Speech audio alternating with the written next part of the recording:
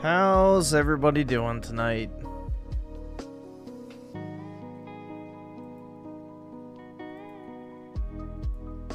Just give me 1 sec.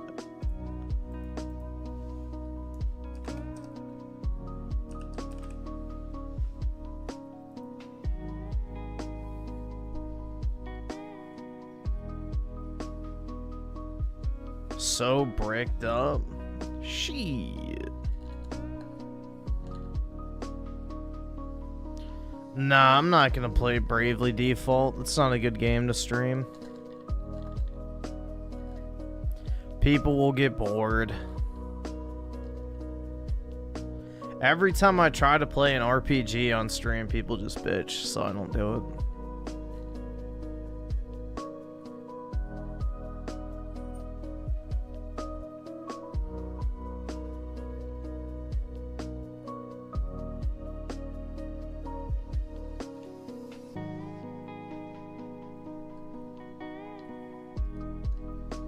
Dragon Ball? No thanks.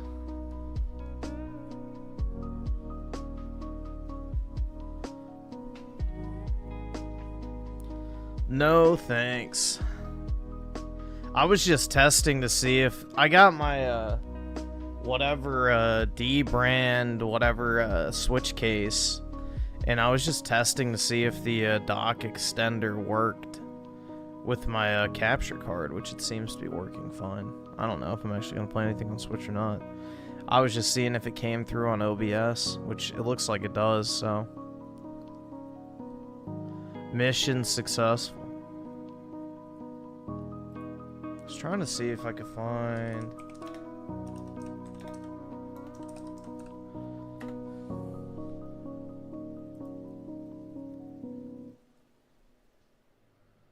I guess it's not really a great picture. Did you guys hear about the new Xbox that leaked today?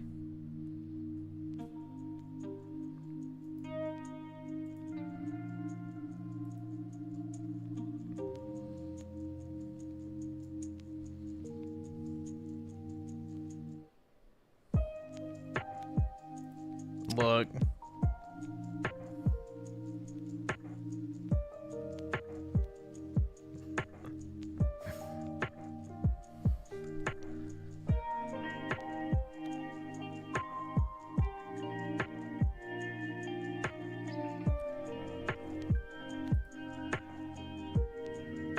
Yeah, it's the new Xbox that leaked.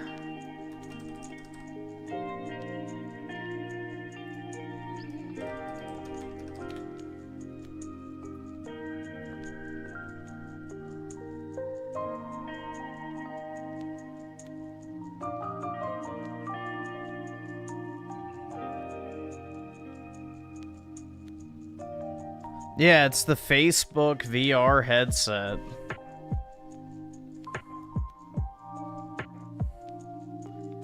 So, yeah, they have a Xbox version, I guess, that comes with an Xbox controller and, I guess, branding. I'm not sure.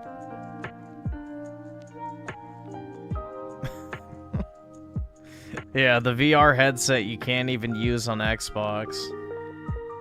Gaming. Nah, it's real, apparently. I mean, why would you fake something like that?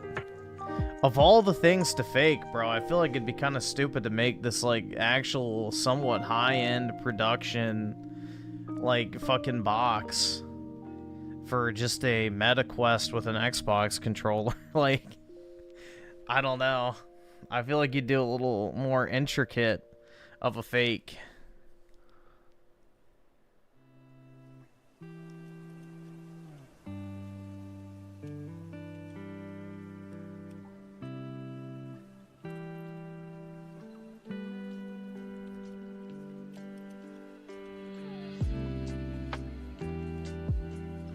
I mean, if I was gonna make up some shit and, you know, pull some bullshit out of my ass, I don't think I would do this, personally. I'd probably do something a little more exciting than a Xbox branded Oculus Rift or Meta Quest, whatever the fuck it's called.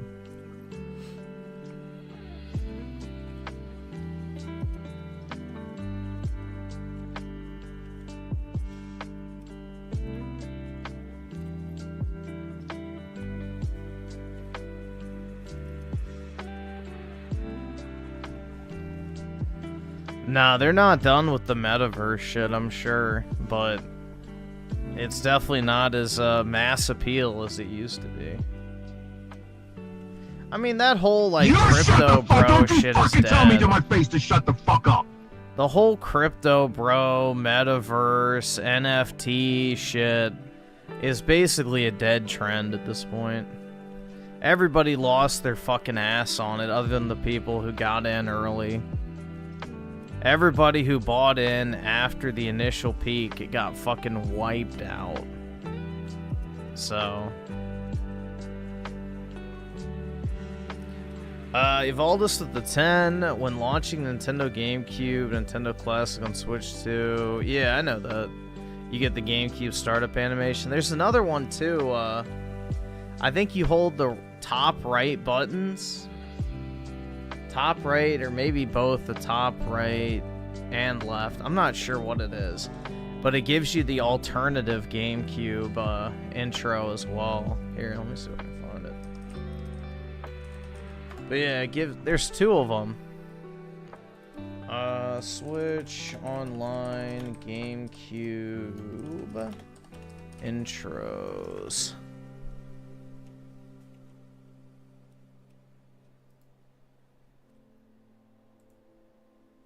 The GameCube emulator on Nintendo Switch Online is holding some Easter eggs. If you owned a Nintendo GameCube like I did when I was a wee lad, then this is probably deeply...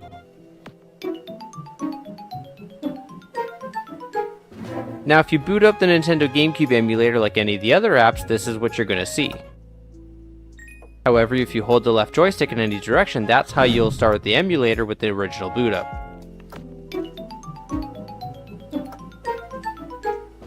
But there are also two other boot ups that were present on the original GameCube that you can also unlock. Oh, so you can do the other two. After you launch the app, open the R button to get this animation. Yeah, that's what I thought it was, the R button. And finally, ordinarily you'd need 3 other friends to help you with this one, but if you're like me and don't have any friends around, you'll have to get 4 controllers, all hold the R button, and then get this animation. Bruh. This is such an incredible nod to an old Easter egg from the GameCube, and I really appreciate the fact that they included it. Subscribe for more Nintendo. The GameCube emulator on Nintendo Switch Online is holding some Easter eggs. Yeah, if you owned a Nintendo GameCube like I did... So there you go. Yeah, I thought they had more than one. I didn't know about the 4 controller one. I didn't know they added that one back. But yeah, pretty neat. It's a nice little touch, you know, like Nintendo has soul when it comes to their, you know, experiences typically.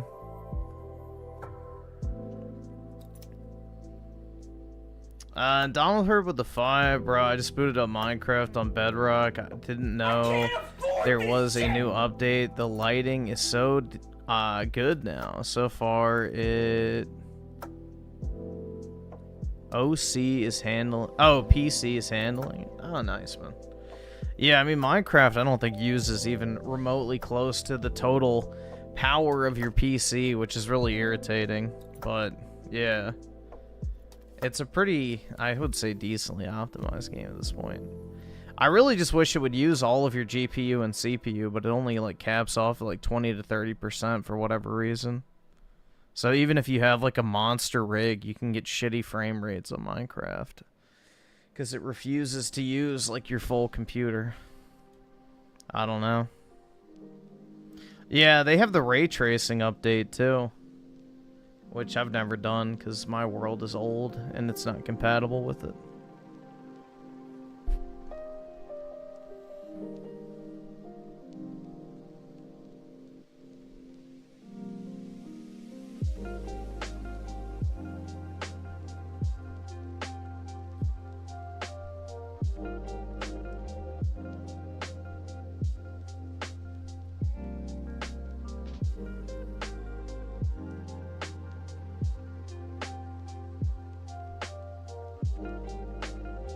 I'm still playing Wii Fit Plus to this day, and the balance board is animated, and the Wii Fit chick is hot. Gives me the soul as I'm working out. Oh my god. Hell yeah, dude. Yeah, back when yoga pants were on the correct type of people.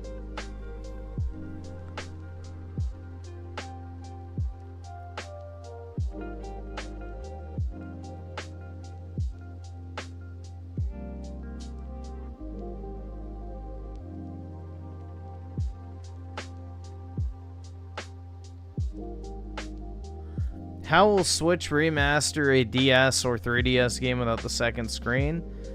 By either making second screen functionality a pop-up menu, or by simply putting one screen up top and the other screen on the bottom.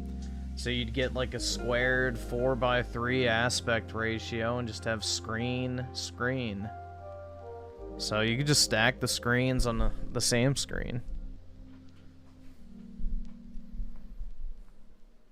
I mean, how do you emulate, 3DS and DS games on PC? You could also do it to where you have, like, the majority of the screen taken up by the top screen, and then have the little, like, cutout at the bottom for the small screen. So, that's the other thing you could do, too, is just make it so, like, it's an overlay, so you have the main screen, like, right here, and then you put the little screen, like, right there. So, it's pretty easy to do. I mean, I would imagine they'd be able to figure it out.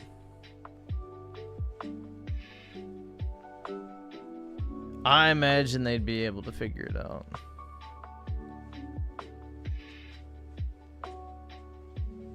Yeah, but you can easily emulate the stylus by using the gyro controls and the Pro Controller and the Joy-Con, so that's not that big a deal.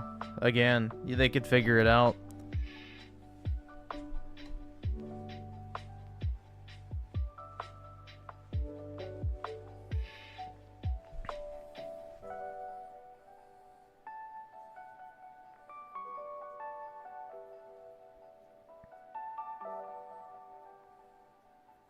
But most DS games didn't require you to actively play on the bottom and top screen at the same time.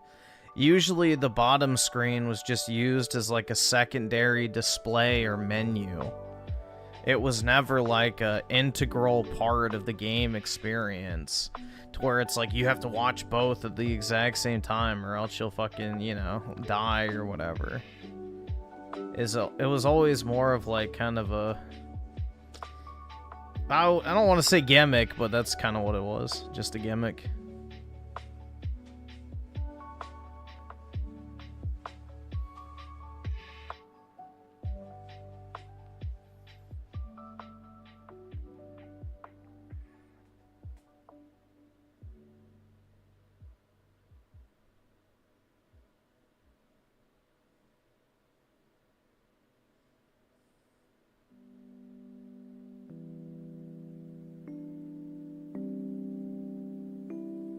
PK is a good lad, but this is heartbreaking.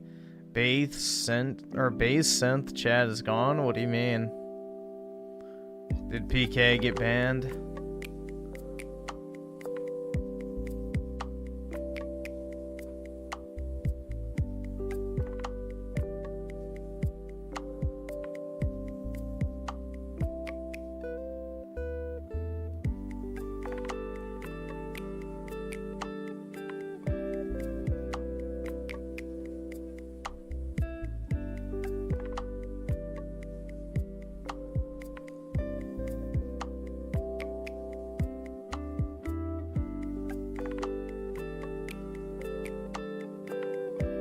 You can't recognize chat anymore. He banned too many. Uh-oh. Sorry for your loss, man. Did I see Synth's brothers? No, I did not.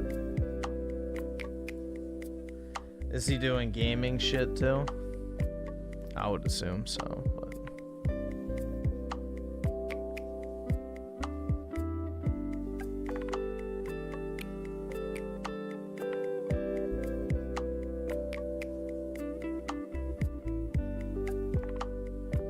My only question is that the DS and 3DS games are going to even release in this generation. What did they do virtual console wise? They did NES, SNES, and N64 on the Switch. And I think what, I don't know, what did they do? Switch virtual console. I would make sense that they would do DS next, but I'm not sure. Let's see. So NES, SNES, I think they did Game Boy, Game Boy Advance, Sega Genesis, and N64. So yeah, I would assume they would do DS, 3DS maybe, and Wii, in addition to GameCube, but I honestly have no idea.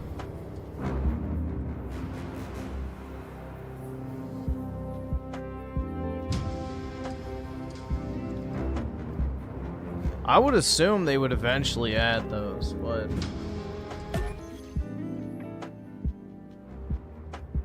I guess it's anybody's guess.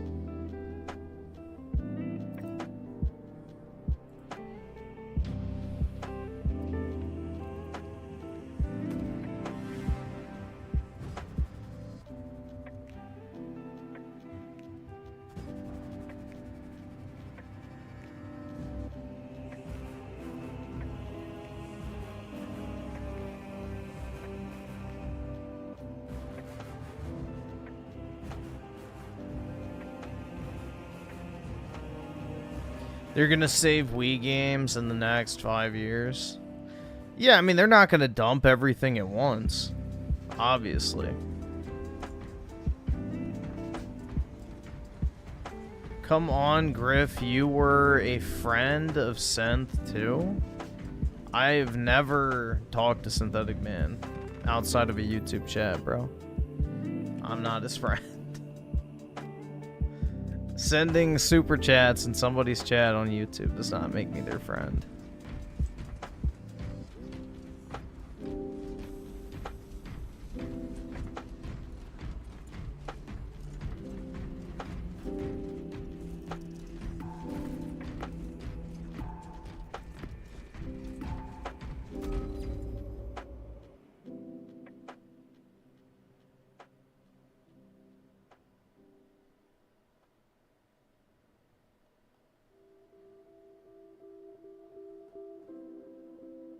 Did he actually PK? I'm sorry, man.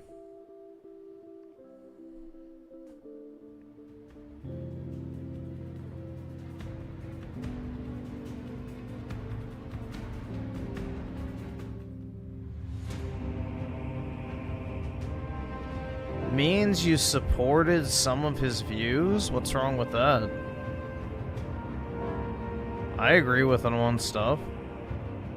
Is there an issue with that? Doesn't make me his friend because I agree with him on like a review or something.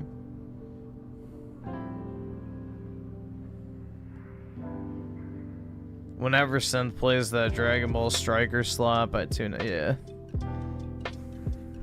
I don't know anything about Dragon Ball, nor do I want to, so.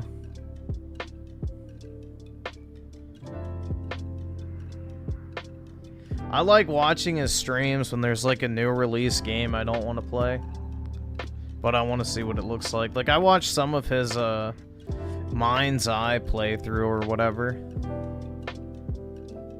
Bring honor to the champ. I thought that was pretty good.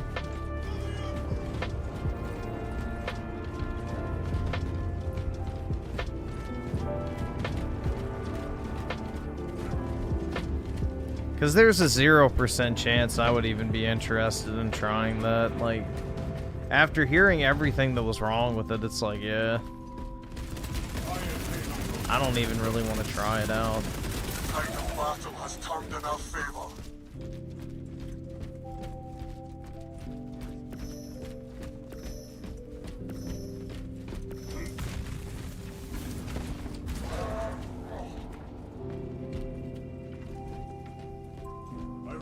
Ready to take my vengeance.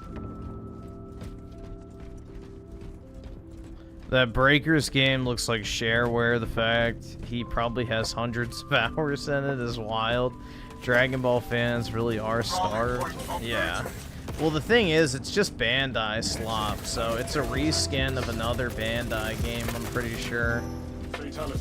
There's like a bunch of those, like, you know, Japanese asymmetric anime multiplayer games, I believe.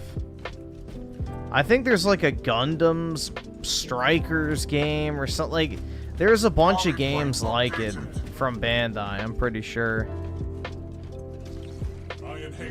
And they're just slop tier, you know, anime tie-in multiplayer games where they just do the minimal amount of effort possible, milk the fucking IP for all it's worth, and just get a bunch of gullible anime nerds to buy it. Because the Japanese view it as like their moral obligation to buy every entry of every franchise they love. So it doesn't matter how shit it is, or how, you know, garbage the genre is, or how uninterested they are in it. In Japan, if you're a Dragon Ball fan, you buy all the games, all the DVD sets, all the Blu-ray sets, all the fucking action figures and shit. Like, they have an obsessive culture with consuming, you know, anime-related merchandise. So, yeah. I think it really feeds off of that. Either subscribe, also, donate, or get the fuck out. Given the fact that the Japanese don't like to play any multiplayer games other than Japanese multiplayer games typically, so they're kind of starved for anything that's not, you know, a Western multiplayer title. That's why Splatoon is so popular in Japan, is because it's like the one native Japanese shooter that has like a somewhat competitive multiplayer. Refresh the chat.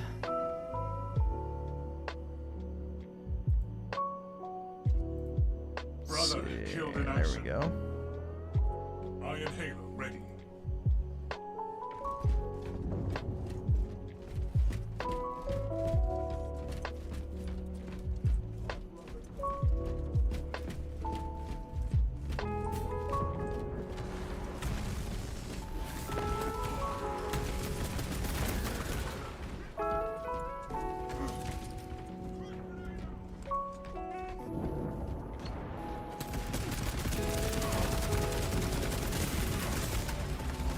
But yeah, Japan has like fostered, or at least they've attempted to, this like hyper consumerist mentality, because the problem with Japan's economy is people save way too much money. So the Japanese economy is literally being stunted by the decreasing birth rates and the decrease in consumer spending proportional to income. Because after the 1990s, you know, when the technology bubble burst and the Japanese economy just took a shit, you know, it like basically instilled a cultural fear in them of spending excess money. So the majority of the Japanese population is incredibly frugal and doesn't like to spend money. But if they use people's basically autistic obsessions like anime and shit to extract cash, then that's a way to stimulate the economy. So a lot of, you know, the anime studios and video game companies and everything like that act in a way to, you know, extract as much money from people as possible by playing on their passions or whatever it might be. Our allies So are halfway done.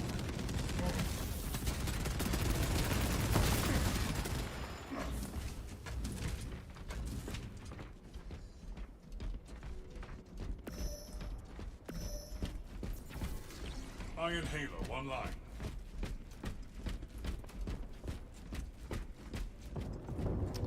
Buff Garfield with the 26 months, appreciate it, man. Anime games were good back in Gen 6. Battle has turned in our favor. They were hit or miss.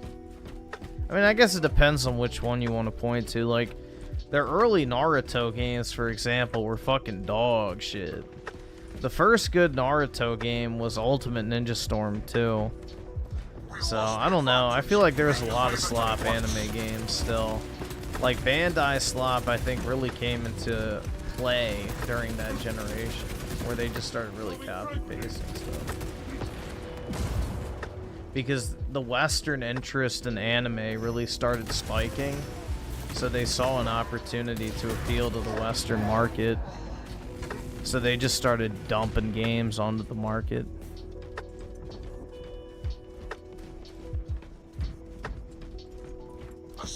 Bro, if you have to have multiple people to play a game, it's not good. But I'll die on that hill. Bet Griff is banging chicks left and right while chat falls for his melancholic. Yeah, definitely. I totally didn't go to the gym after streaming, worked, fall asleep, wake up, walked my dog, and then streamed right now. That's definitely not what I did today.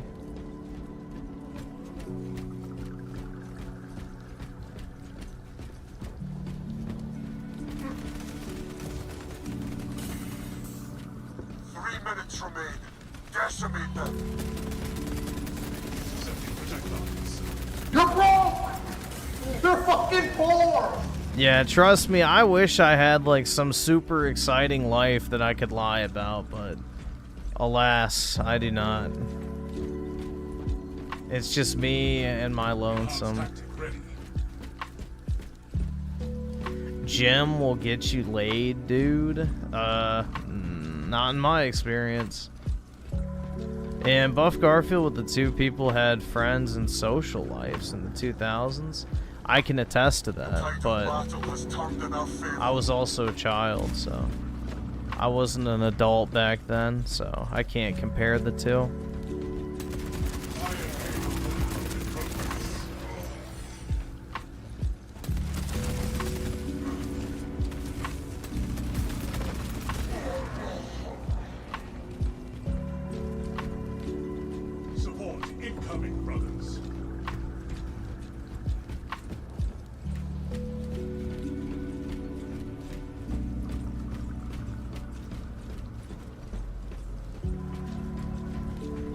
A flat-chested Asian girl? Gross.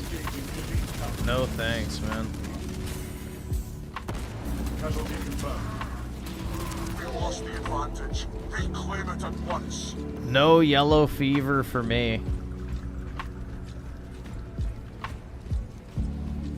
I feel like your social life goes down as you get older, especially for guys, because, you know, as men get older, you know, in a traditional course in life, how things should be, you get married, you start a family, your career starts ramping up, so you got a bunch of shit to worry about.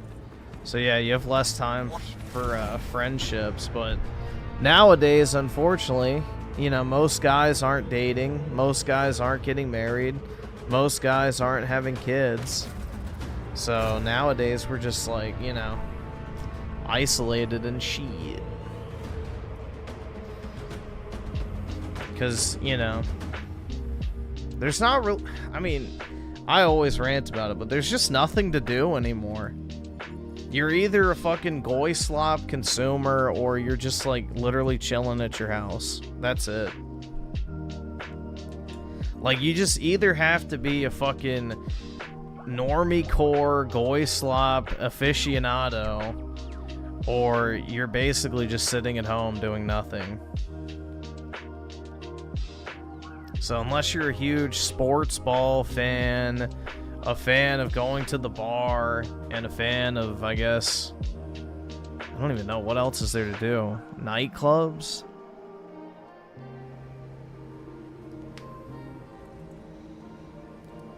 Go to restaurants with some friends? What if you don't have any?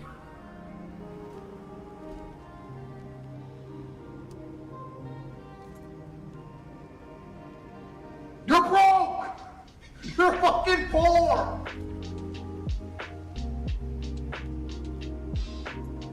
Yep. College and high school and then sometimes work is like the only places to make friends now. Or you make a friend through an existing friend. That's really it.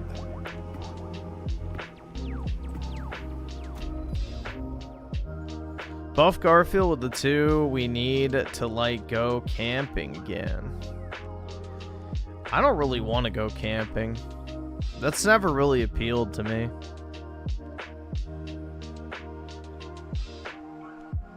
You have to bring so much shit.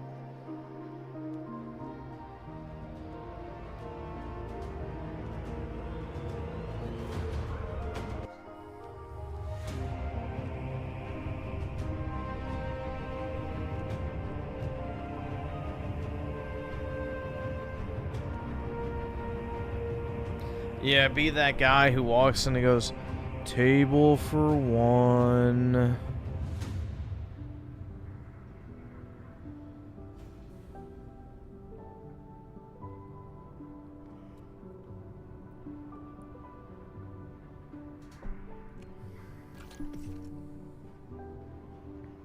Yeah, I can't really say I'm filled with like an innate desire to go and sleep outside, personally.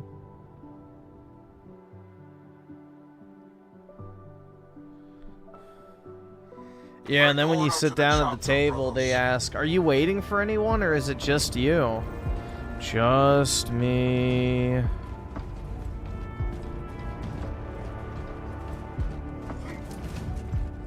And then the waitress in the back of her head's like, fuck, my tip's gonna be smaller now because only one person's ordering. So they're not gonna prioritize. Yeah, I don't know, man. The tide of battle has turned in our favor.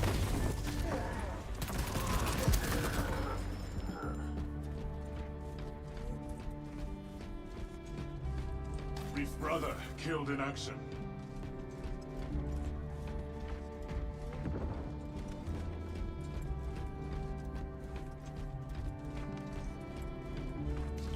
Enhanced tactic ready.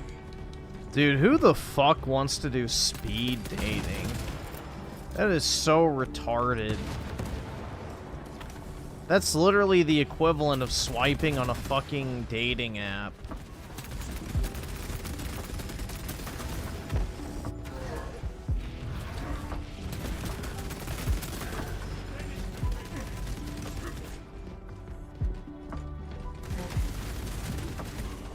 Bro, the second you do speed dating, every woman immediately identifies the most attractive dudes in the room, and then they're just waiting for their opportunity to try and win them over. If you're not the one of the most attractive guys in that room, I guarantee you, you will have no fucking luck with speed dating.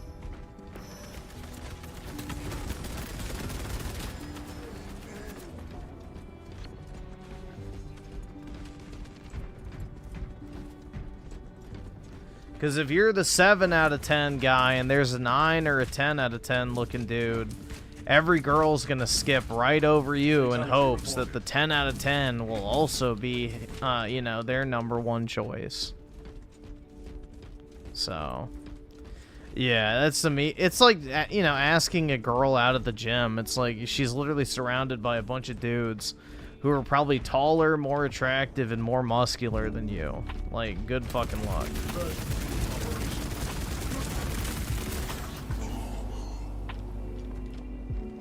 It's like pulling up to a car meet in a Prius. It was doomed from the start.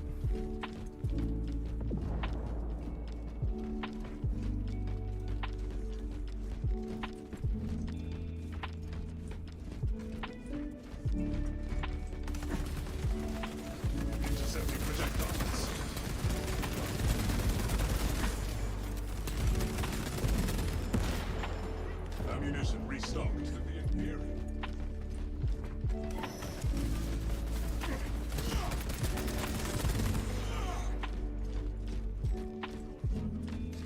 Yeah, but most of your so-called reasonable women are fat, tattooed, non-white, or single moms. So, or 30s to 40s. So, yeah, unfortunately, all in the wrong demographics.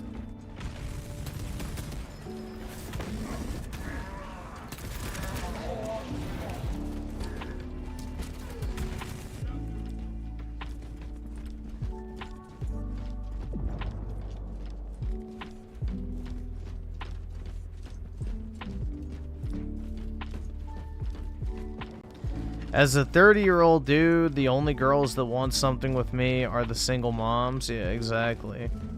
I rest my case.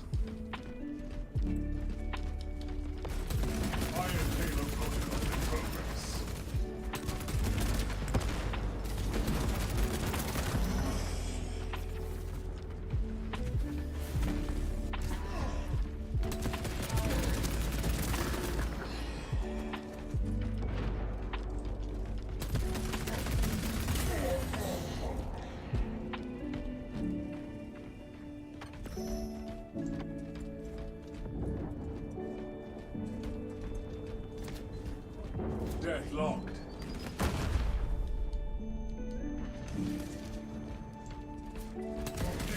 Iron Halo tactics.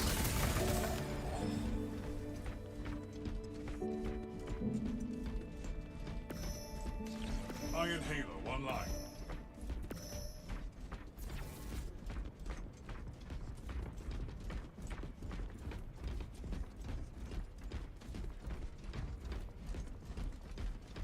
Dude, I'm not even concerned, because if I don't get a girl tomorrow, then it's just like it was today.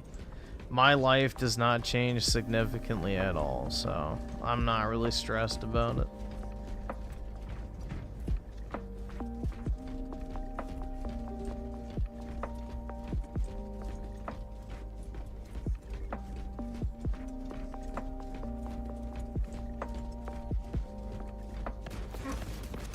Well, it all just depends on what you're looking for, man. If you don't mind women being overweight, if you don't mind them having tattoos, if you don't mind mid-30s, if you don't mind single moms, like, it just, if you don't mind, you know, different races.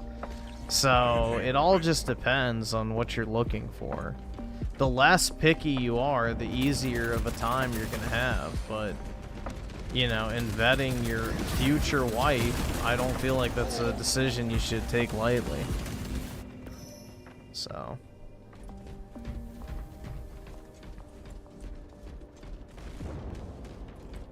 I don't need motivation to excel in life. I already want to do well.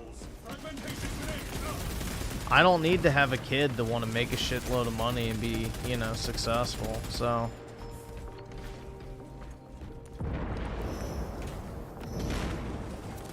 I'm already there. Why do you think I'm fucking live streaming after being awake for the past, like, 24 hours or so? Anastastes is dead. Instead of just sleeping on a Friday night and enjoying the weekend. 3 minutes remain. Trust me, it's very tempting every single night to just lay down and go to sleep.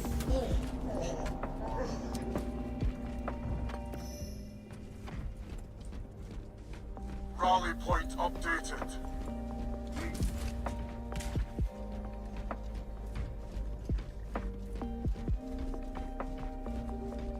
I could learn some things together, like what? She gonna teach me how to file a fucking tax return? Like, what am I gonna learn? Tide of battle has turned in our favor.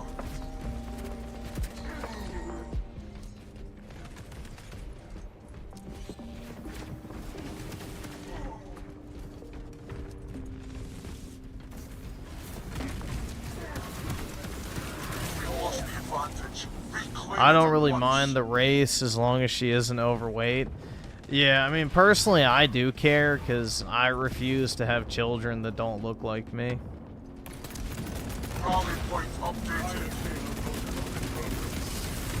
You know, women get the benefit of knowing where the child came from. Guys only get, like, that, I guess, feeling when a kid looks like them, so...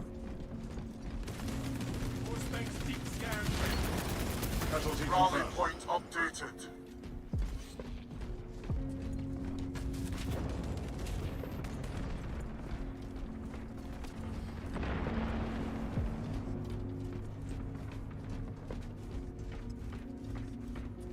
Nope, I'm never doing a single mom, bro. I'm not paying to raise her mistakes. and then have another guy constantly coming back into her life, bringing drama into your relationship. You're never going to be able to properly parent her kids because they'll never actually be yours. Let's say you do get with her and you stay with her for a long period of time. You get attached to the kids. If she breaks up with you, you can never see them again because they're not yours. So you get all the responsibilities and costs of raising children, but none of the rewards. Instead, you get a bunch of extra headaches. It's always better to just not do the single mom thing. And most of them have a massive chip on their shoulder too, so they're the independent woman, you know, doing everything and providing, blah, blah, blah.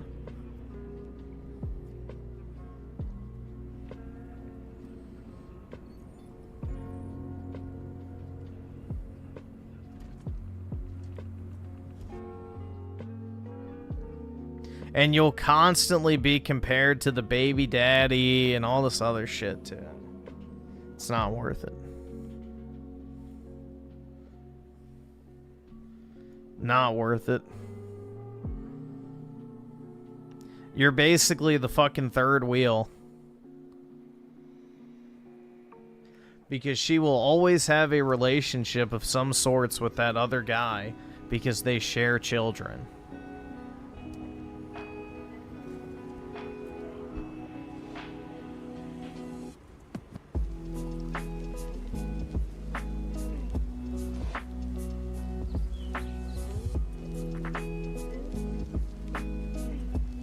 Nah, what we need to do is make as much money as possible and refuse to pay it back into society. Stop propping up these fucking harlots.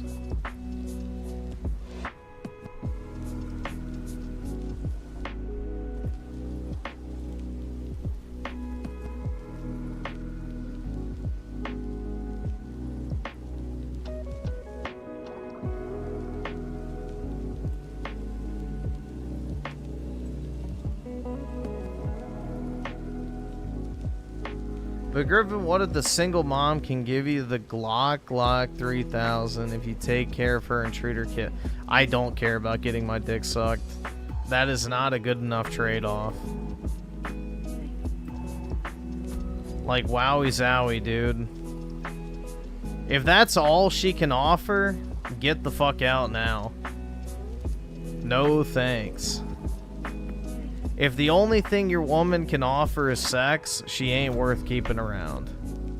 That should be the absolute bare fucking minimum.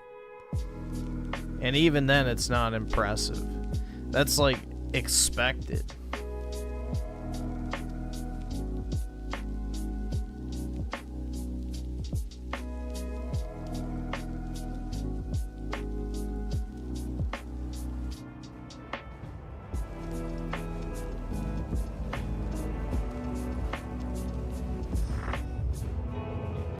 Yeah, dude, it's repult. Like, all these guys who pay for fucking OnlyFans and stuff should be flogged. Like, anyone who has an active OnlyFans subscription should be hurled off a cliff, you know, dragged into the town square and just flogged to death.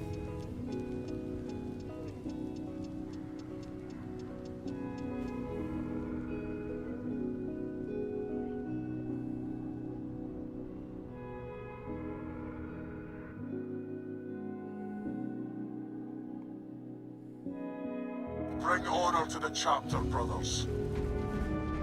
Yeah, but if the only thing the person you're trading with, let's say, offers you is sex occasionally, who fucking cares?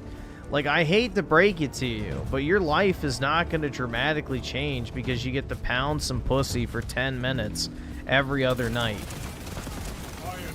Like, if you take that away, does your day significantly change? Like, think about that for a second. Are you willing to lose tens of thousands of dollars of your income a year just to have sex every once in a while. Tide of battle has turned in our favor. Is that actually a worthwhile exchange for you? Think about how many hours you have to fucking work at your job. How long you have to save up to buy something that you want. And you're basically just throwing that away and giving it to another person simply because they suck your dick for 10 minutes. Maybe twice, or maybe if you're lucky, 3 times a week. I mean, if you think that's a fair trade-off, then that's fine, but I could not understand getting into a relationship with a woman that only offers you sex. That just seems like a waste of life. Because eventually you're not going to want to have sex with her because it's not going to be anything special anymore. And she's going to be just like every other wrinkly old hag. So, if the only thing that unites your relationship is sex, it's not going to last very long.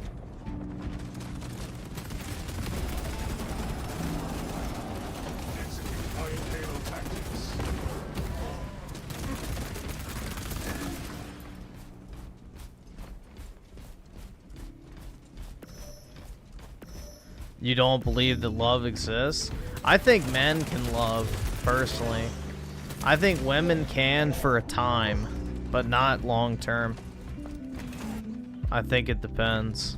Restores to combat readiness.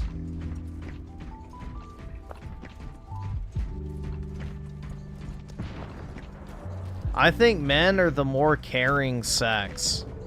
Women are the more transactional one. Which is the complete opposite of what you're taught. I return, ready to take my vengeance.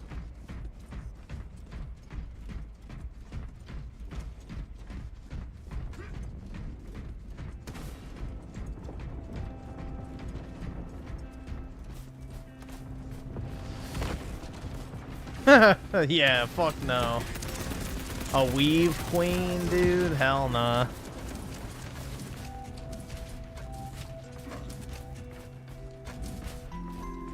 You shut the fuck! Don't you fucking tell me to my face to shut the fuck up!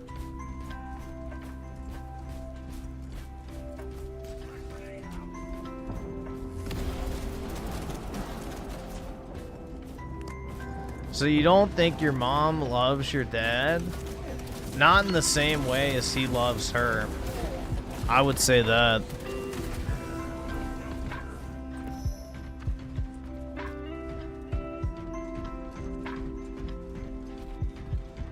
But nah, for the most part, my parents get along well, so. But that's more of an anomaly these days.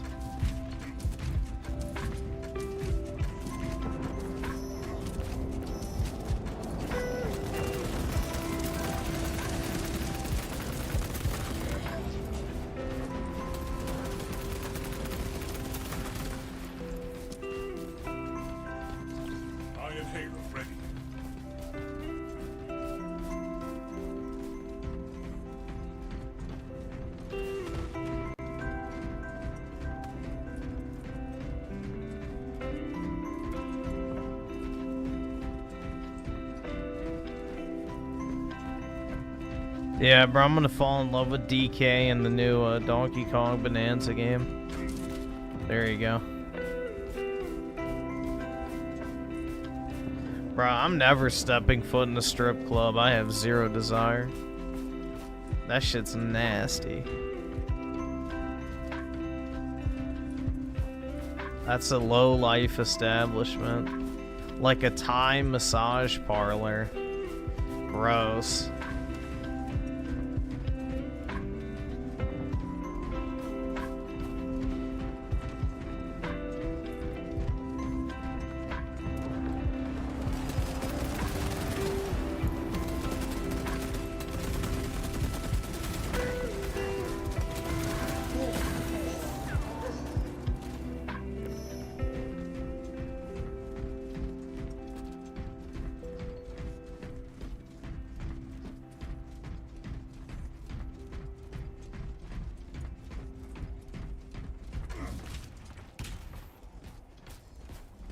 Fatality reported. Most of the strippers were Eastern European, but for some reason the girl that gave me a I'm guessing a lap dance was from Texas. There you go, man.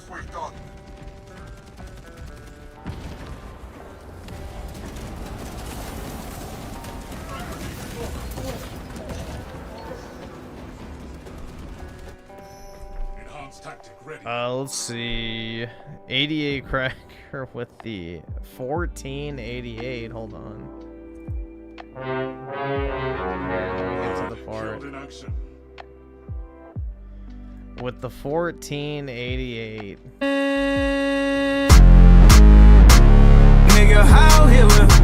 Alright, there we go. I need to put that on the soundboard. What do you think of strip? Well, we just talked about that. But strip clubs, I think, are nasty, grimy, dirty, low-life establishments that, personally, I would never enter. I would never go into a strip club. Most of the chicks you see at strip clubs, too, are gross. Like, they're the type of women you don't want to see naked. So it's like, alright, I'm gonna pay this bitch to, like, dance in front of me and then grind on me. It's like, yeah, nah. I'm good.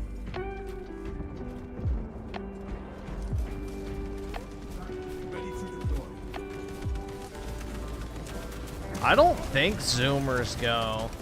I don't know. I think it's like a boomer thing.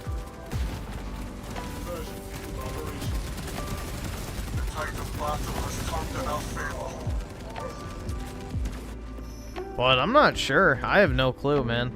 I haven't ever been to one, so I don't know what the typical crowd looks like.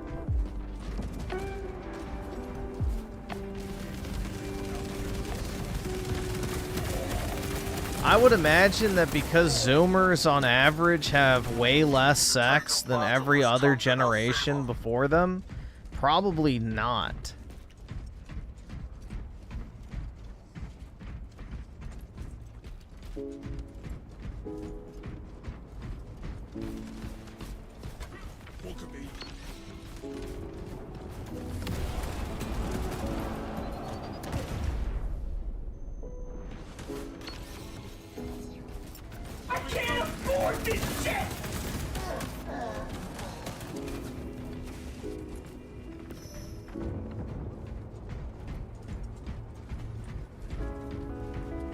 I don't even think it's the most Zoomers want to watch porn. I think it's that they can't get into a relationship. Like, everybody's so reliant on these dating apps now because there's nowhere to actually go and meet people. Because you either get called a creep and put on TikTok for approaching a woman in real life, or people just straight up shut down when they're confronted with social interaction. So I think it's almost impossible to actually, you know, get laid for most people nowadays. Especially guys. Casualty confirmed. So, the less sexually active you are, I feel like the less inclined you would be to go into a strip club. Which might sound contradictory, but I feel like going into a strip club is probably less taboo and more normalized the more sex you have, especially casual sex. Because you're, like, involved in that type of activity, so it becomes more and more normal.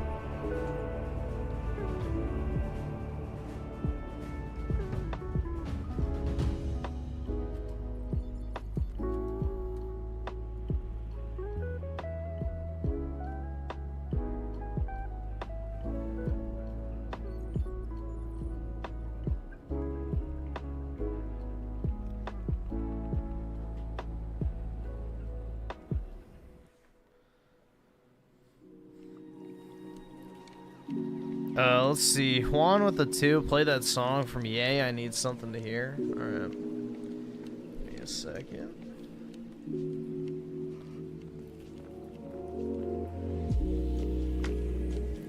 Lower the volume a little bit, since it is loud.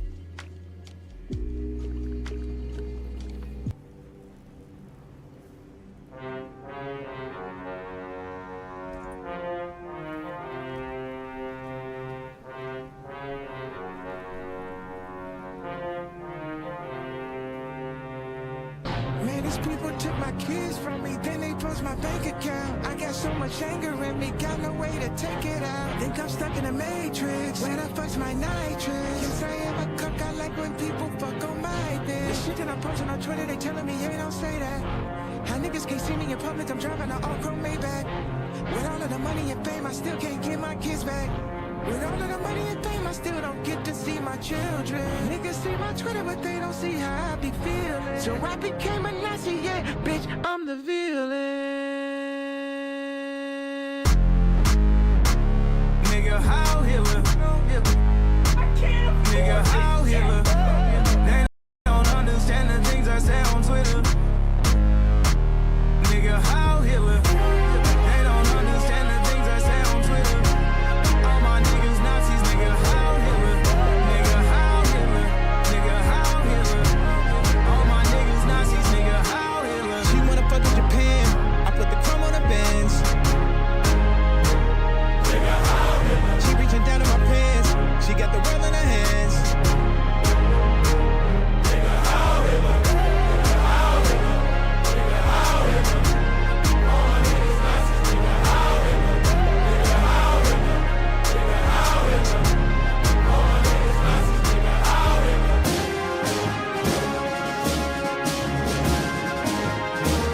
Nigga, how Hitler?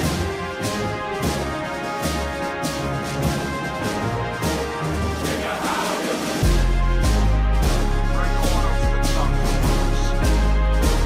Nigga, how Hitler? Either subscribe, donate, or get the fuck out. Nigga, how Hitler? Meine Arbeit für Richtiges und glaubt, dass ich fleißig gewesen bin, dass ich gearbeitet habe, dass ich mich in diesen Jahren für dich eingesetzt habe, dass ich anständig meine Zeit verwendet habe im Dienst deines Volkes. Wie du jetzt keine Stimme hast. Wenn ja, dann tritt für mich ein, so wie ich es bin. Wenn ja. There you go. Yeah, I mean, say what you will about Kanye, but his production value is always top fucking tier, so he knows how to produce a very, very good, like, beat and background track, so. One more time. Alright, I'll play it again, that's fine. I still haven't pulled up, so.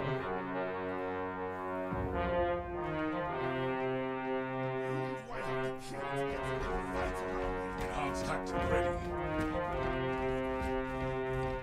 Man, these people took my kids from me, then they froze my bank account. I got so much anger in me, got no way to take it out. Think I'm stuck in a matrix, where the fuck's my nitrous? Yes, I am a cuck, I like when people fuck on my bitch. The shit that I'm posting on Twitter, they telling me, hey, don't say that. How niggas can't see me in public, I'm driving an all-chrome Maybach. With all of the money and fame, I still can't get my kids back. With all of the money and fame, I still don't get to see my children. Niggas see my Twitter, but they don't see how I be feeling. So I became a Nazi, yeah, bitch, I'm the villain. Nigga, how Hitler? Nigga, how Hitler? They don't understand the things I say on Twitter. Nigga, how Hitler? They don't understand the things I say on Twitter. All my niggas Nazis, nigga, how Hitler? Nigga, how Hitler? Nigga, how Hitler? All my niggas Nazis, nigga, how Hitler? She wanna fuck with Japan, I put the chrome on the Benz.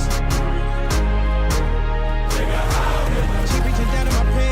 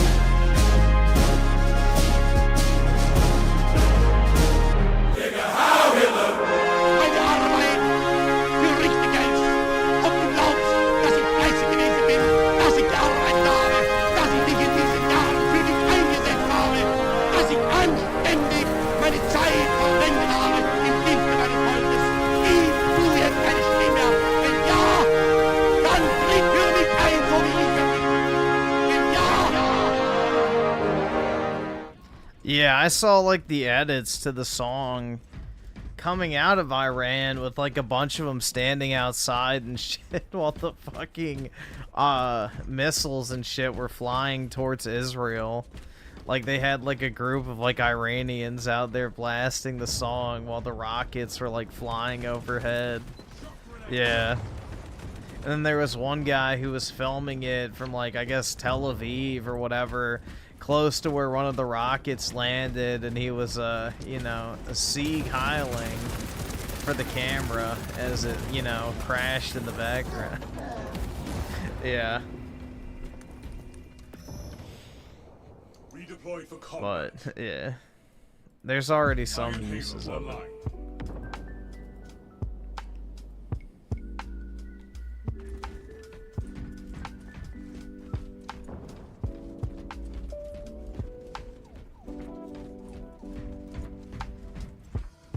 Yeah, that's the thing that's so funny about like the whole book burning shit.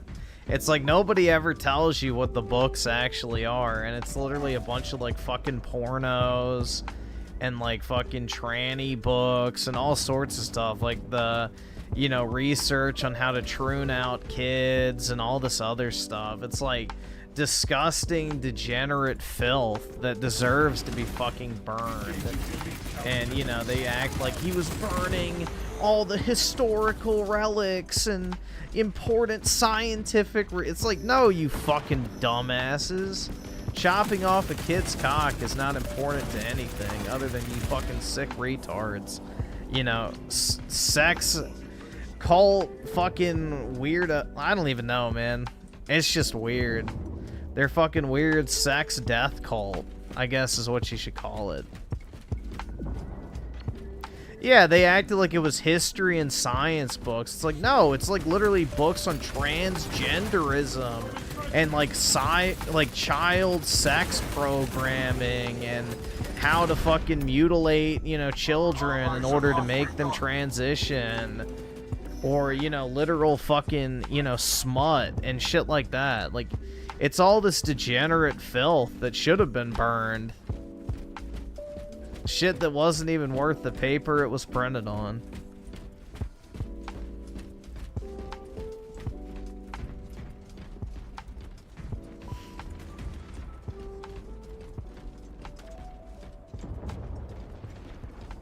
Enhanced tactic ready.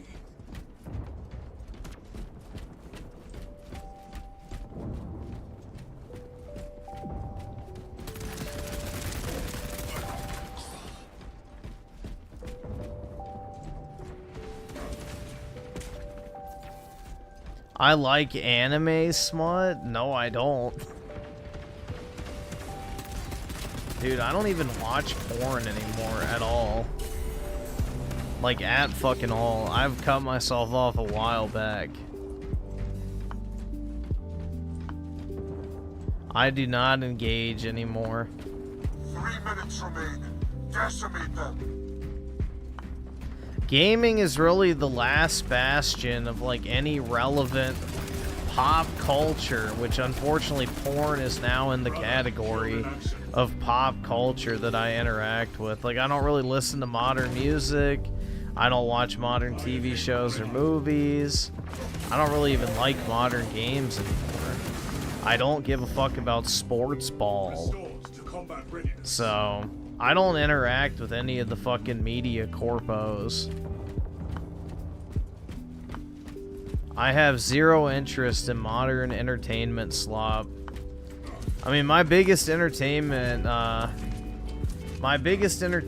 purchases are literally Pokemon cards, which I sell. So, that's really the only consumer goods I buy aside from video games.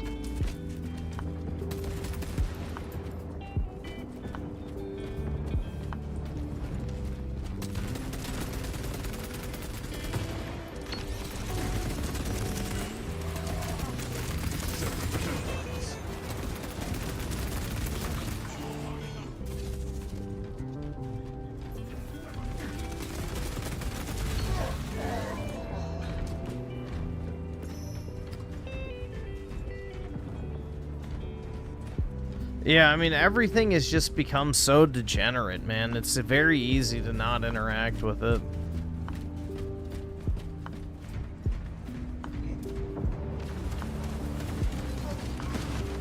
Deadlock.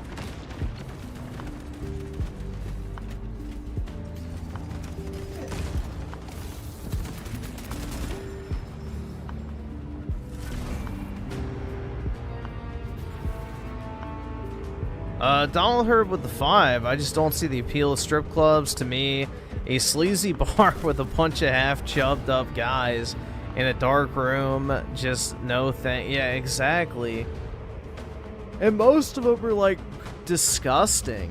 Like, they're grimy, not taken care of. You would hate to take a black light in there. Like, yeah, it's not a high-class establishment, that's for sure. Like, some of the ones in Vegas, I guess, are kind of nice, but it's like... why? I don't know.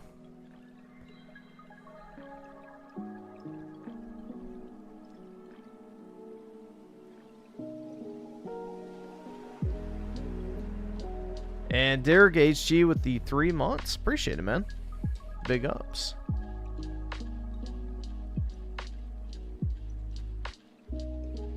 Most people are degenerates but can't even have sex. I know. Everything except prostitution is illegal, and I think that's, oh wait, no. Everything but prostitution is legal, not illegal.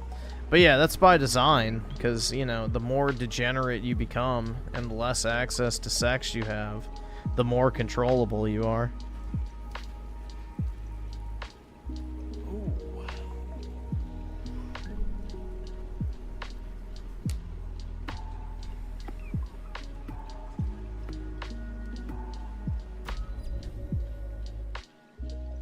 All right, awesome. Thanks, nigga. All right.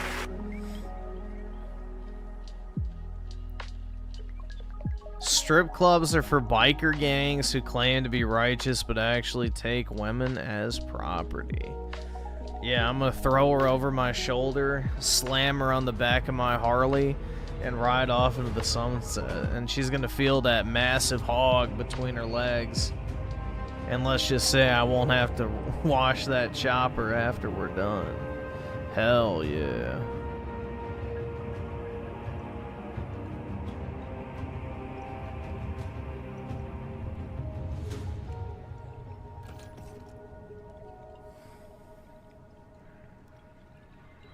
Probably why so many chicks do OnlyFans in the US. It's kind of like legal prostitute.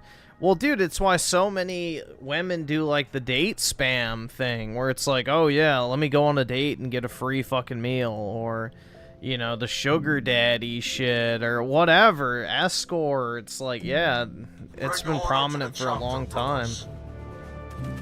So, at this point, I say just make it legal to pay to have sex. Like, at least if a guy's gonna dump $1,000 on a chick, he can at least get his dick wet. Like, shit. Ban OnlyFans and make prostitution legal. There you go. Society as a whole would actually improve.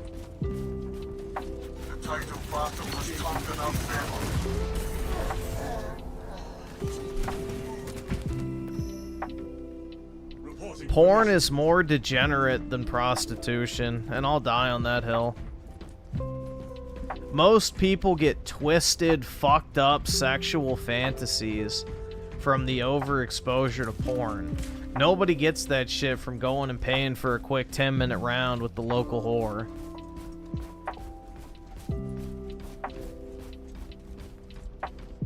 Raleigh point updated.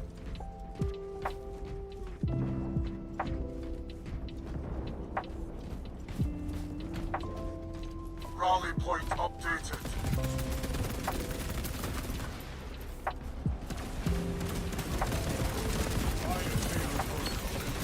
Raleigh point updated.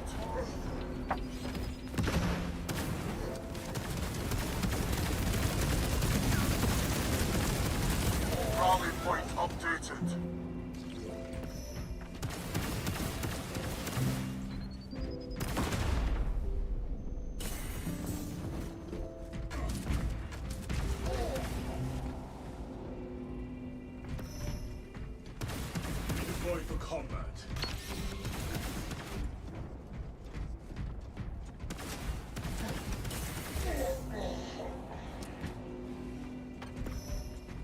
Oh, I think society is going to become very misogynistic in 100 years. I mean, what reason do men have to respect women anymore? Most women want nothing to do with men.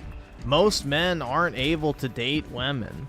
Most guys aren't reproducing anyway. Like, every single group of women, whether they're white, black, Hispanic, whatever, overwhelmingly are the reason why every single Western nation's going to shit because of their voting patterns. Like, yeah, it's gonna get a lot worse.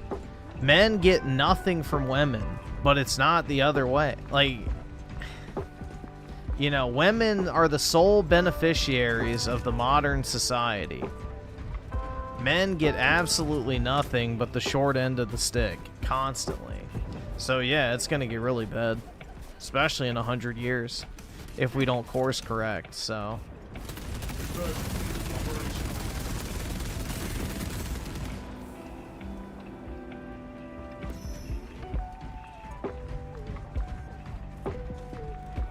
We lost the advantage. Reclaim it at once.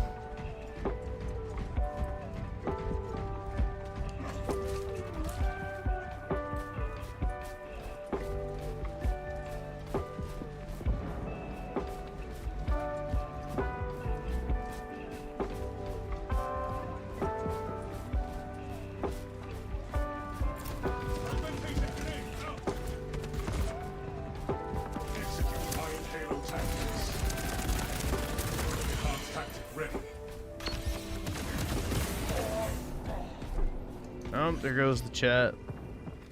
But yeah, it's gonna get a lot worse before it ever gets better. So...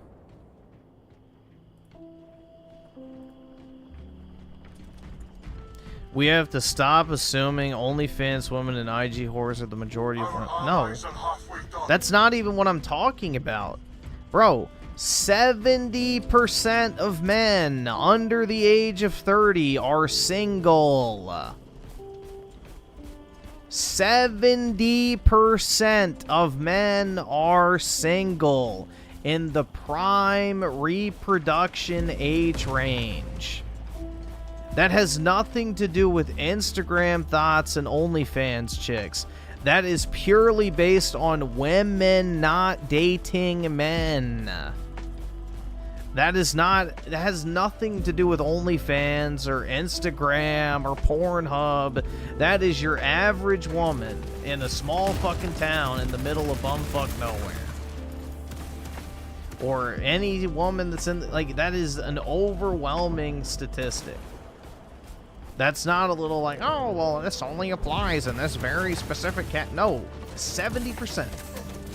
And it's probably a lot fucking worse than that because guys lie about that shit.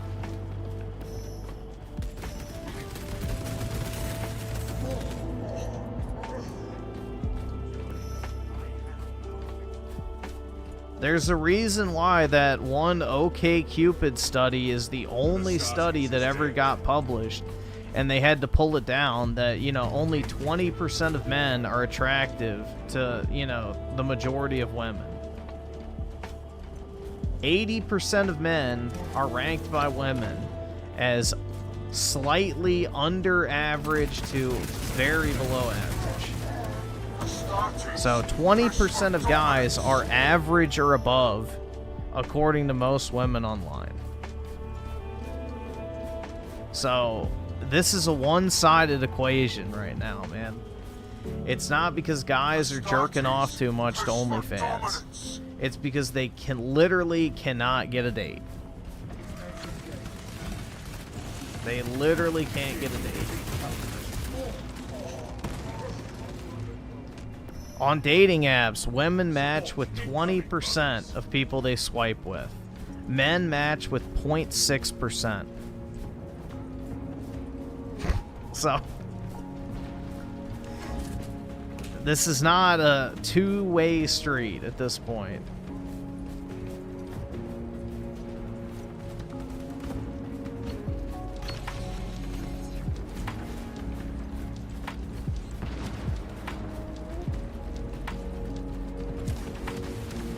minutes remain.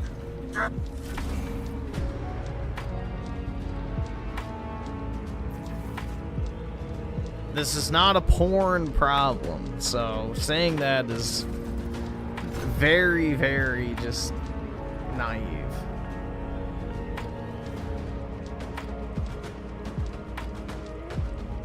You can't fix it. Things have to get so bad that there's like a forceful correction.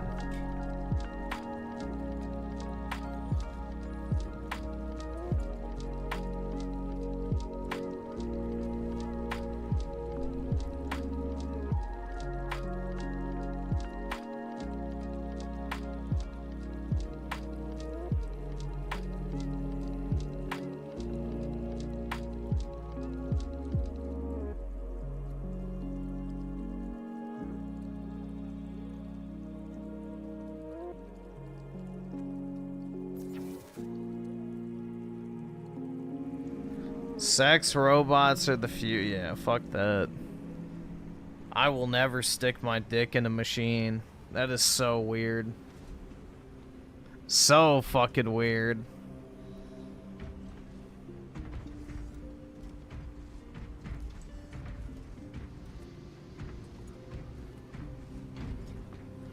This is only a problem to this extent in the white... No, it's not. It actually is not. The most affected is the black population, believe it or not. So, in the US, the black population is the one on the sharpest decline because they're aborting all their kids. So, you know, 76%, I think, of white children are raised in two-parent households. 80-something% of black children are raised in one-parent households. So, it's not really a white thing, man. It's an everybody thing. If you want to get on to statistics and shit. Yeah, but over in Africa, most of them don't make it past their 10th birthday, so most of the kids die off. Raging Boar with the 5, time to get the Doomer vibe out of here. I don't know if that's gonna happen at this point.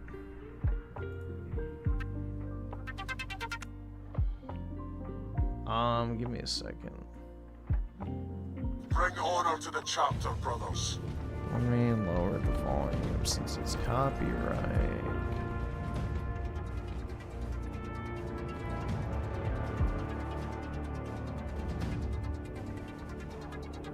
Alright, I think that should be fine. It was all good just a week ago. Niggas feel they self. And I watch the throne drop. That should be fine. What niggas gon' Brother killed in action. on a new stove, I'm in two though. True that, it's telling me you back. Like a nigga ever left about this bitch, huh? And if life a bitch, they suck my dick, huh? Griffin's been watching too much Doomer Black. No, it's been on Twitter. I've seen most of it. Nigga, you should fucking quit, nigga. Just forget it. You talk it, I live it. Like Eli, I did it. Jokes on you, motherfucker, and I get it. I saw like some mega thread or some shit on Twitter of like all these stats and shit. So I saw it today actually.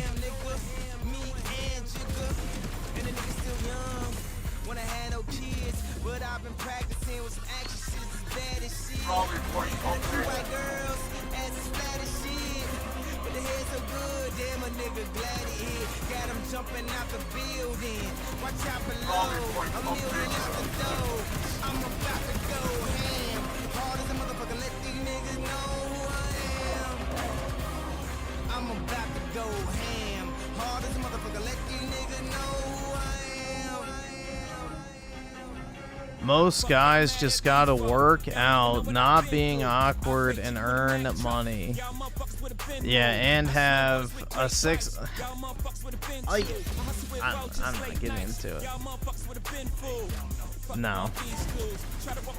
Working out and simply making money is not enough.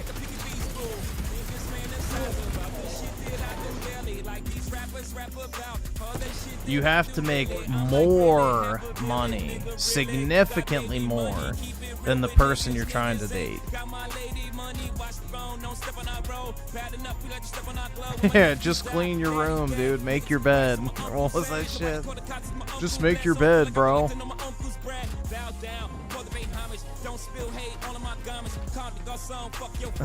Just make your bed. I've never made my bed once in my life. Only when I change my sheets.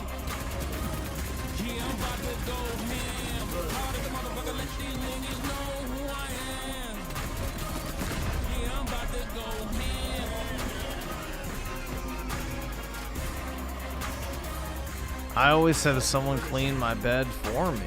Nice. Griff, you can literally get a girl now if you applied yourself. I don't really want to be honest. I don't want to go through the process of finding one. And then also, I don't want to have to deal with the time commitment once I do. Not really interested.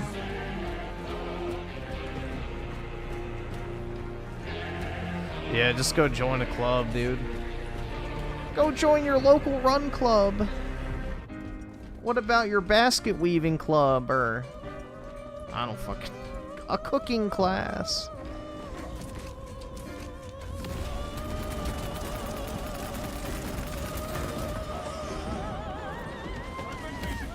Go learn how to make snickerdoodles and then all of a sudden women will start proposing to you on the spot.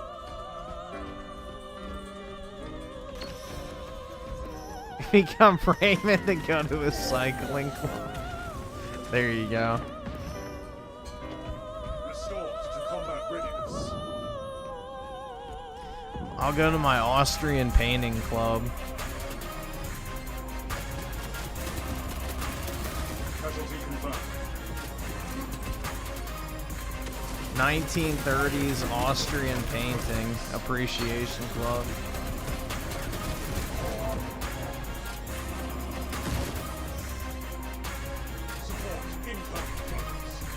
Get a hot Asian chick. I know.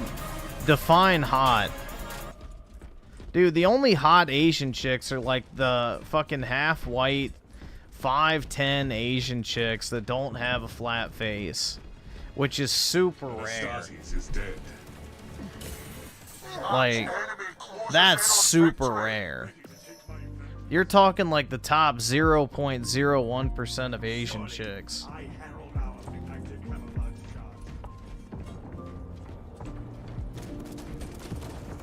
Our allies are halfway done.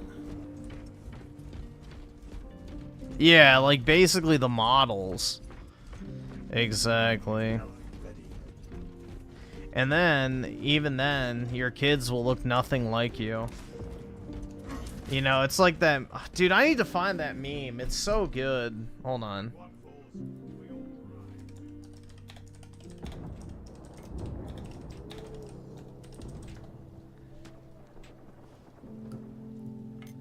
I need to find that meme, bro. It's so perfect.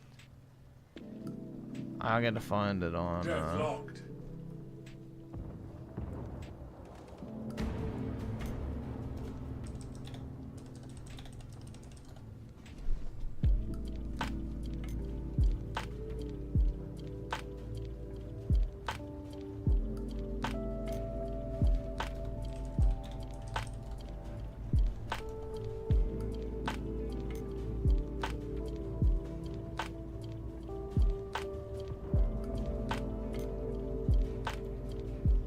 Oh, here it is. Here it is. I found it.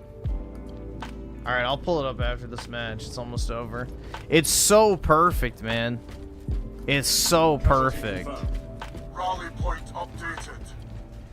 Like, it's a spot-on fucking meme.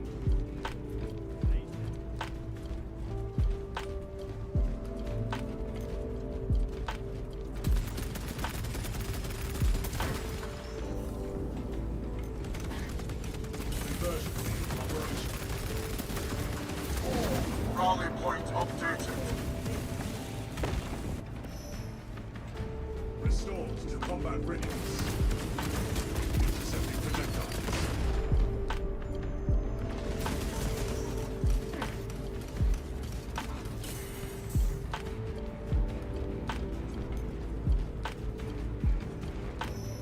brother.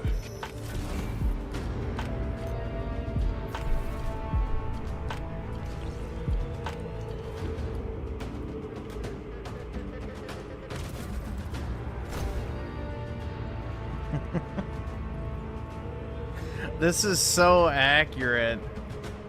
It's like, fuck off, Asian boy. And it's the 6'3" white dude with the Asian woman.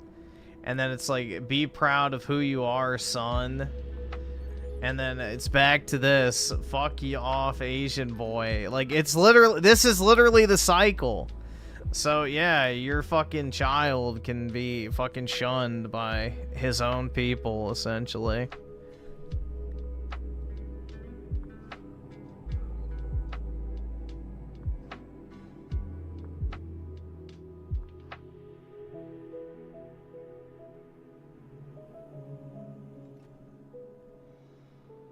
But yeah, bro, it's so, like, this is so factual.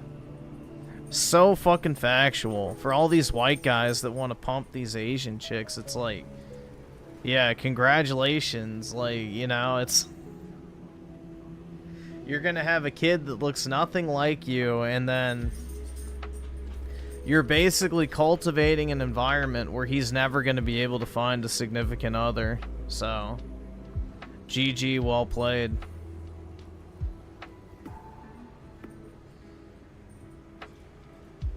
But yeah, that's like the perfect fucking visualization of it. I'm gonna save that. I want to have that for later.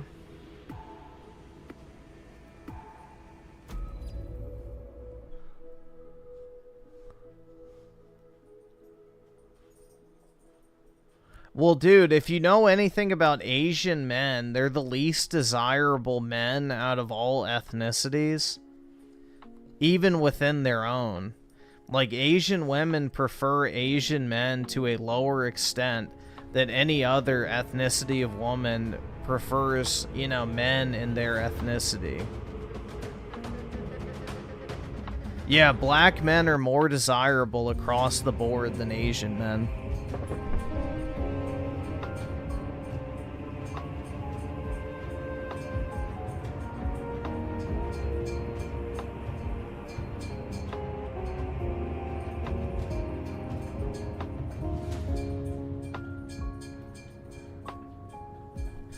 Yeah, obviously white men and women are the most desirable. Then I think the second most desirable is Latina men and women. Then it's black and then Asian. I believe it's that order.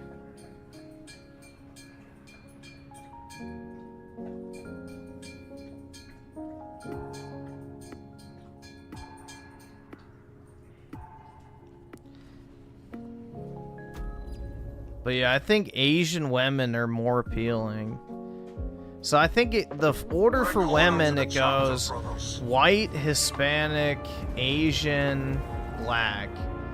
And then for men, it goes white, Hispanic, black, Asian. I think that's the order, if I'm remembering correctly.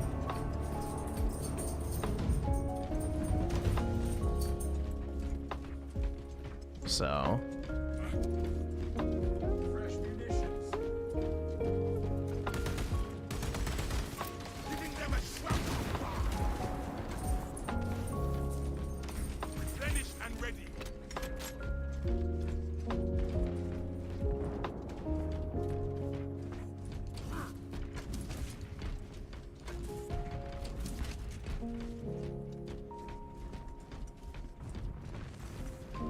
Title battle has turned in our favor. Arming up.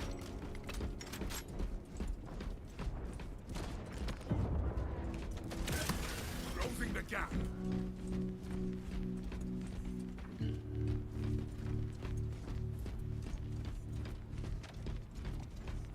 Ordnance on me.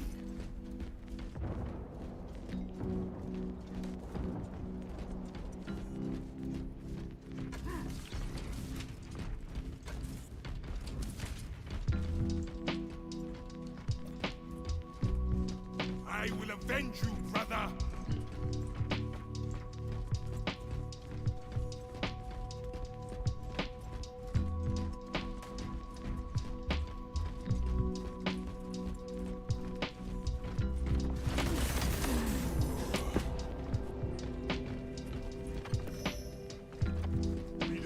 combat.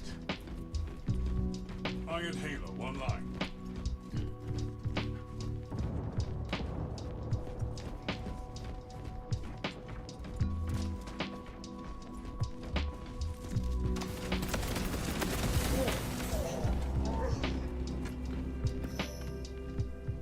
I return, ready to take my vengeance. We lost the advantage. Reclaim it at once.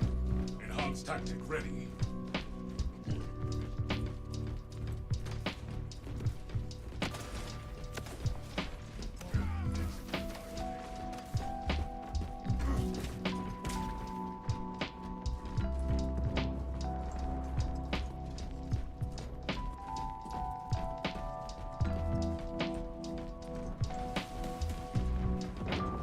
Brother killed in action.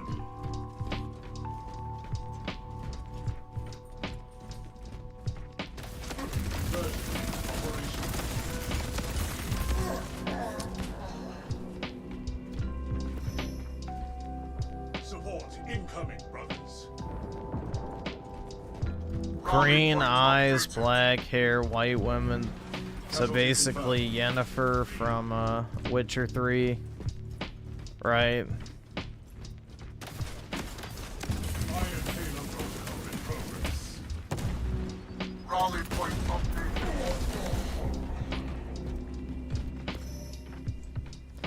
You saw that Twitch streamer prom event? No, why would I have seen that? I don't watch Twitch, man, so no, I know nothing about that. Bro, who did Pokemon go with? Oh my god.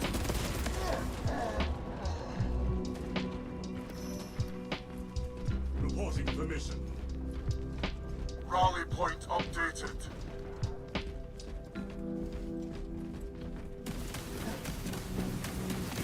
Fatality reported.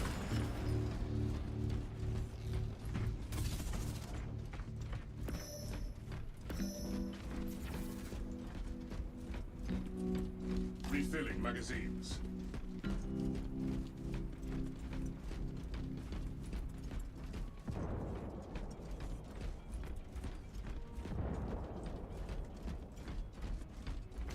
Iron Halo ready.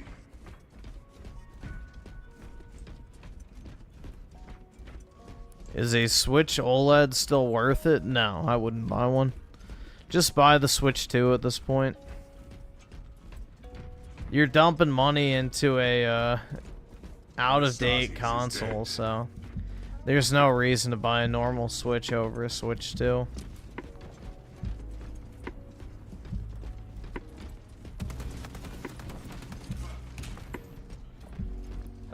88 Krager with the 2 pale black hair, blue eyes is god tier. Yeah, blue eyes in general on a woman looks really good, so it's kind of hard to go wrong. Rally point updated. I return, ready to take my vengeance. Rally point updated.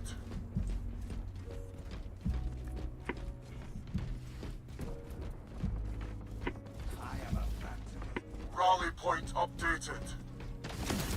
I don't think black hair, blue eyes is a natural combo. You can have light green, but I don't think you can have blue eyes with black hair. Most people with that combo probably dye it.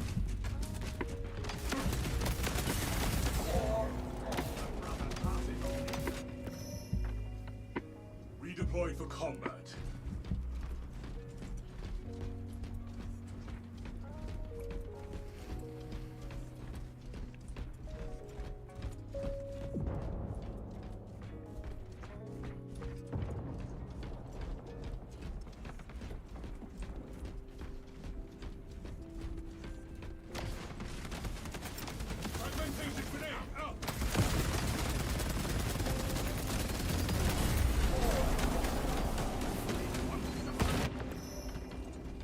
Reporting for mission.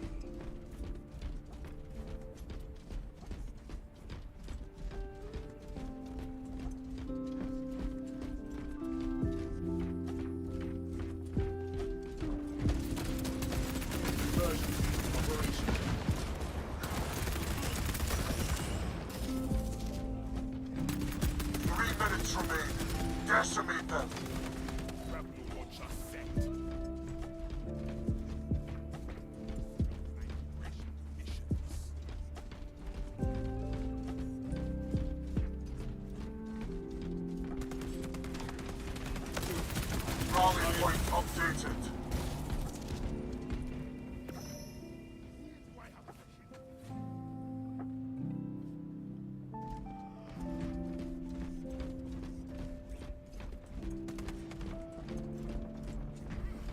Rally point updated.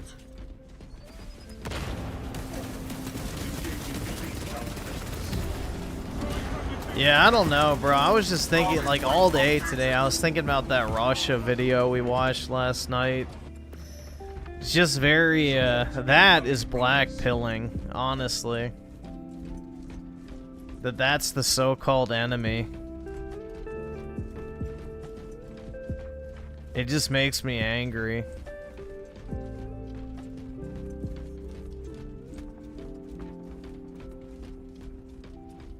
It's a very black pilling video.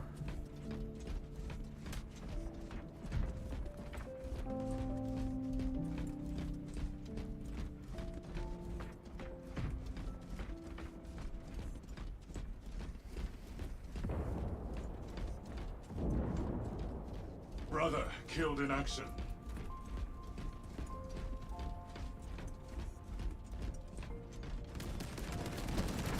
Yeah, the walking tour video.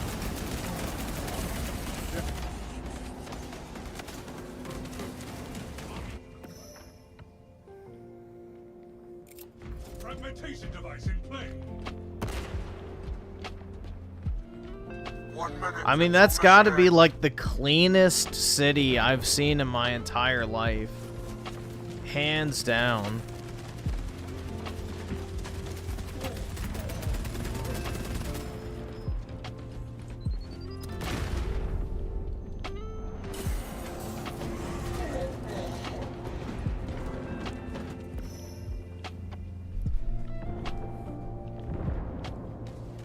You know, you saw people just happily going about their day.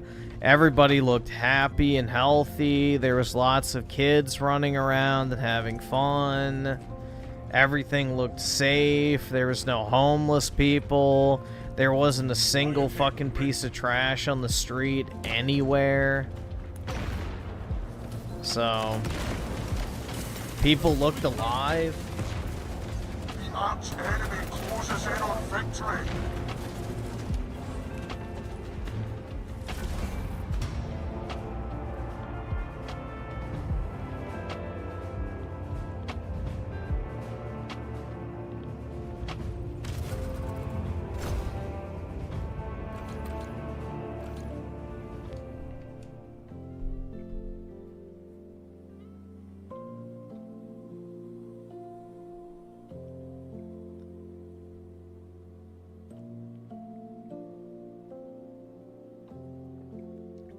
I don't think so, man, because there's not really anything special about Japan. Japan is just corpo slop the country. It's a bunch of, you know, old office buildings, fucking neon signs, and consumer stores. Like, there's no culture in Japan other than fucking samurai shit, ninjas, wooden pagodas, and fucking sushi. The rest of the country is like literally a post like fucking corpo hellscape of constant advertising and consumerism. Like, that's it. There's like nothing special about Japan. I'm sorry. Like, it's like going to Singapore or going to Hong Kong or whatever. It's just a bunch of bright lights. That's it. Skyscrapers and bright lights. That to me is not of any interest. Like with Moscow, when we were watching that video, it's like you had this beautiful old architecture, the gold like leaf statues and fountains, these palaces in the background, the churches, the monuments. Like, you just look at that and you're like, yeah, white people. I don't know, man. Maybe that's not the best descriptor, but it's like looking at a video clip of Paris in like the 1950s. You're like, yeah, whites. I don't know. Like, it's the complete opposite of like whatever you call it, Japan, because there's like actual culture. It's not just some pop-up city that was thrown together in the 1970s with globo homo corporate infrastructure to get as many fucking desks in a building as possible. Like, everything was built deliberately over generations with pride in the architecture, attention to detail, the greatest artists of their time coming together to contribute to this, you know, piece of public art that's meant to be enjoyed and taken in as you walk around the city. Like, Japan is just a very soulless place. It's a very, very soulless place.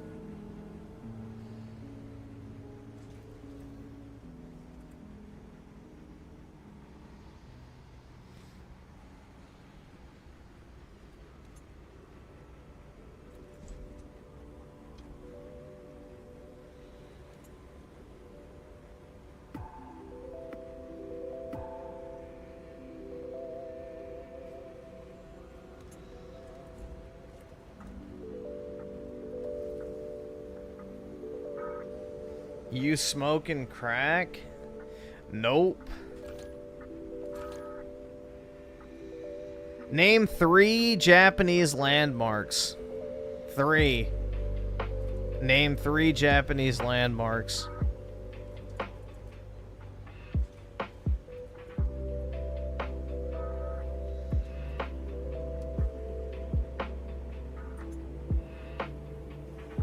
If you take too long, I know you're looking it up.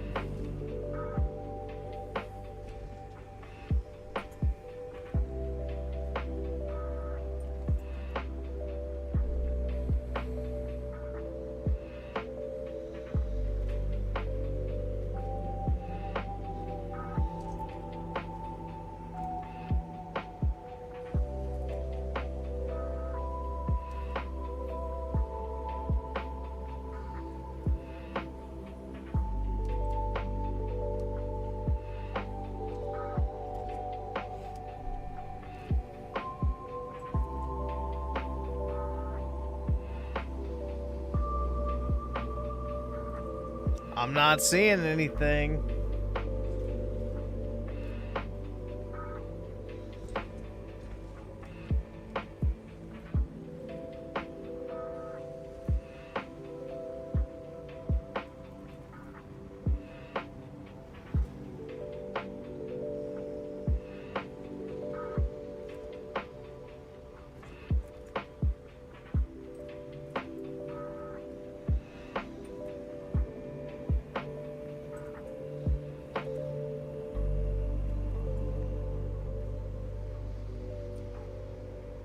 You just listed 3? No, you didn't. Nope.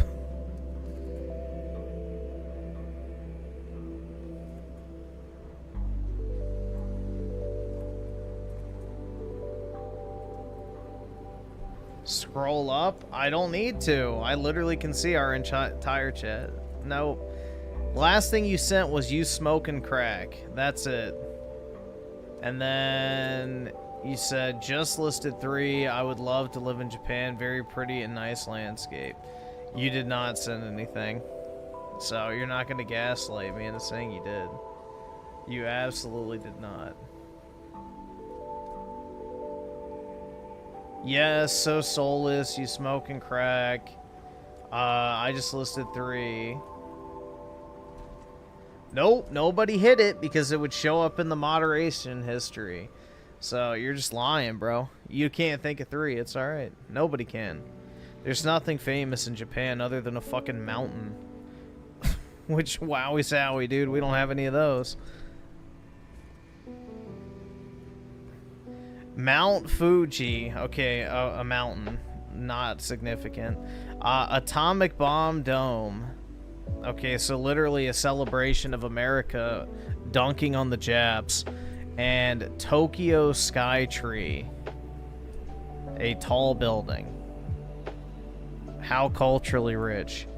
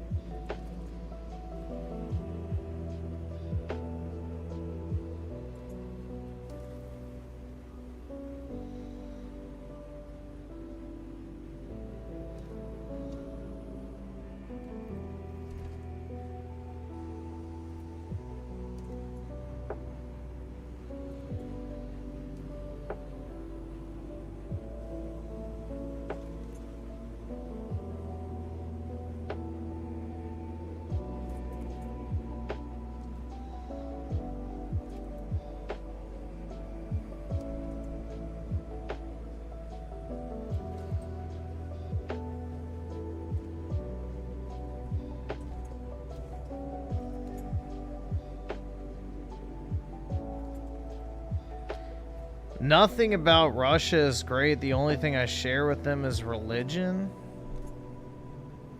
I'm guessing you didn't watch the Moscow video with us because that entire area looks incredibly great. So I would absolutely love to go to Moscow. That looked really sweet. You could probably spend days just touring like the old cathedrals and stuff. Probably weeks within that immediate area.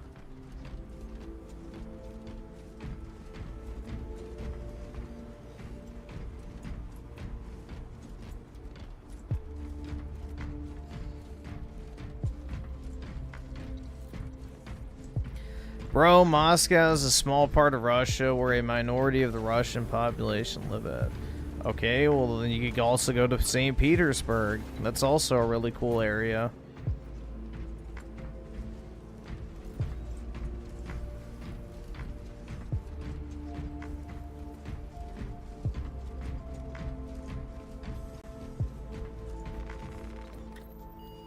India better? That's right. I was constipated until I took a random sip of a drink I bought off the street in India. I've been shitting for weeks. Best decision I ever made. Thanks, India.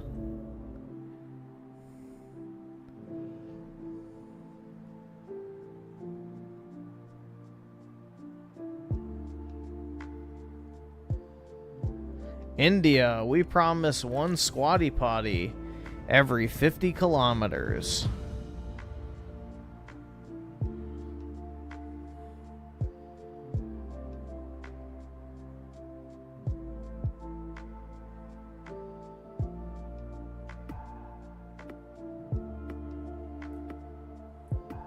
Thoughts on Indian women?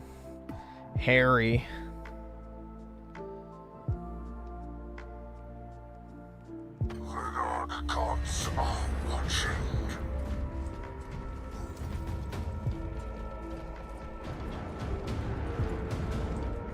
Just like Greek women, bro.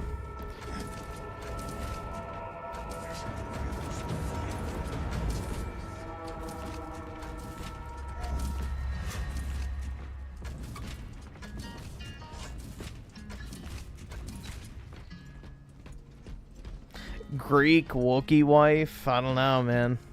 Hopefully soon. Casualty reported.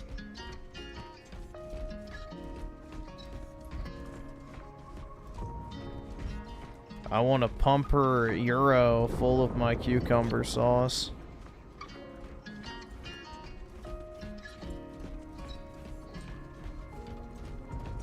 Our warband holds the advantage.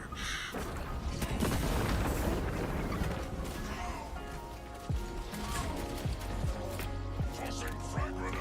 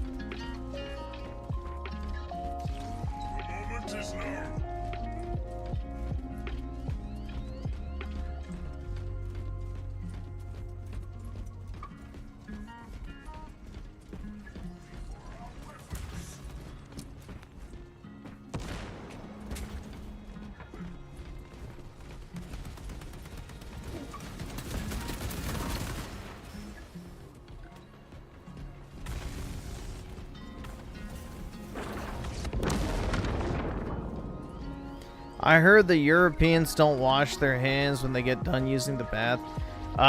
The Indians, Arabs, and Africans that get imported to Europe are not Europeans.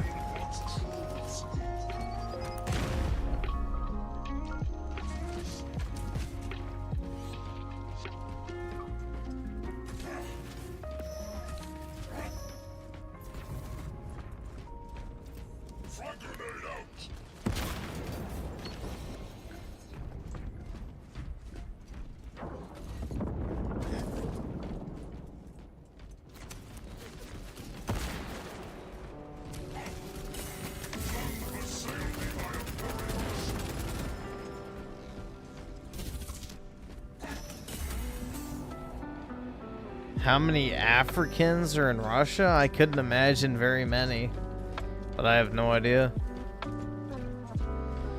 I wouldn't imagine it's very high.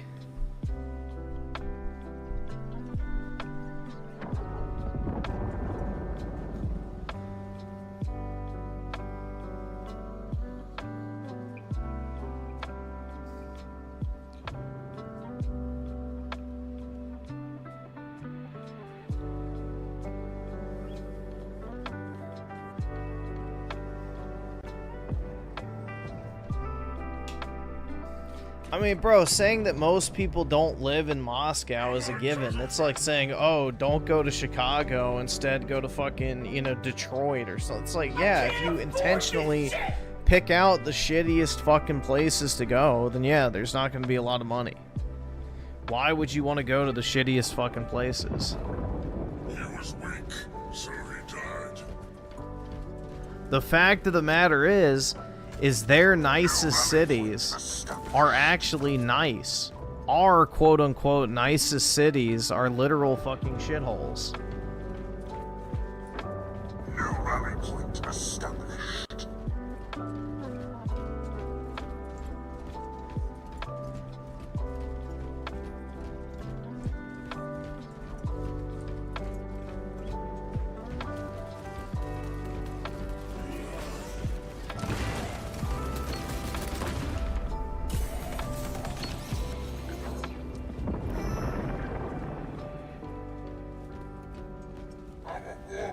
DJ Aftershock with the 2. Have I moved to the left on economics? Depends on what you mean by that. I would need more specifics.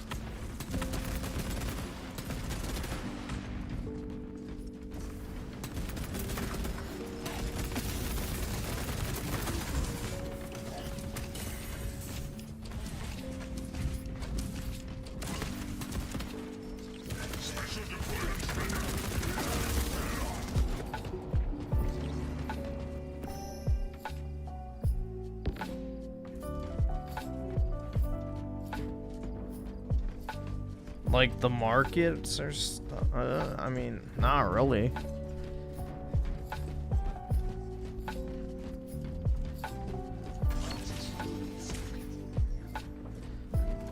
The only thing is I'm becoming further and further radicalized on abolishing the Federal Reserve and central banking on a global scale, but that's less so a right or left issue.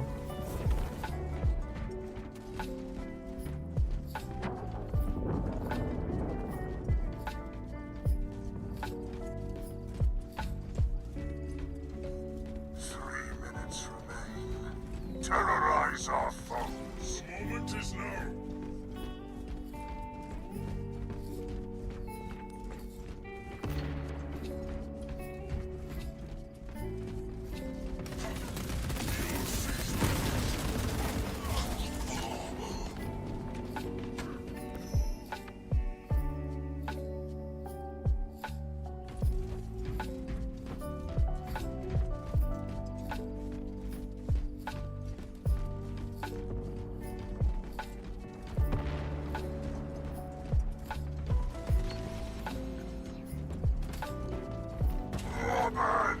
He was dominate and defile.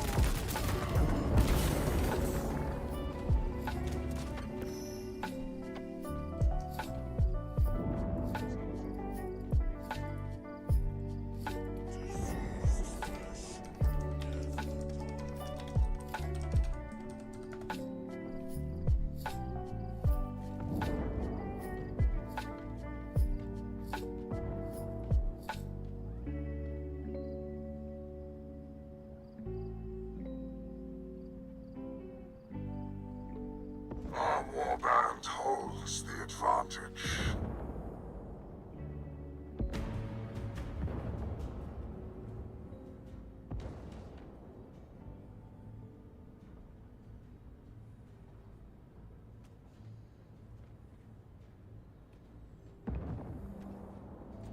The Black Legion stands 1,000 hosts strong.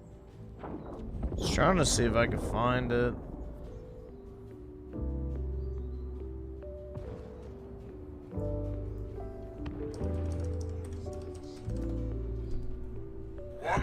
Remains.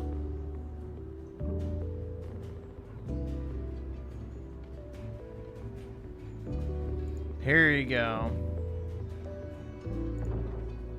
If you actually have an interest in that topic, then watch this video. Bookmark it and then watch it at a later date. Or just whenever you want. Fallen behind. Shed more blood.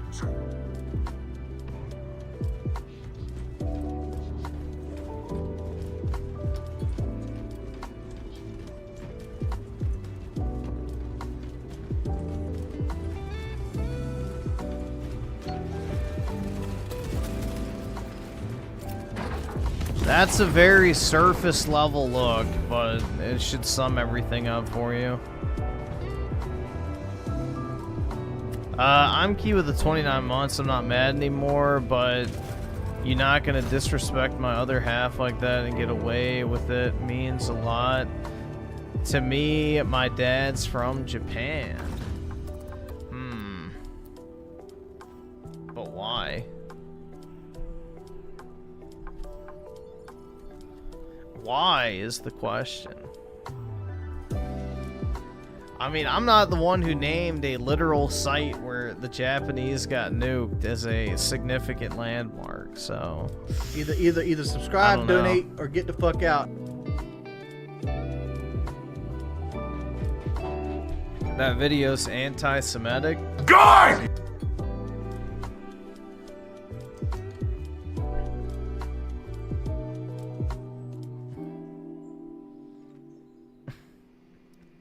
Bro, speaking of that, do you want to see the most pitiful cuckoldry you've ever seen in your life?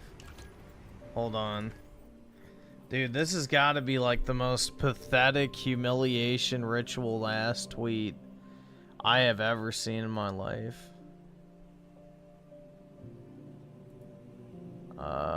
Here we go.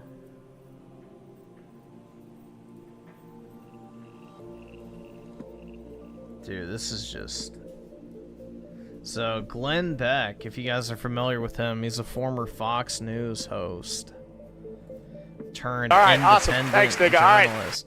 Now, keep in mind, Glenn Beck was literally fired from Fox News for pointing out that Jesus was killed by the Jews back in 2008. It was a huge controversy back in the day that he went on the news and said that Jesus was killed by the Jews. And he made several articles about it and everything and used it to launch his like media platform called The Blaze. Well, fast forward to current fucking day and we have this video. I don't know why I was born, but there is something about the state of Israel that connects deeply to me. To have the privilege to stand with the Jew is a tremendous honor, spiritually. So I want to read a letter that I wrote that I am sending to the state of Israel. It gets worse. To Prime Minister Benjamin Netanyahu and the honorable officials at the state of Israel. In this moment, I have chosen to ask you for citizenship in the state of Israel. I have nothing to offer but my voice of support. And some might say that my support might be more valuable as an independent voice. Perhaps they're correct. But my request for citizenship is not about words, it is about deeds. Why, one might wonder, would I want to embrace a heritage and identity that is so ruthlessly hunted down again and again? Yet it is precisely during such moments that we must choose to stand. I anticipate no privileges or exemption from the state of Israel. I instead yearn to align myself with those willing to rise, to fight, and sacrifice for the fundamental right to live. Is this not what both Israel and America embody? In closing, my desire for dual citizenship does not stem from any expectation of gain, but from a deep-rooted belief in standing with what is right and true. 10 years ago, I took my children to Israel for the first time, but we first visited Auschwitz in Poland. I told them, you cannot understand Israel without the Bible or Auschwitz. You can't understand Israel without the Bible or Auschwitz.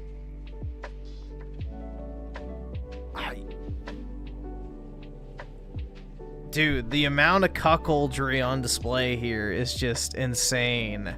May Israel remain an eternal flame of hope, a beacon of resilience, and a testament to the enduring human spirit. Holy fuck, man. Yeah, they've got a tape of him having sex with a child or something, allegedly. Like, what the fuck, bro?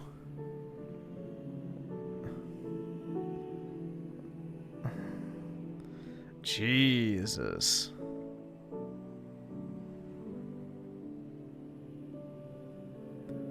That's gnarly, bro.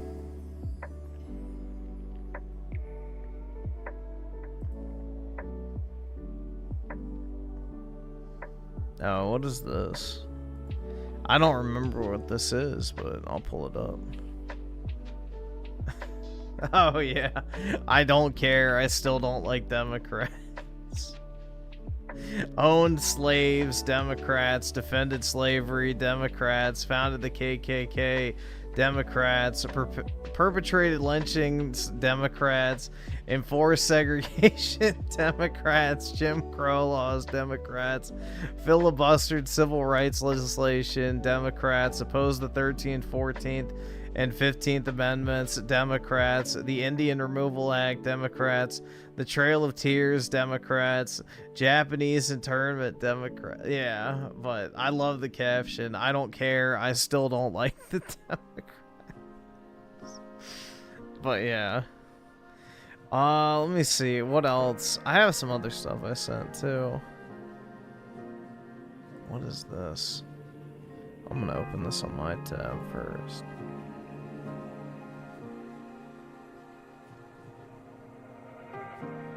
Oh, yeah. Okay, yeah, this is funny.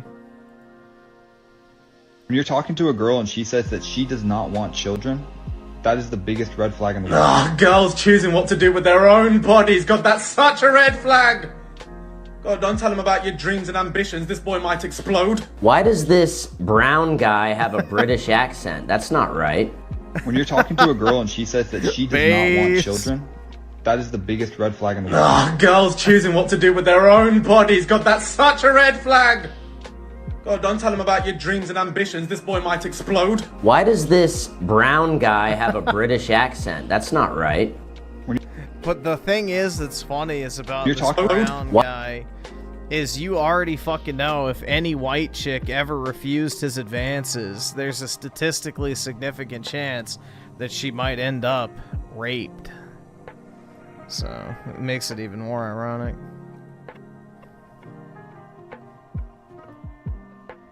Considering his background and their propensity. Oh, this one's funny too. Or more so infuriating, but yeah. Why I'm racist in less than 2 minutes. Get ready, guys. Control officer. You think your wife come home every day like, oh, I want to fuck this little animal catching motherfucker? Hell no. She want the sheriff. Your badge don't even got no badge number on it, bro. My badge number is actually 44. That is Man, not nobody give a fuck about your badge number, nigga. I ain't asked for it. I know your name. That's all I need because you don't have a badge number. You're not a real cop. They gave you a flashlight and a fucking camera. Nigga, you can't even arrest me. Actually, they did not give me this flashlight. I had to You buy it. bought it? Bro, the city Detroit don't give a fuck about you, bro. They didn't even give you no flashlight. So if they wouldn't have gave you that, you wouldn't have nothing on your vest, bro. They sent you out here like that. You a fucking dweeb, man. You a dweeb, man. You a dweeb, bro. And I ain't gonna lie, bro. Your life is fucking over, bro. You What does that 50 mean? years old. You 50 years old and you don't have a life. So that's not a... Nah, making sure you trying to say, is it a threat? No, I'm recording. I'm saying your life is ruined as a man. When someone says your Shut life up. is over, No, it's not. That ain't what that mean. That's not what that mean. That's not what that mean.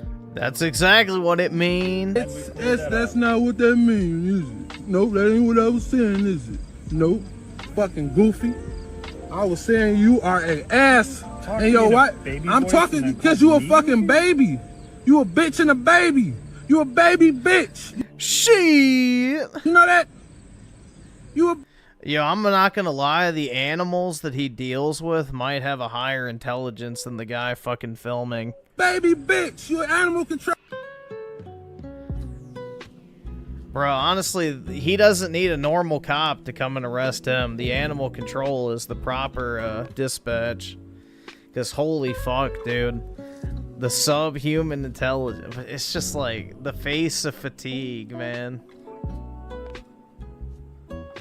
Where was it?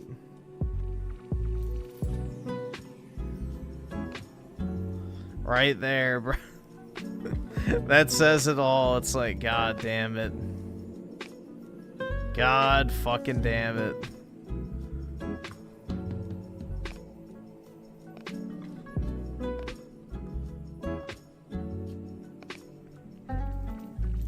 He's just sitting there and like this black guy walked up to him and started screaming at him and stuff. So.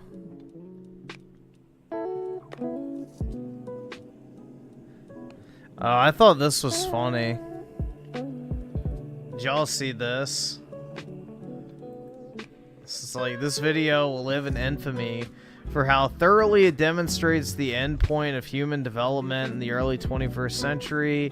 Here, the bug man stands elated that everyone is calling him a smart boy, just as he holds up proof that the smarts he demonstrated are simply a non-novel use of technology to cheat his way out of an education his society spent tens of thousands of dollars to provide.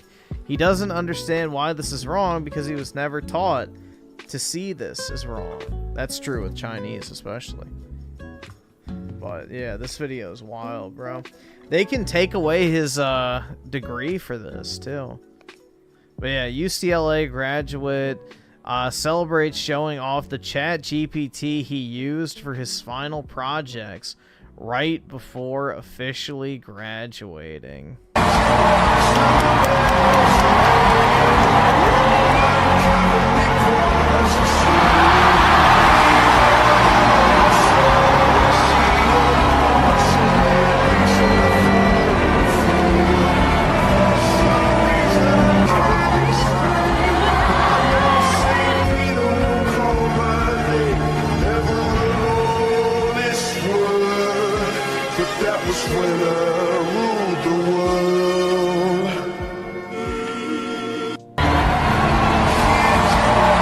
That's just insane, man. What a fucking dumbass. Yeah, they can take away your degree, so... But yeah, it just shows you how worthless college is, though, at this point. If you can literally pass it by just sticking your shit into an AI prompt, what the fuck is the point of going? Like, why would you actually waste your time going to college and doing this shit?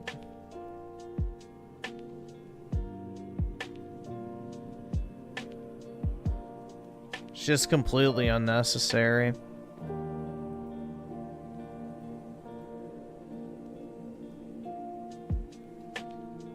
Why the hell did my hue lights just turn off?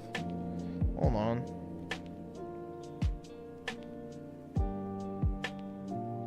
There we go.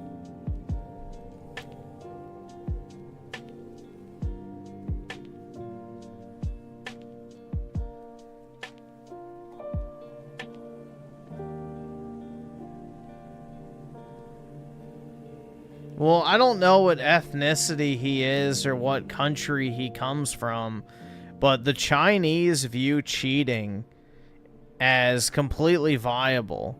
You know, the Chinese are of the mentality that the means are justified based on the end result. So, the end justifies the means. So they will lie, cheat, steal, whatever it is, as long as they win. They're very immoral people. They're told exactly what the fuck to do, and they do it regardless of morality. They're like literal fucking drones. But that's how they're programmed from birth by the Chinese government, so they don't disobey their government. So they're like basically the worker ants. Now, I don't know if this guy is Chinese or not, but it wouldn't surprise me.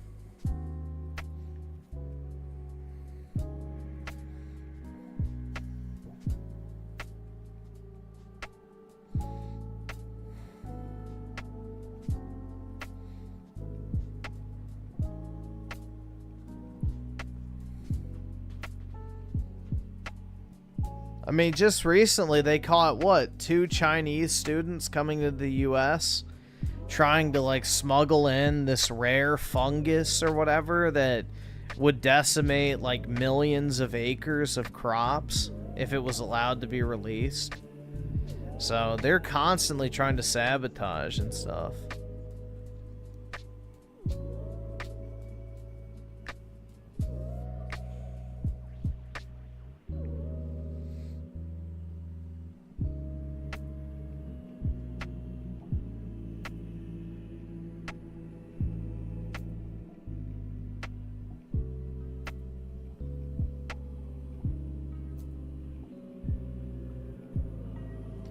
Oh, because then the Chinese companies will stop advertising on American news, so that's why.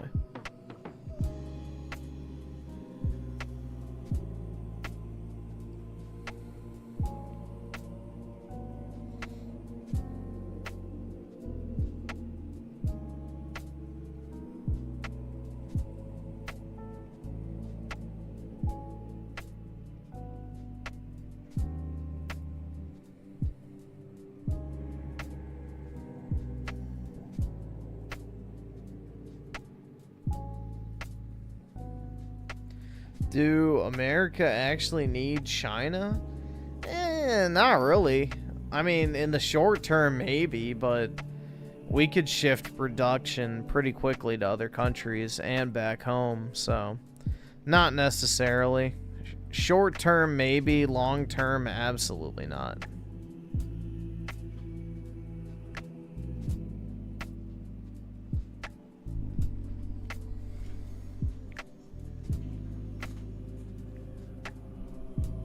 Let's see. Send it with the 5, mute I'm key, and say more bad things. Ha ha ha, the Japanese have small peepees. There you go. And Hero Shade with the 2. Did you hear about the earthquake in Iran? Yeah, that's conveniently the same magnitude as if a small tactical nuke was deployed. But yeah, I don't know. It's possible. Iran does get a lot of earthquakes, so it's not out of the ordinary, but you know, timing is everything.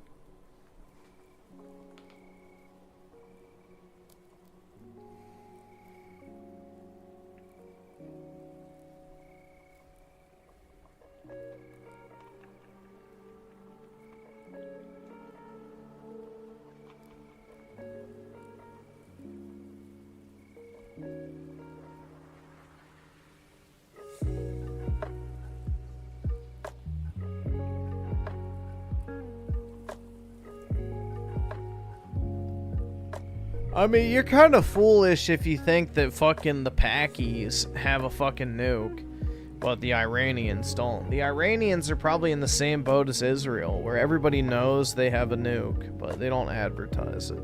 I would be shocked if Iran doesn't actually have a nuke at this point.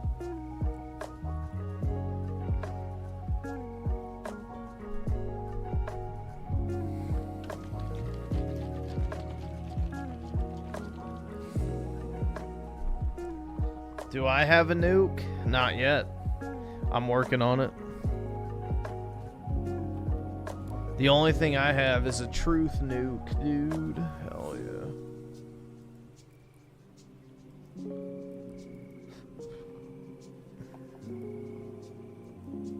When you're talking to a girl and she says that she does not want children, that is the biggest red flag in the world. Ah, girls choosing what to do with their own bodies. God, that's such a red flag. God, he pisses me off. God, don't tell him about your dreams and ambitions. This boy might explode. Why does this brown guy have a British accent? That's not right. It's such a simple gun.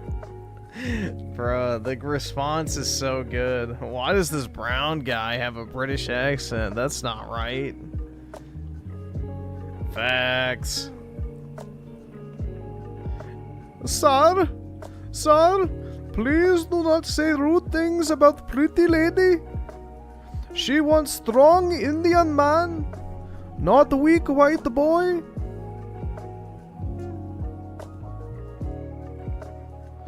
She wants to suck my curry cock.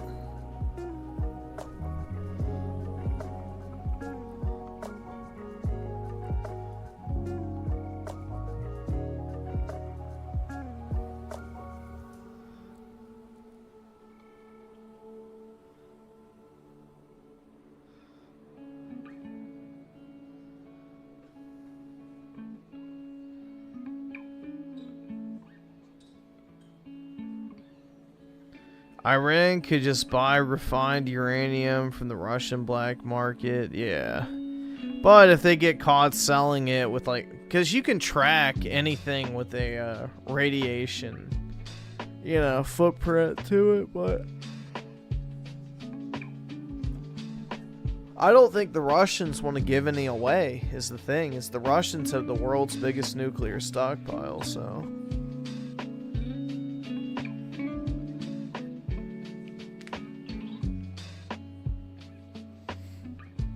Yeah, I thought we were already supposed to have troops on the ground, man. I don't know what happened.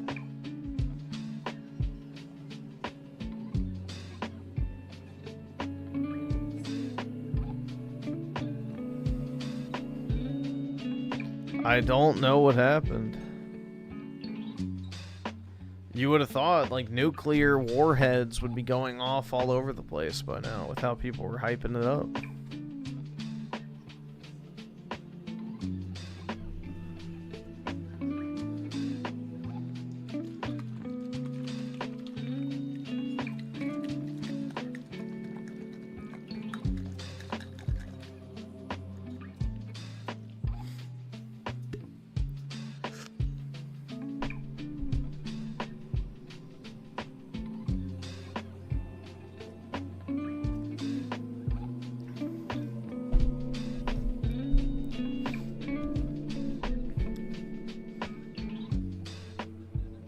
Yep, we'd already have troops on the ground in Ukraine and in Israel, so... Exactly.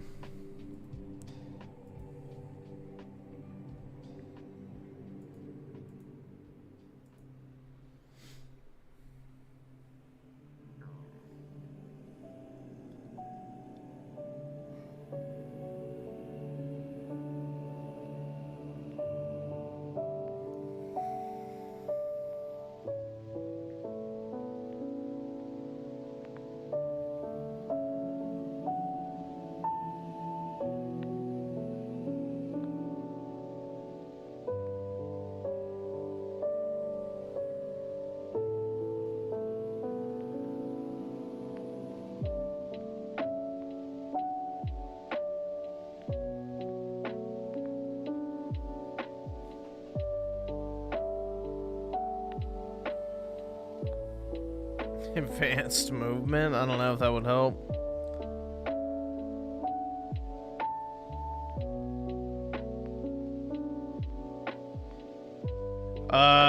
Well, yeah, there's nuclear bunkers, but also they have a plane called the Doomsday plane, which is radiation proof, which would go airborne if nuclear warheads get fired. And that way it can fly around and land where it needs to.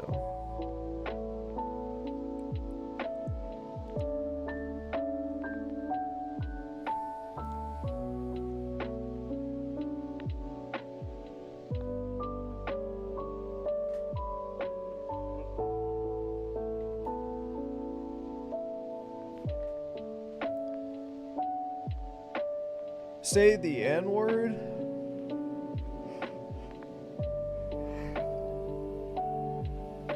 Dude, I may be tired, but I ain't retarded. Nigga, you ain't funny. There it goes. That's not true. Maybe you're just boring as fuck and lame as hell. Cause only lame niggas say that shit. Oh my god. Yeah. God, I really wish I could just stop being tired. It's very annoying. Just sleepy all the time, dude.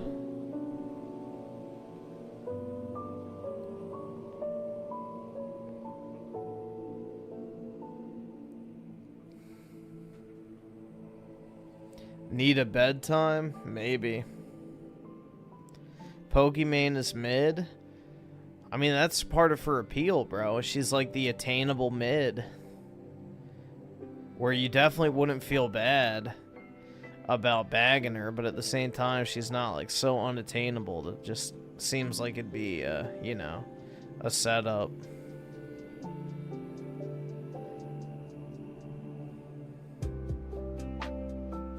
There's nothing wrong with a strong mid.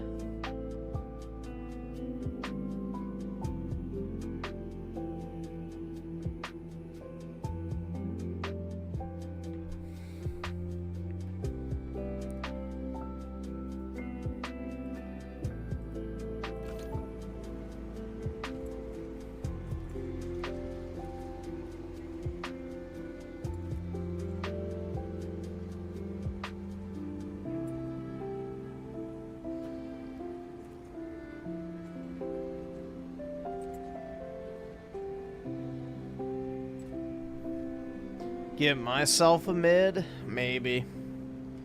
But not right now. As you can see, I barely have enough energy to live stream, much less deal with another person, so.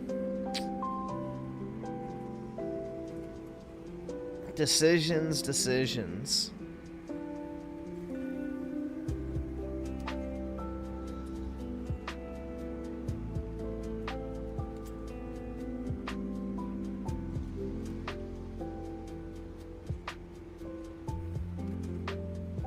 It would be crazy if all this time Griffin had a girlfriend but lied to us so he could get more money from us.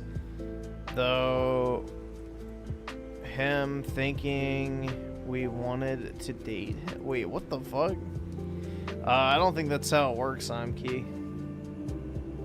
I don't think that's how it works.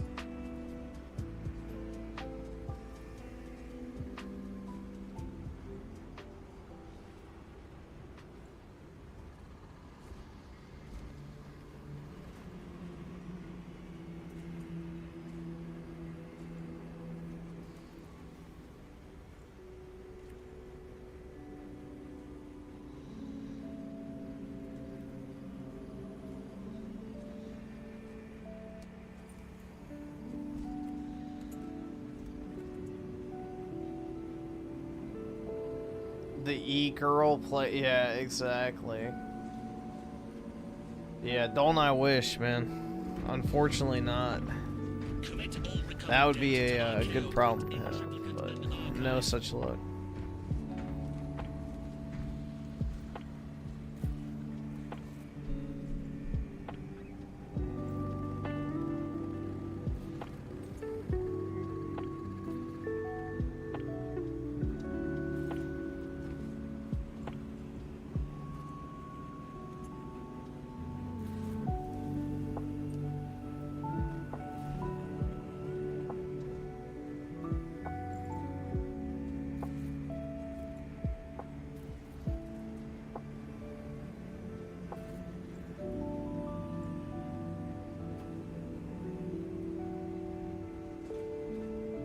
Do I want kids? Yeah, eventually. So, but unfortunately, in order to do that, you have to go through the whole fucking dating circus and shit, so at some point. Yeah.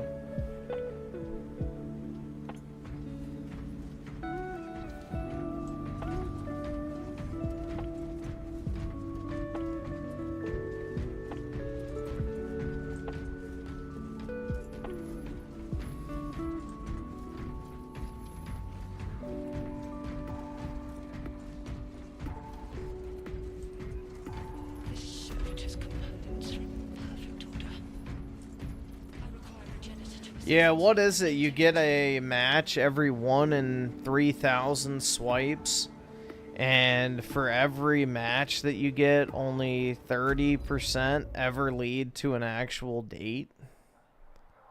So you would have to swipe 10,000 fucking times on the dating app in order to actually get a match.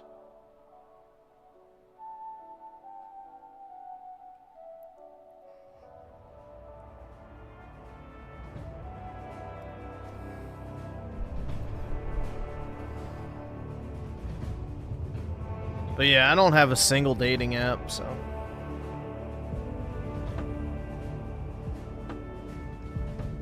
Not a single one.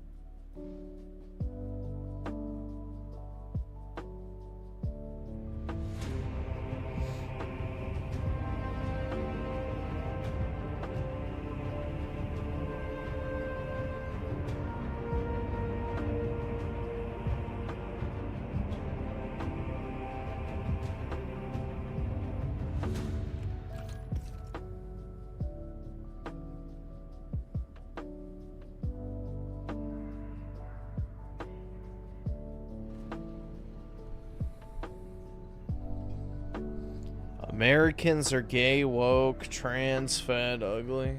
Yeah, a large portion are. For sure.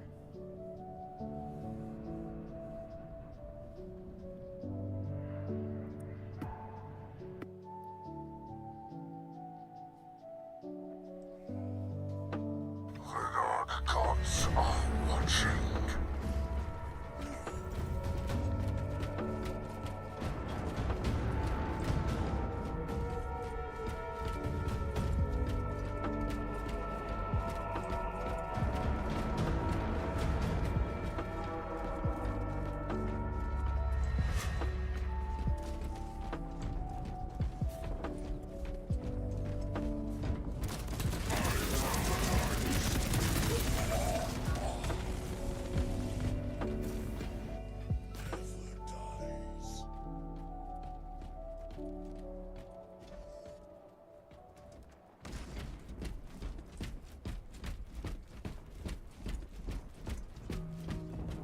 Our warband holds the advantage.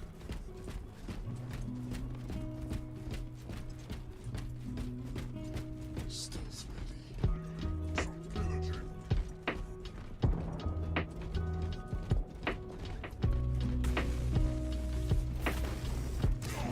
Oh shit.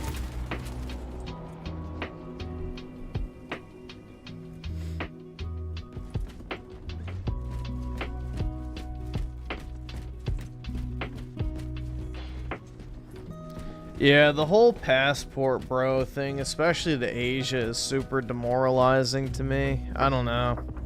I could never bring myself to do that.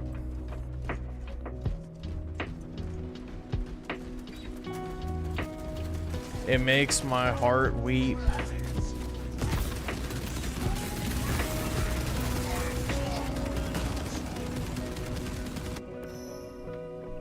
Death cannot claim what Iron already owns.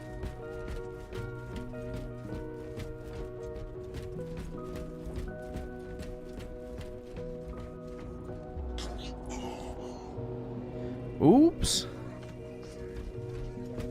Quit my day job and move in with Dreamcast guy? I don't know if I could, man. I need to quit my day job and just sleep. That's what I need.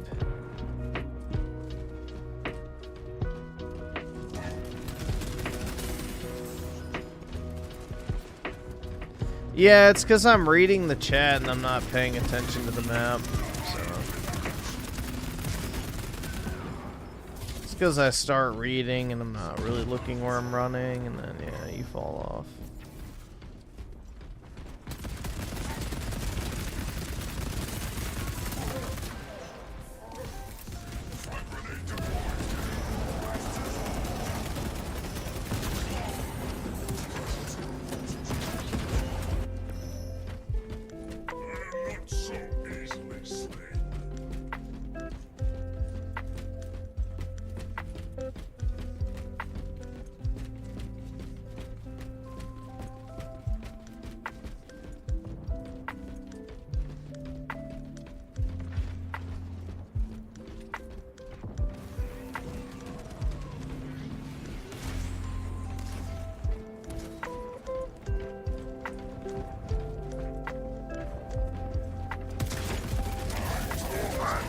You know, this PC is great and all, but damn, bro. In the summertime, this thing heats up my room like crazy. The true gods have further use of me. Don't understand how we haven't hit the tips goal yet. That's because neighbors have not donated.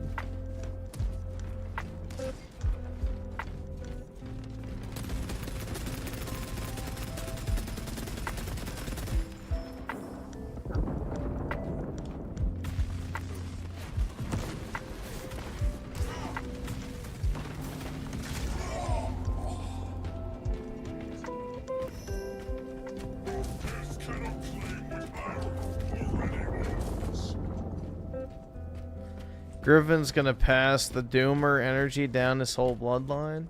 I'm not a Doomer, believe it or not. I'm just incredibly realistic, so. I'm overly realistic.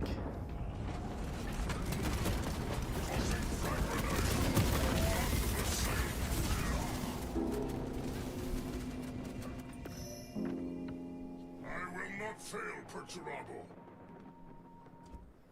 Victory is within our grasp.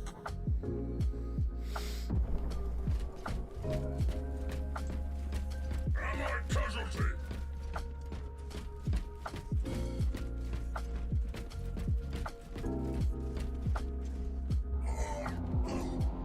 Oops, I did it again. Iron endures all. My bloodline died with me. Yeah, I guess so. R.I.P., man.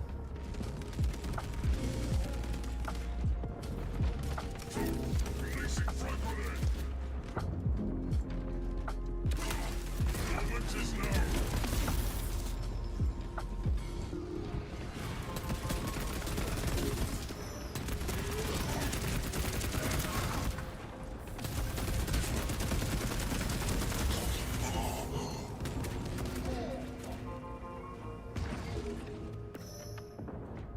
I am not so easily slain.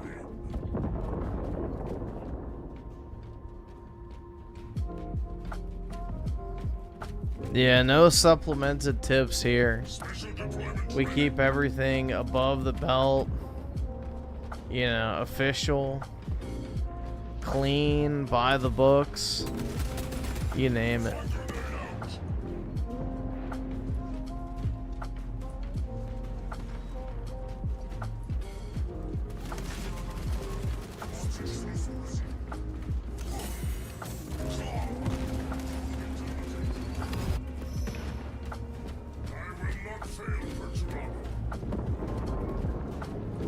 If things get too bad, you can always pump some poor Slavic woman in Russia full of your seed. That's right.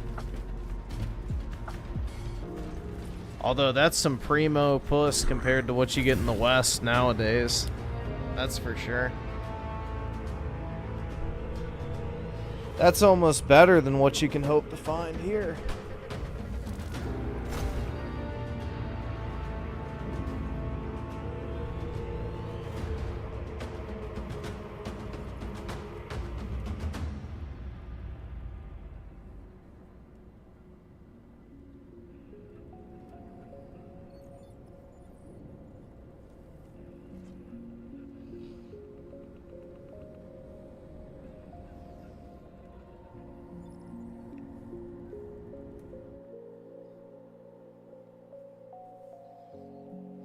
If you go to Russia as an American / someone from the UK, you'll do well with women because your money is worth more. That's right. Yep. It's the one good thing about the US, regardless of what happens, is we are a wealthy country.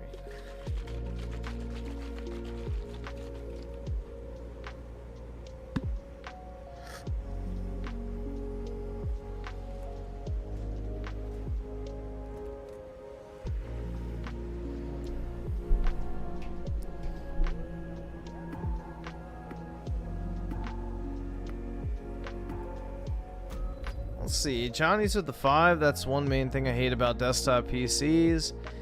the fucking heat it generates. I can barely play a higher fidelity polygon game without cooking. Yeah, in the winter time it'll be nice, but right now, bro, I got some fucking sweat rolling down my chest I can feel. It's hot. I don't know. 73. I may want to open my window real quick, actually. I may do that real quick. That's probably cooler than it is in here right now.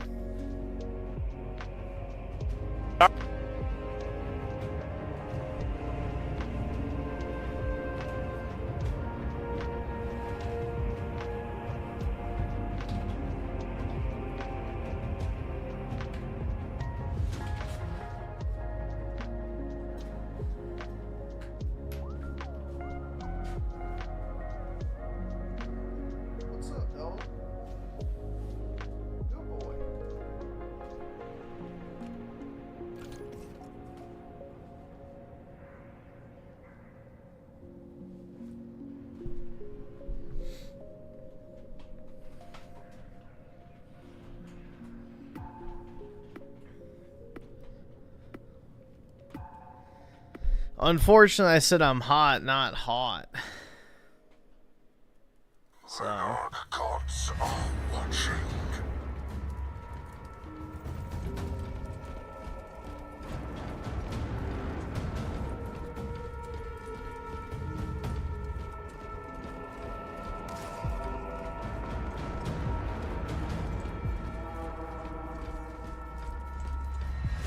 Yeah, I can already feel the difference opening the window, so it's definitely above 73 degrees in here.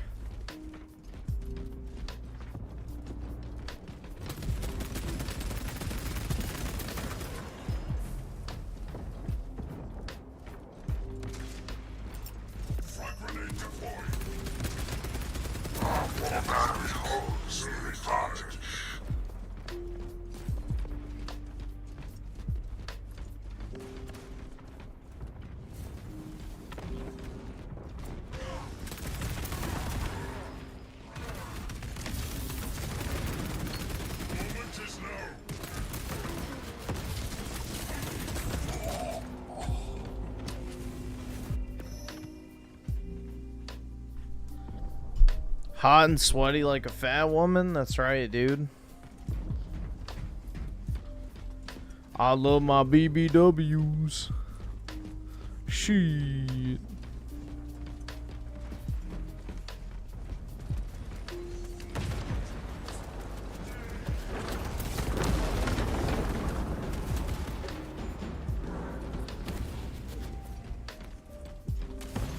Special deployment ready.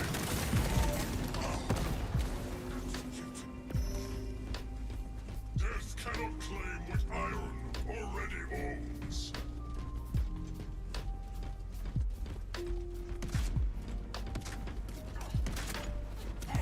He was too frail for this war.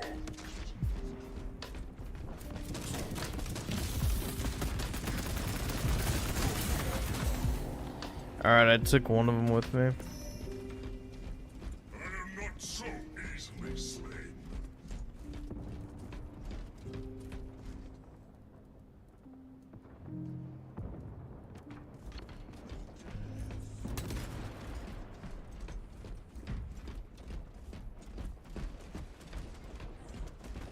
Now is the time.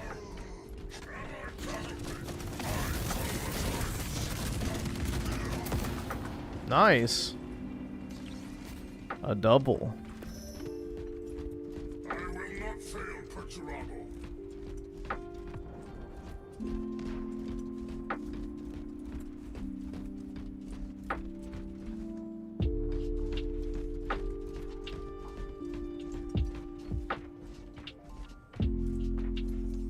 Now is the time. New rally point established.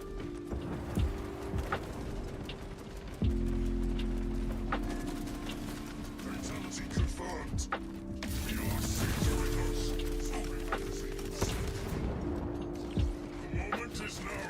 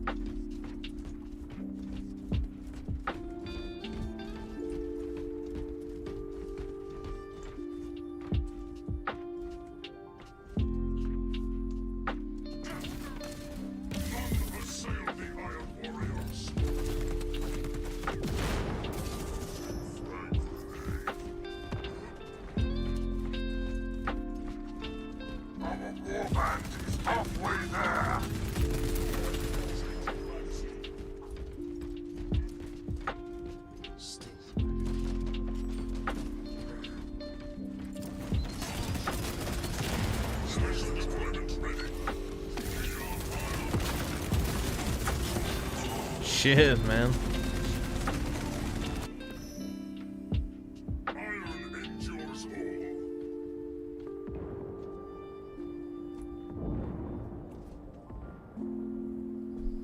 Yeah, I don't know how deep of a project Donkey Kong Bonanza is compared to like Mario Odyssey as far as dev time goes. It looks like they're using the same engine, but I'm not sure.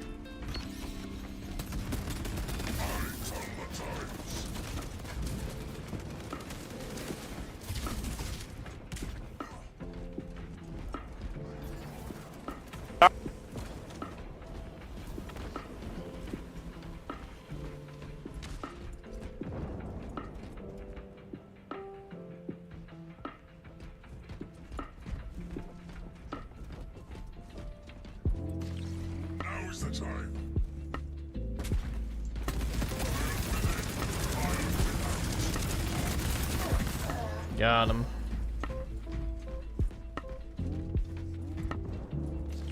The moment is now. New rally point established.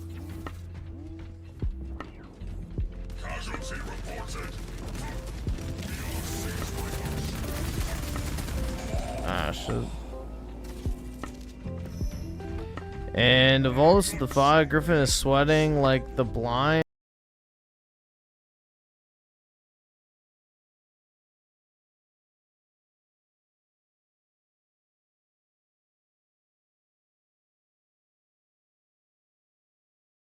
In the fish market.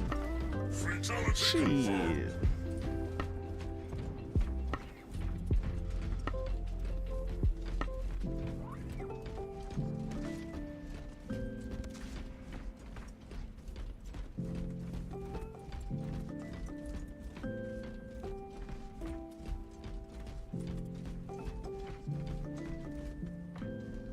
Now is the time. Why is the stream choppy? Is it actually?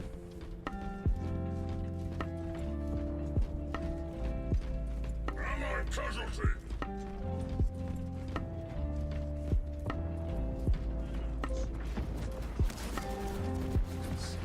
Now is the time.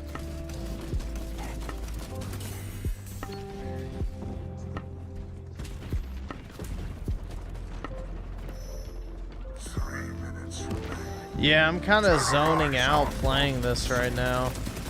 I'll probably need to swap to something else in order to retain consciousness. That's the problem, is this game becomes a little too mindless after a while and I start to like fall asleep. Or not even really fall asleep, but just kind of like zone out to the point where it's like I'm about to fall asleep, but not quite.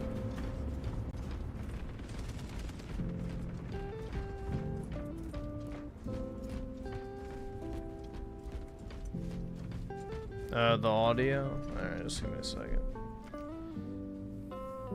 Special deployment ready. Alright, it should be working now.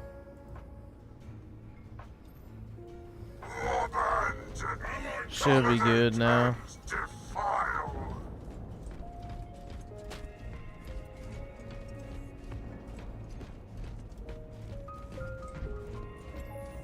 Let me hear on my end. I want to hear what it is. New rally point established. Y'all just may have a fucked up stream page and you need to refresh it. Yeah, it's fine on my end. Now is the time.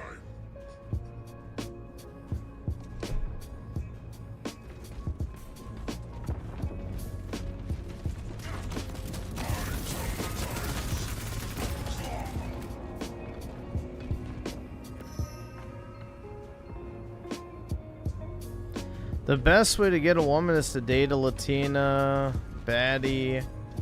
1 minute remains. Dangle the idea of a green card in front of her, smash, get her pregnant, then call ICE to have her deported. That's right. With the child, too. Moment is now.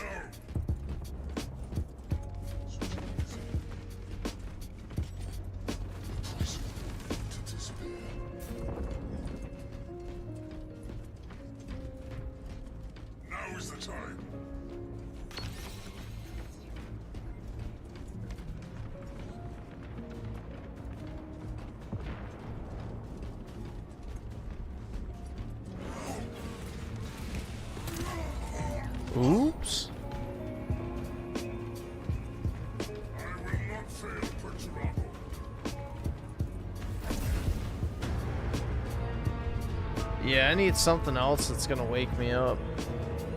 I'm trying to think what that would be.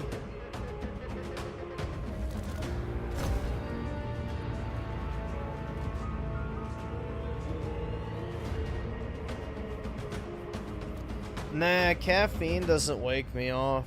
Or wake me up. It just makes me kind of like sit here at the same fucking energy level. Damn, bro. I don't know why I get so fucking tired nowadays. It really pisses me the fuck off. I need to order those caffeine pills again, probably. Those things seem to work.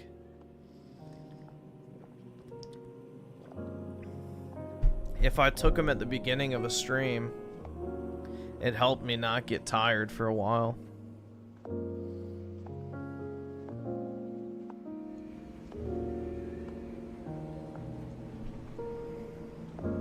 Yeah, but if I'd sleep, then I don't stream. So, there lies the issue.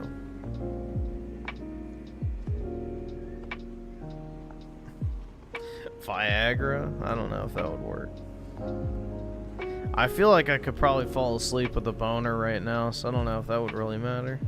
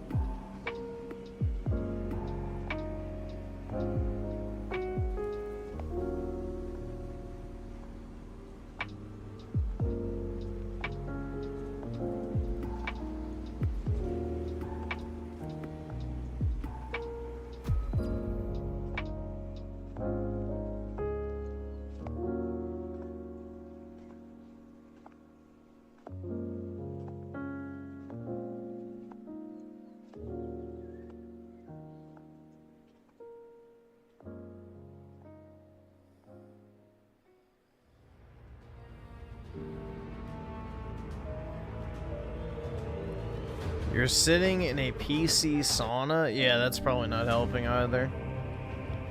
Probably.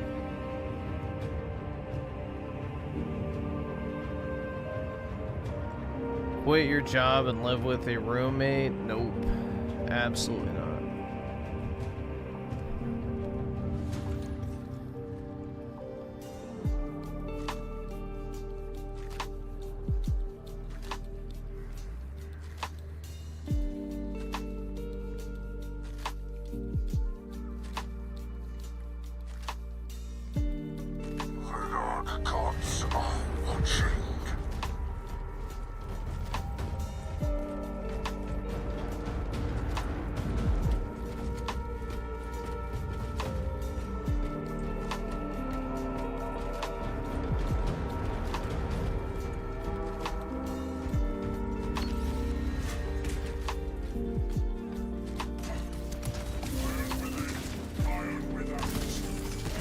I really wish you could actually lob a grenade up there. It's really irritating that you can't.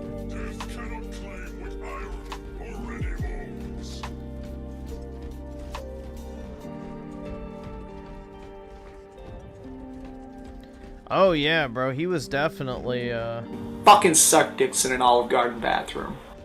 He probably was sucking cock for, you know, crack rocks or meth, crystals, whatever the fuck. Just a toke, dude. Our warband holds the advantage.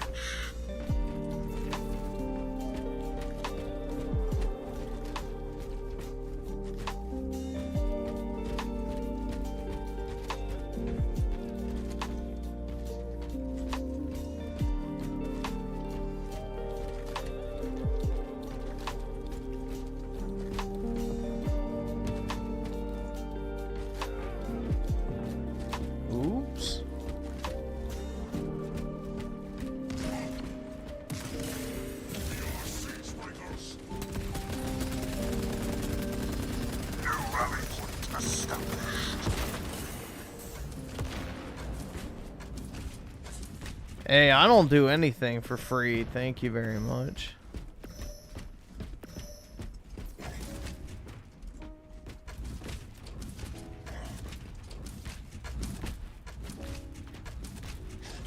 Special deployment ready.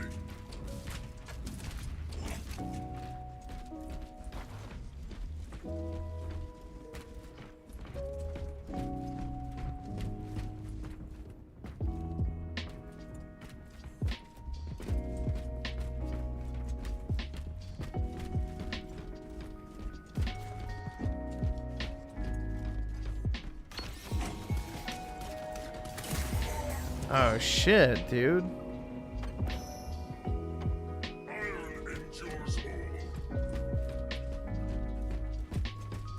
This match is going so slow too, it's making me tired.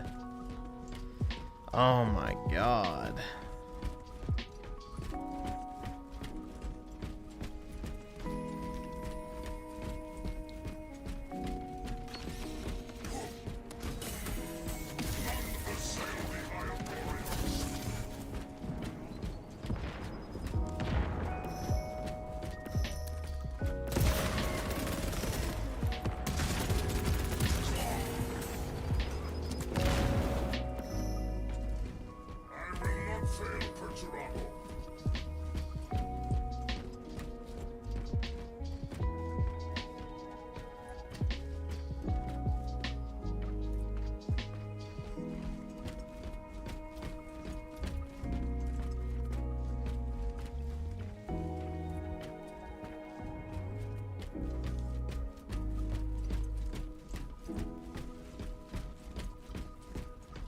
I heard Ethan was suing you too? I don't know what that's supposed to mean.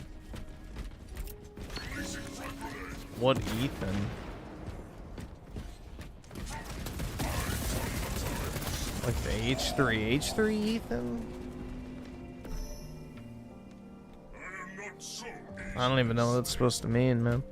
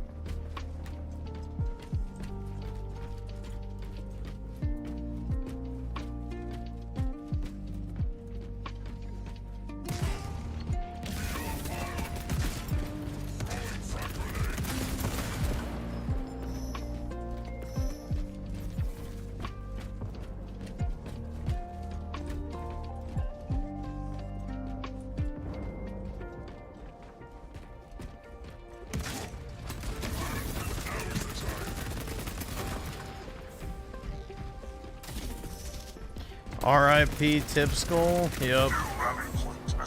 That means R.I.P. to my will to live, dude. Both are Jover.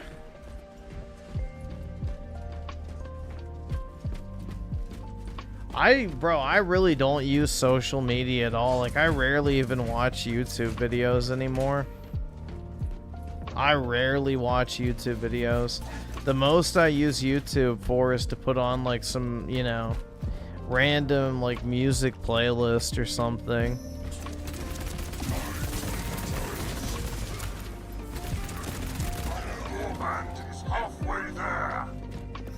All tips make Griffin less. That is true.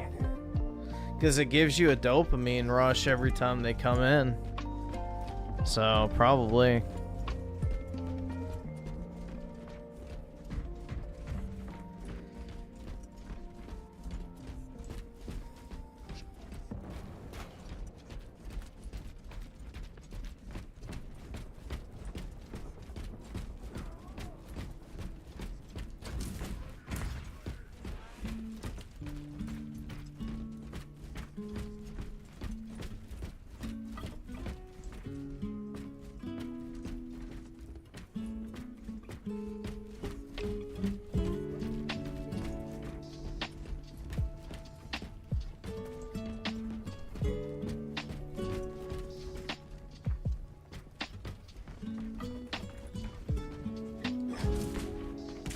Dude, this is so boring with like what? 4v4? Terrorize our foes. We're not even halfway to completion, or I guess we are technically. But there's only 2 minutes left. This is taking so fucking long.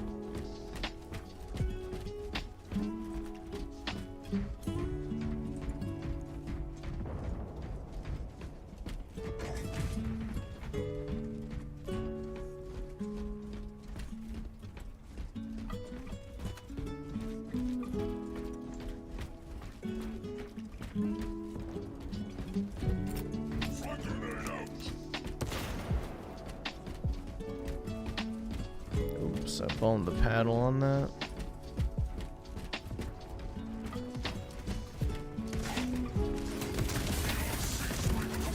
Ah, shit.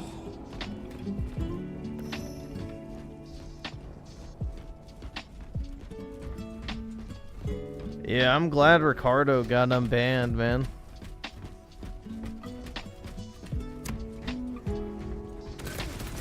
Ricardo's funny.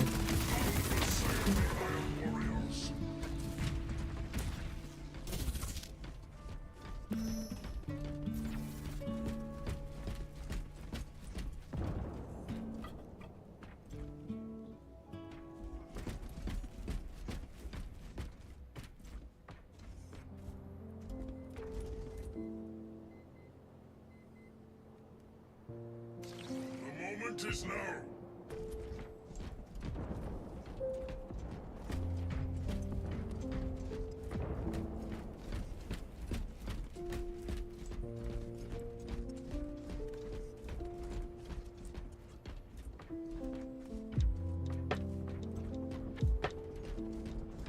Victory is within our grasp.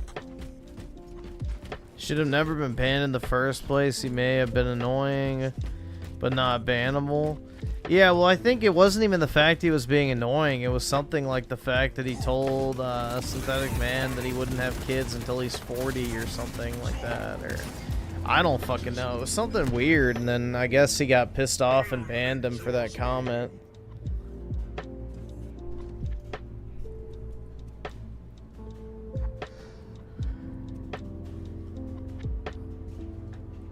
So I don't really know why that's a bannable thing, but you know, whatever. Not my chat.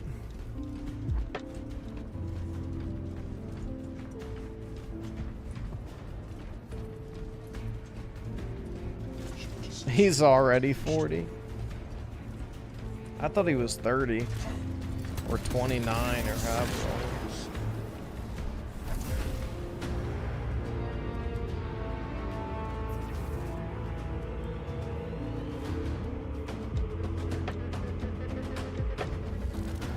Yeah, he looks better shaved right now. I saw that he shaved his face. He actually looks better, so.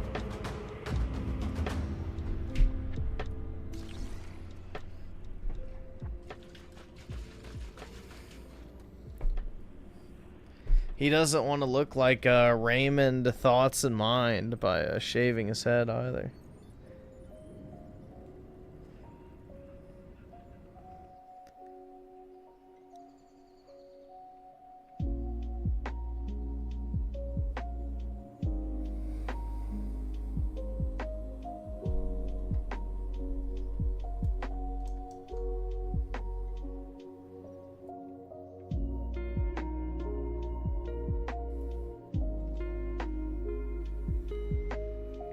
I feel like I'm old, that's for sure. I definitely feel old nowadays. With how tired I am all the time. I don't know, bro. I just want to lay in bed and sleep whenever I have free time. It sucks. Like, I genuinely don't want to fucking do anything anymore. I just want to lay there and sleep. Like, I don't want to play video games, I don't want to watch a movie, I don't want to watch, like, a TV show, or read, or anything. I just want, like, literally, as soon as I'm done working, I just want to lay in my bed and fall asleep. That's it. Like, on the weekends, too, like, I don't want to do anything, I'll just lay in bed.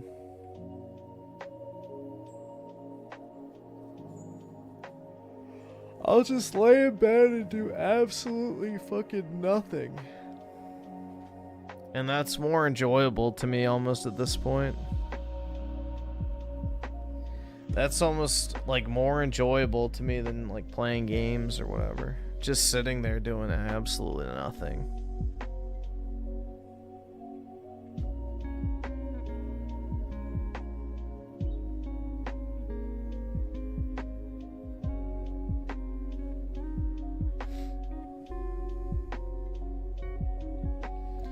The Mouse Utopia experiment. I wonder if there's a good video to watch on that. That would be an interesting stream topic. Because I'm sure there's probably a pretty good number of people who don't have any familiarity with that.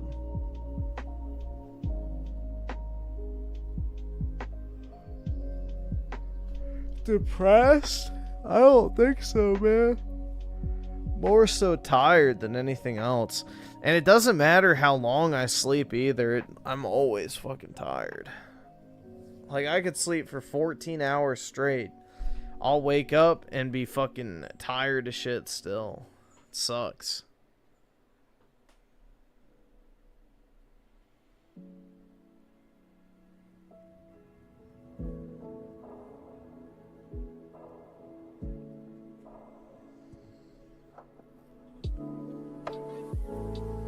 Like, when I went to that wedding, I got to my hotel, like, I think it's 7 or 8. I fell asleep around 10 that night. And I woke up at fucking, I think, 1 p.m. the next day. So I slept for like, 15 hours or whatever.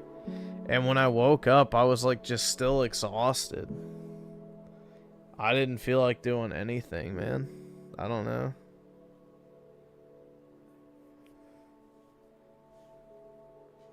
Completely cooked.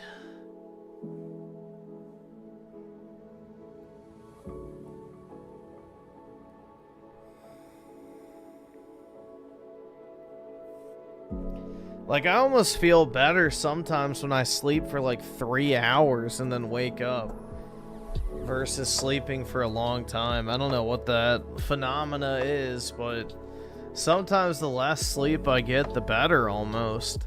It's a mystery. I don't get it. I truly don't.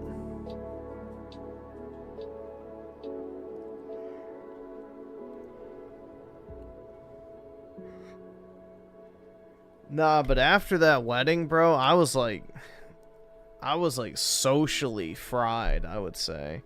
From having to talk to people, like, face to face and stuff for, like, several hours. Like, that shit genuinely was draining. So, I was definitely ready to sleep after that. I really don't enjoy large social gatherings at all. Very, very tedious.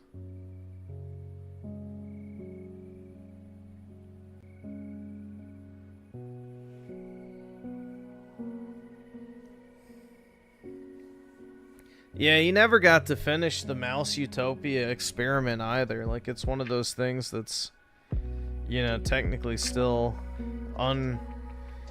unfinished, so...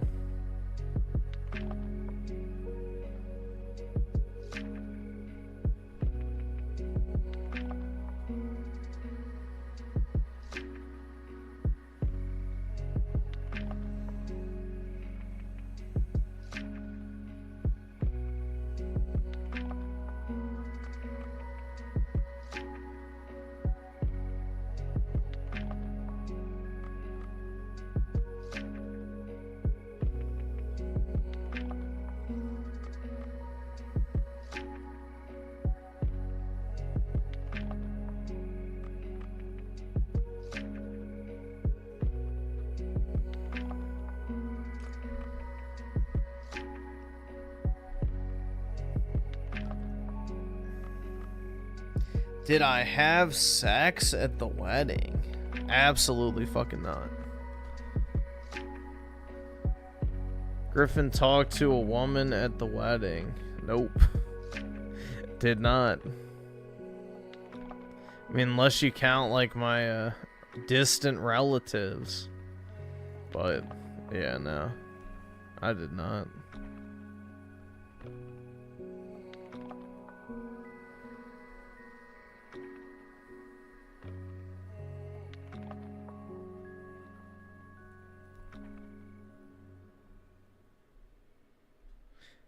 Did I whack all? No, I did not while I was on the trip at all.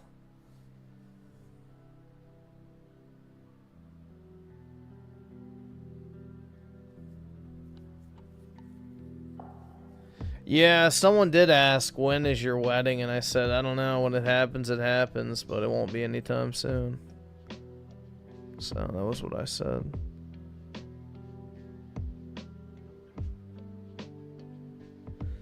But yeah, after I got back from it, I was going to play Bravely Default on my Nintendo Switch too.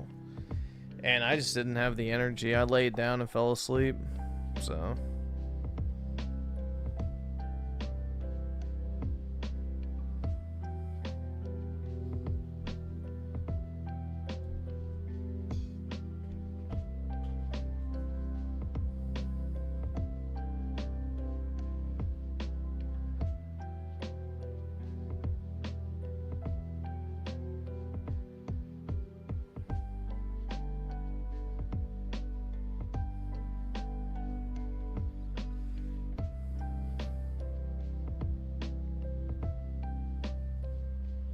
Did I have the face of a stone cold chud? I mean, I guess. I don't know.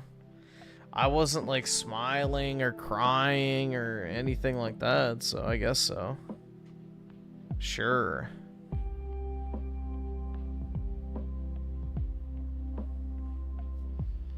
Yeah, it was nice. Like, I'm pretty sure, I mean, I didn't really do a complete mapping of the event, but...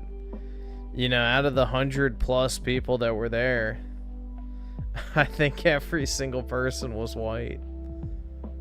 Which, I mean, would make sense, because, you know, I'm white, my cousin's white, his new wife is white, so, yeah, I guess that tracks. Them white people, shit.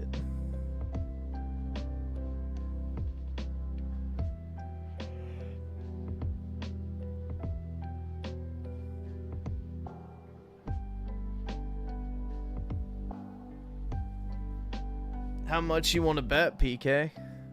I'll take you up on that bet.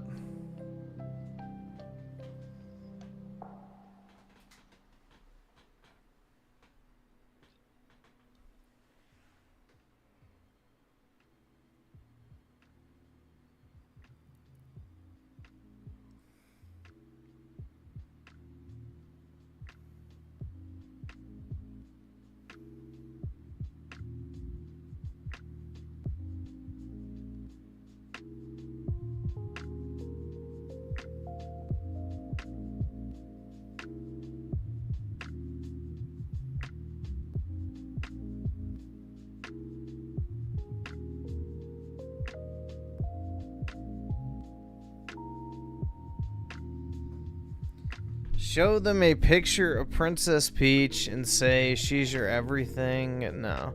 I don't think there will be a next wedding, hopefully. Hopefully no one else in my family that I actually like is getting married anytime soon, because I don't really want to go to another wedding. I can't be affording that travel constantly. That was a huge money dump. Like, I wasted like probably over $2,000 on that thing. It's crazy, man. I could have given him like a $1,500 wedding gift instead of, you know, wasting all that money to be there. But whatever.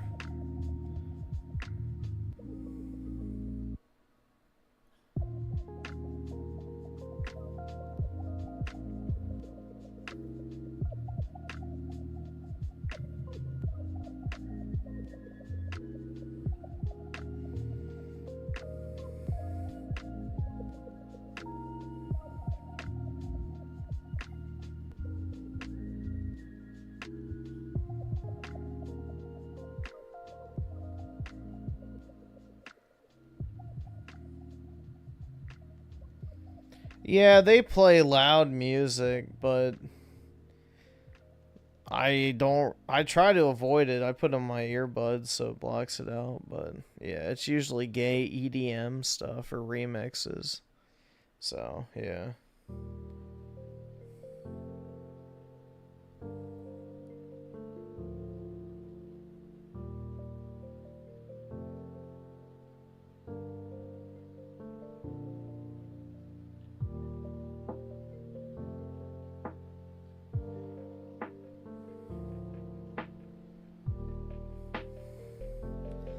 I bet you got bullied at the wedding? Not really. I didn't really talk to many people.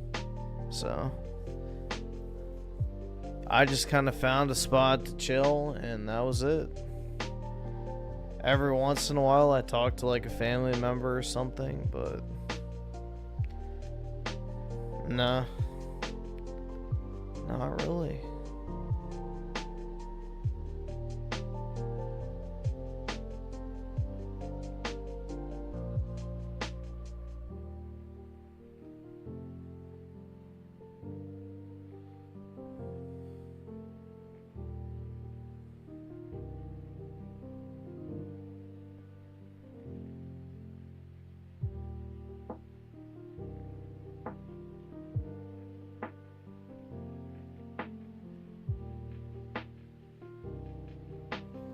What if your mom or dad got remarried? They wouldn't.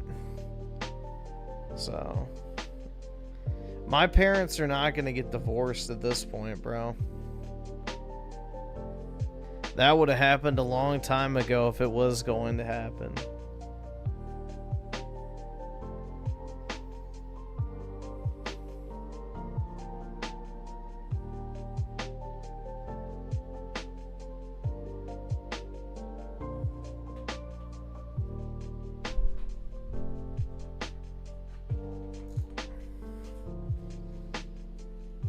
But yeah, I don't know, man. It wasn't very exciting, but it's fine.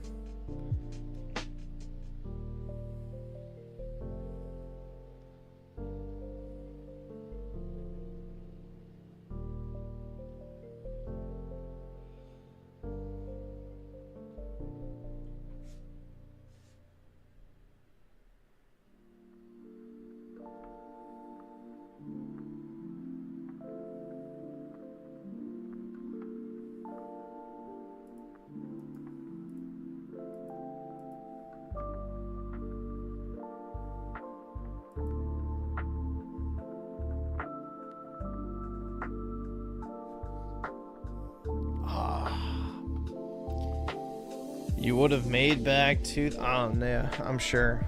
Definitely.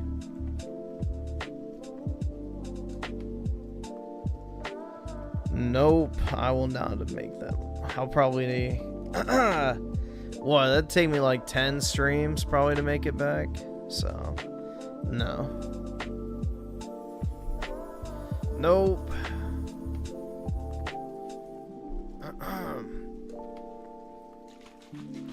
If I was able to stream during that weekend for like the Switch 2 launch, Summer Games Fest, the fucking Xbox showcase, and all that other shit, I probably could have made it back across those 3 days. But of course, like the busiest 3 days of the entire industry, I was out of town. So, because if I could have made like a slop video on Summer Games Fest and the Xbox showcase, and then also the Switch 2 that weekend, I could have made probably all my money back on it, but nope.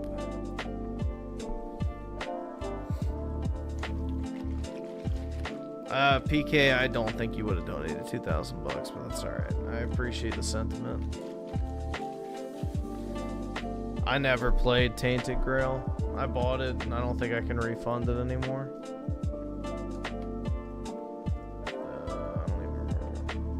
Yeah, it's definitely past the refund date. I haven't touched it.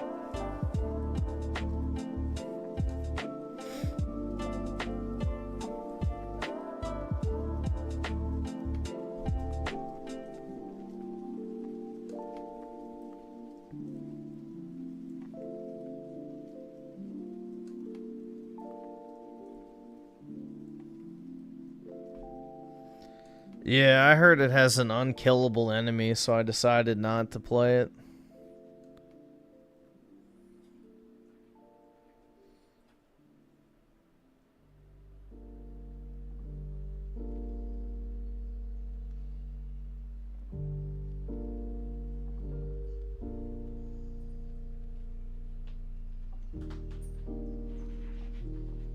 What's up, Apollo? What are you doing? Good boy. Off the chair.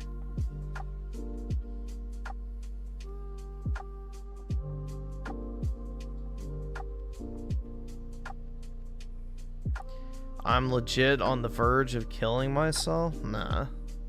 I'm just tired, man. Which I'm always tired, so it's not really anything new. It's not anything new.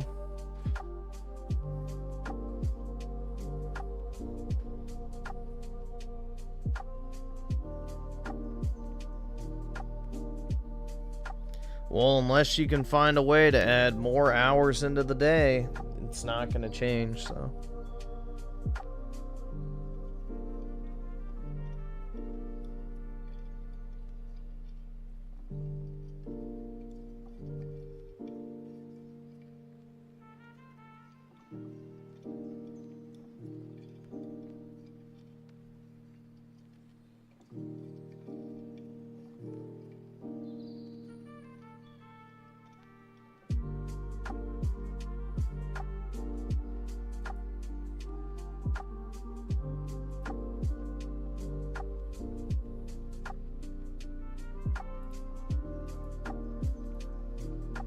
Okay, I'm not listening to stupid advice.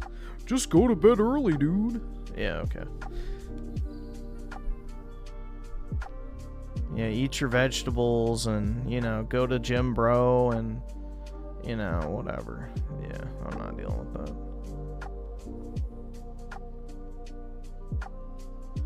Wow, dude, just sleep more. Really? No way.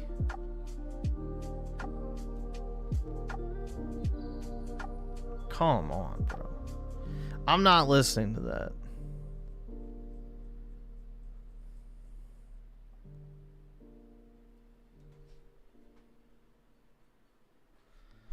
That is dumb advice.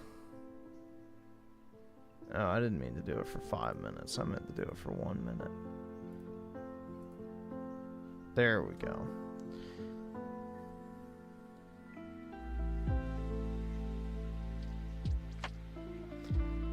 Hold my breath for 10 seconds. No, it won't.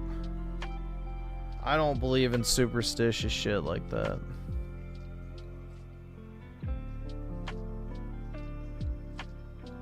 Yeah, just join a club, man. Join a club, eat your vegetables, go to the gym, just sleep more, dude. I don't know. What else? Get a side hustle. Drop ship. Fucking no. Just make a social media, bro.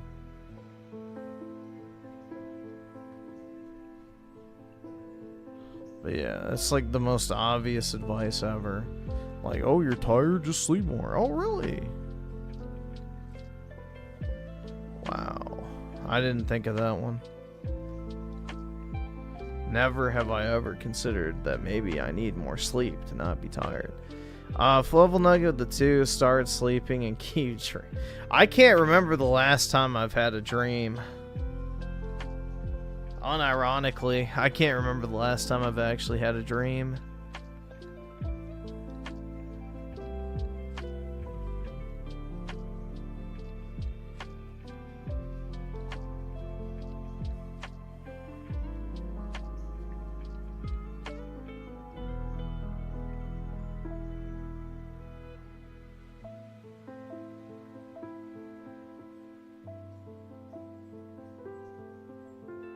I can't afford this shit!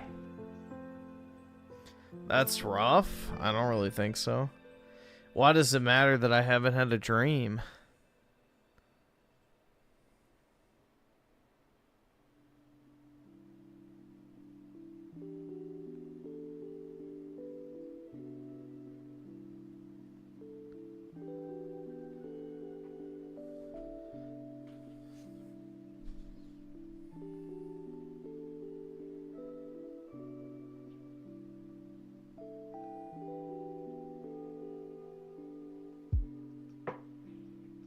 It's the rubber band around my balls. I don't know how it got there, but I didn't put it there.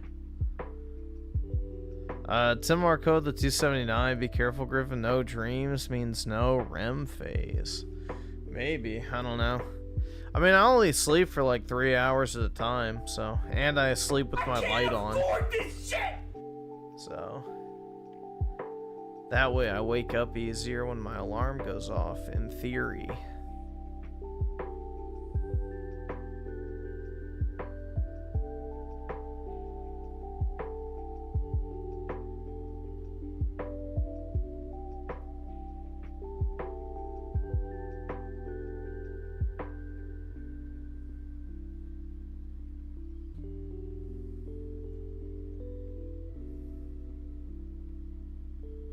Sleep apnea? I don't even... Oh, like where you can't breathe? Nah, I'm not fentanyl, Floyd. I don't know. I haven't been to the doctor in like... What? 10 years? Yeah, just about 10 years. So, I haven't stepped foot in a doctor's office in over a decade now, I guess.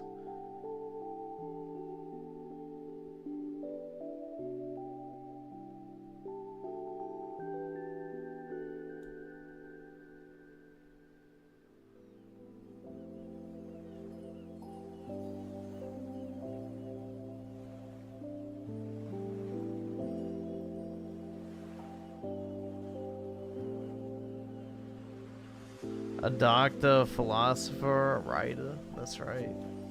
Shit.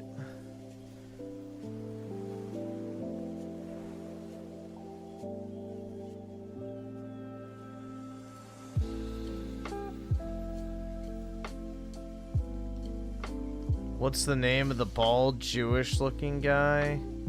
Oh, Raymond? Yeah, Raymond Thoughts in Mind is his name. All right, awesome. Thanks, nigga. All right. Yeah, that guy's funny. He spits some facts, but bro, he's just way too unhinged. I mean, I guess, you know, when you're almost 40 and you really just don't give a fuck anymore, then have at it. But yeah, he's funny. I don't think he's Jewish. I think he's I don't know. Maybe he is. I don't think so though. Usually Jewish people have to let you know how Jewish they are. So. It's like a requirement, like being vegan. You know, you gotta rub it in constantly. Let's watch right now. We maybe can.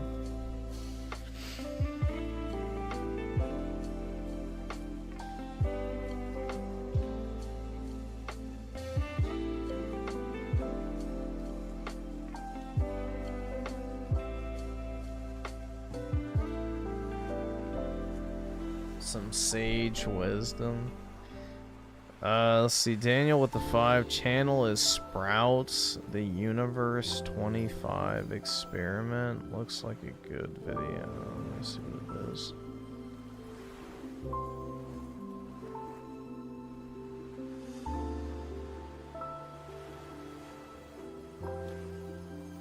Oh, the Mouse Utopia thing?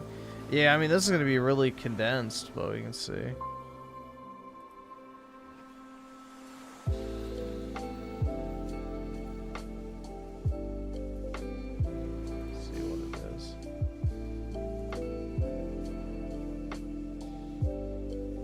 Cannibalism, asexuality, and violence. A society that had collapsed. What's going on here? Decadence. In 1972, John B. Calhoun detailed the specifications of a utopia designed for mice, built in the laboratory. Every aspect of Universe 25, as this particular model was called, was designed to cater for the well-being of its rodent residents, increase their lifespan, and allow them to mate. Hooray! There was abundant food, water, and nesting material. The universe was cleaned regularly. There were no predators, the temperature stable. paradise. Or maybe not. 4 pairs of disease-free mice selected from the National Institute of Health's elite breeding colony moved in on day 1. It took months for the rodents to familiarize themselves with their new world. Then they started to reproduce, and the population increased exponentially, doubling every 55 days. Those were the good times in paradise.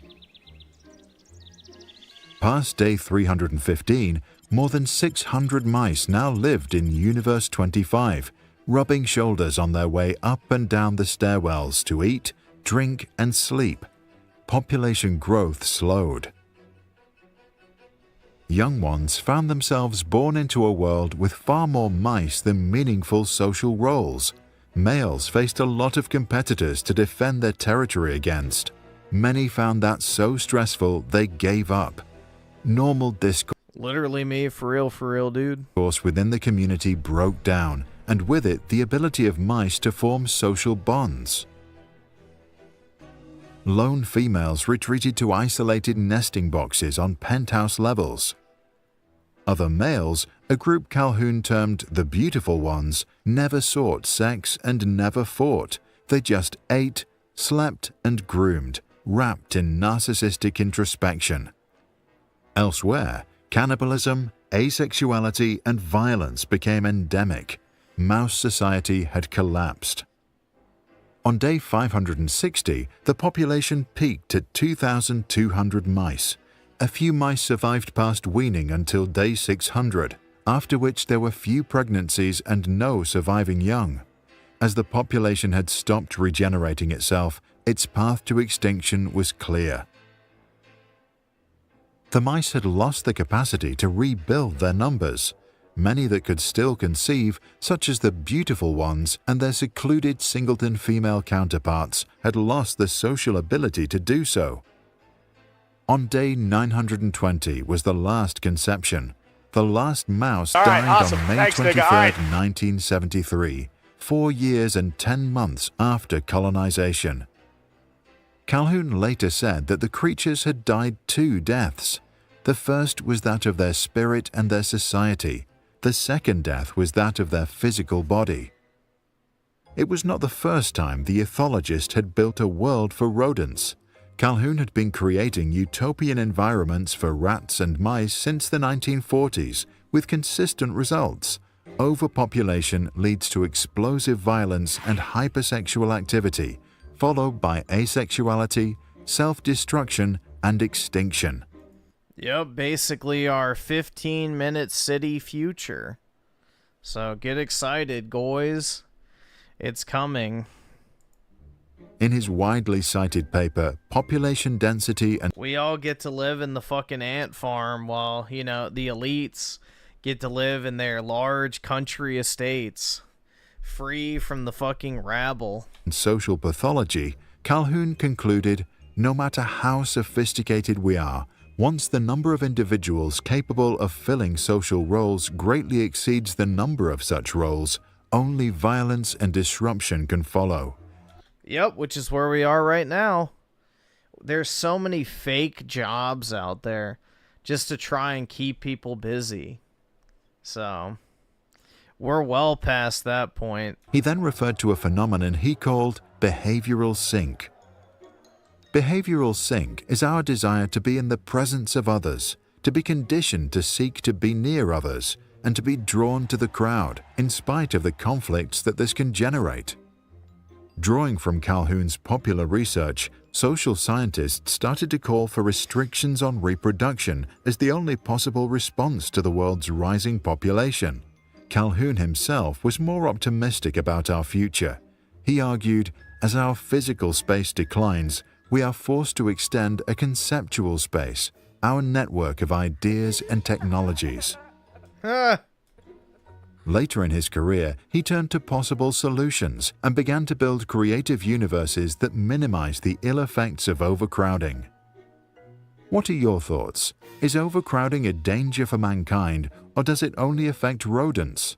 And if so, what can save the human psyche?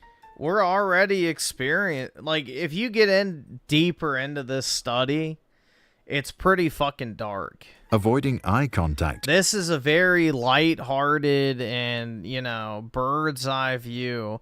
There's a lot of really fucked up shit from this. In crowded places is one strategy, but is that enough?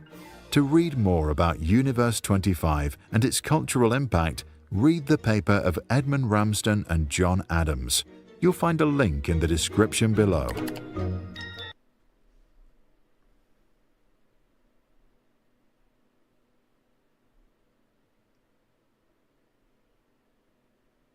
Look at this. Although it's never mentioned, there's a factor in the original experiment that was overlooked. I think a key factor in the experiment is the lack of recreational activity for the mice. You see, that's the solution that, you know, the elites think will work versus the mice is, you know, if we just give the goys enough fucking goy slop entertainment to fucking keep their minds idle, they won't notice what's happening to them. So that's basically the mentality, is, you know, distract them, wave a shiny object in front of their face, and make them forget, essentially, of how shitty their existence is. It's the bread and circus mentality, which it's not going to work.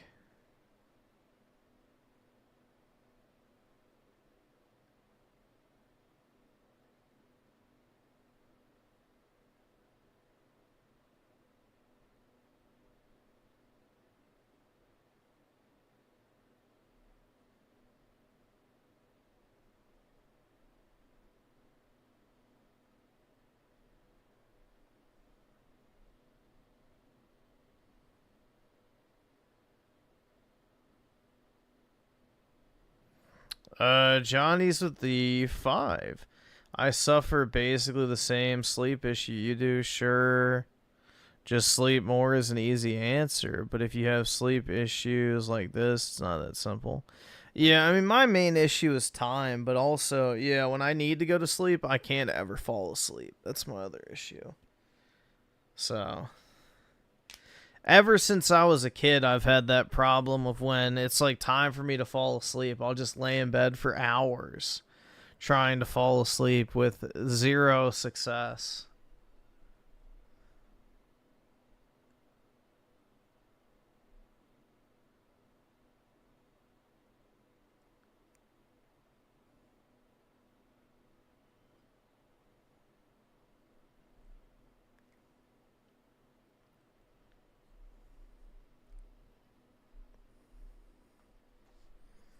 See, the phone's not my problem. Like, I can literally just sit there and stare at my ceiling for hours. So, I don't know.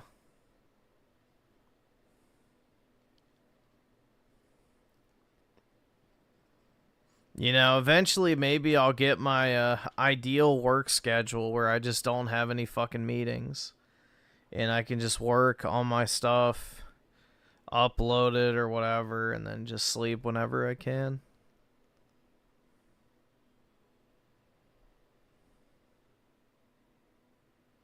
Watch 2030's are boring. Let's see what it is. Maybe.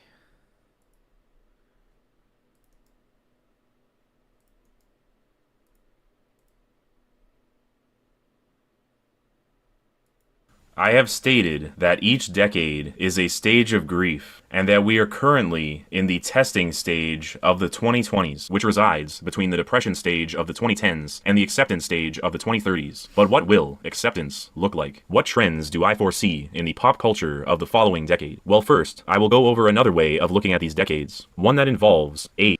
We're already seeing the old women thing. We're already seeing this. Everywhere you look, it's like, this celebrity stuns at 55. I can't believe she's 40. I can't believe she's 60. Yeah, we're already there because, you know, Hollywood has been unable to create new celebrities to any degree of success. So they're having to rehash the same old shriveled hags and dudes constantly. Because culture has completely stalled because, you know, our masters are not too creative. But, yeah.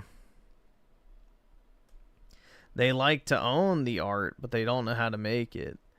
And therefore, most culture has completely fizzled out and stalled completely. So, yeah, we're already seeing this. Age and gender. And please don't take this too literally and take offense. This is my interpretation of these decades, not a condemnation nor an endorsement of them. So, the 70s has an old man theme. Take a look at the fashion, listen to the music, and just observe the pop culture in general. You can say that this is just vibes, and so be it, but nevertheless, the 70s had this old man vibe. Continuing on from this, the 80s had a young man vibe, the 90s had a teenage boy energy, the 2000s had the creativity of childhood, the 2010s was a moody teenage girl, and the 2020s is akin to a young adult woman. Using musicians to summarize this change, we've gone from Lemmy to Sabrina Carpenter. This bitch is so fucking ugly, bro. You will never gaslight me into thinking that this is attractive. That's how much She is so gross. Every single time I see her, it's like just pure physical repulsion. The fucking drag queen makeup, the horrible body proportions, her face is just, ugh, it looks like Hillary Clinton. Like, everything about her is just repulsive to me. I don't know. Like, every fiber of my straight male body just rejects her completely. She's like a fucking, you know, like a succubus almost, it feels like. Like a caricature of what, you know, people would think maybe an attractive woman would look like. So, I don't know. It's like just a repulsive, ugh, I don't know. I cannot stand her, bro. Every time I see a fucking picture of her on Twitter, it just makes me want to go, bleh. It makes me mad. I probably should just add her to my list of muted terms.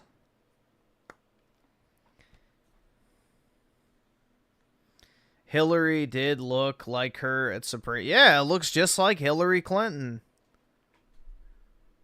The vibe has shifted over the past half a century, and this cycle has repeated throughout history. The previous testing phase was the 1940s, and is very comparable to the 2020s, as they are both eras with a young woman vibe. The 1940s is famous for its pinup models, women painted on airplanes, and even where that infamous and iconic "We Can Do It" poster comes from. The previous acceptance phase was the 1950s, so the 2030s may be a parallel to this era. The 2030s will have an old woman vibe, much like the 50s. Another way to think of this is the pagan concept of the triple goddess, the maiden, the mother, and the crone. The 2010s was the maiden, the younger girl, prone to depression. This also explains some of the immaturity associated with this decade, and also why this era is introspective and self-centered. The 2020s is the mother, the young adult woman who is more outward focused and a bit more mature. This fits the testing theme, as she is testing solutions and also being tested by reality herself. It also fits that this stage is the mother, as it gives birth to a new world. The 1940s gave birth to the world we all know today. However, that consensus,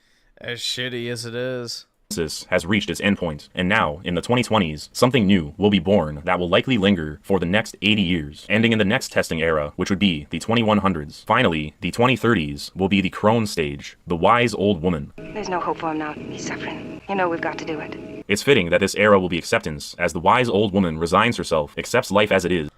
We should have massacred every single fucking one of those commies after World War II, bro. Yeah, it genuinely pisses me off. And they killed off Patton because they knew he was going to win the presidency and wipe them all the fuck out. Because we had our wonderful leader, Roosevelt, who sold out the country. And before him, we had Woodrow Wilson, the fucking vegetable president, so... What a bunch of winners, man. And gradually makes peace with it. I'm not going to sugarcoat this. I think that the pop culture of the 2030s is going to seem pretty lame and boring to most people. I don't really foresee any sort of artistic renaissance taking place until around the late... Dude, the media is already fucking boring in the 2020s. 2040s. I think that the Everything's completely fucking sterilized right now. movies of the 2030s will be primarily sentimental soap opera type dramas, and that the video games of the next decade will likely be much the same. Video games will be interactive soap operas. As for music, I think it will be as tame as can be and completely lack any aggression or vigor. I hate to say this as a metalhead, but I really don't think there will be any new metal music in the 2030s. Sure, some bands and genres I can get behind that. Will be grandfathered in, but there won't be anything new or groundbreaking. I think the art of the 2030s will be kitsch. We can get our 70th Drake album in his 50s and 60s. And it will be kitsch unironically. It will be safe and generic, wholesome entertainment. I predict there will be a decrease in political polarization. However, there will be an increase Oh, bullshit. That's not gonna happen.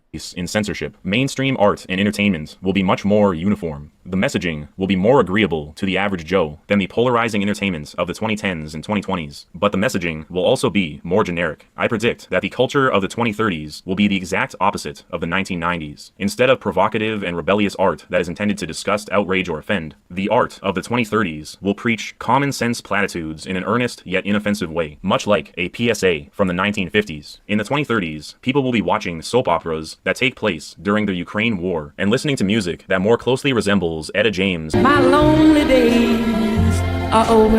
and Buddy Holly than Nirvana or Pantera. Good. Dude, Nirvana is absolute dog shit. Anything remotely edgy will be phased out of the mainstream and relegated to the fringes. I predict that video games in the next decade, when we get to the PlayStation 6 era, will have barely any interactivity at all. It'll be even We're already there! more like watching a movie than video games already are. Of course, Yeah, we're already at that point. I'm speaking of the mainstream. There will always be indie video games and underground music, but the pop culture We're already there with the gaming. culture at large will be sterile and lacking originality. I know this is a rather bleak picture and not what anyone wants to hear, but I'm just being honest. I would be absolutely thrilled if I'm completely wrong about all of this and an artistic renaissance was just around the corner, but I really don't think that's the case. And I can already foresee people saying I'm just being a buzzkill about this. After all, every generation thinks that the generation after them is lame. That is true, and I will admit that I have a fondness and bias for the early 2000s, and as of late I've even been having nostalgia for the 2010s, which for me has been a surreal experience.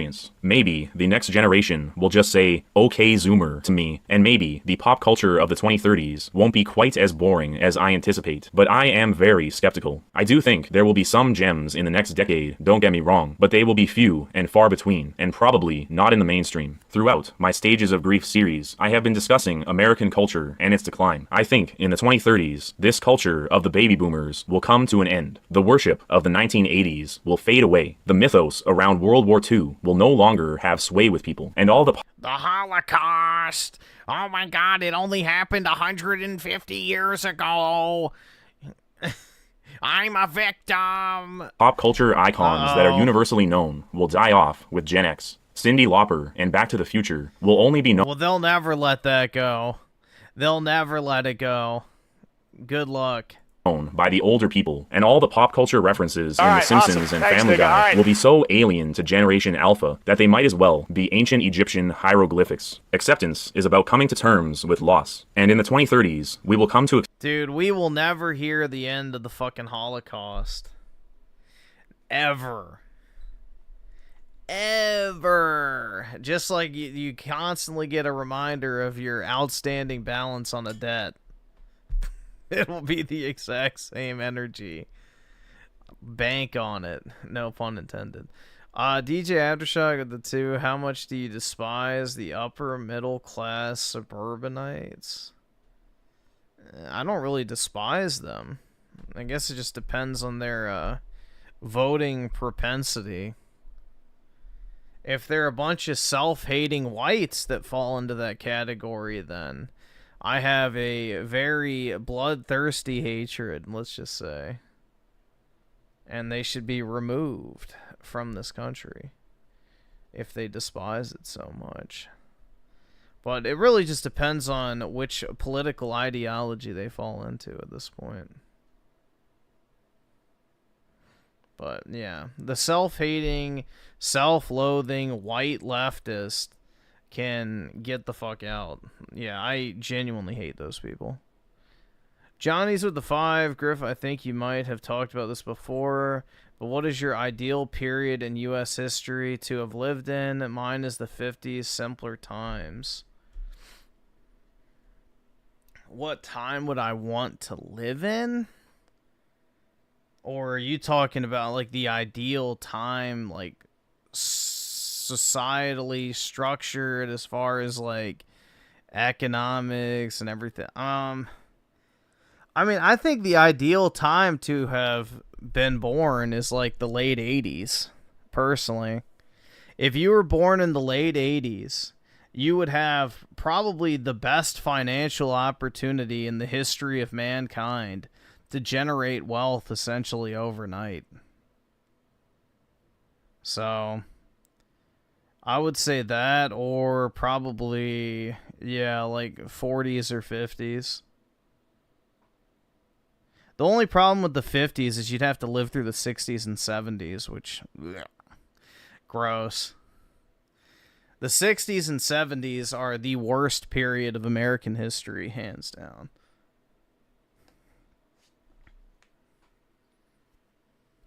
Like, everything wrong with modern society can be pinpointed to those 20 years. Like, that's when things really hit the fucking fan.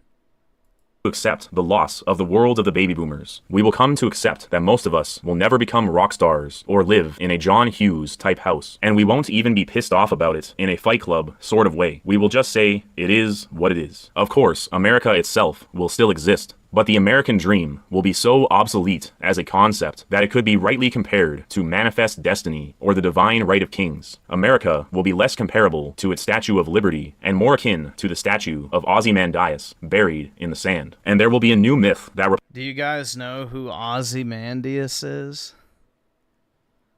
Do you know his other name? Without looking it up? Probably not.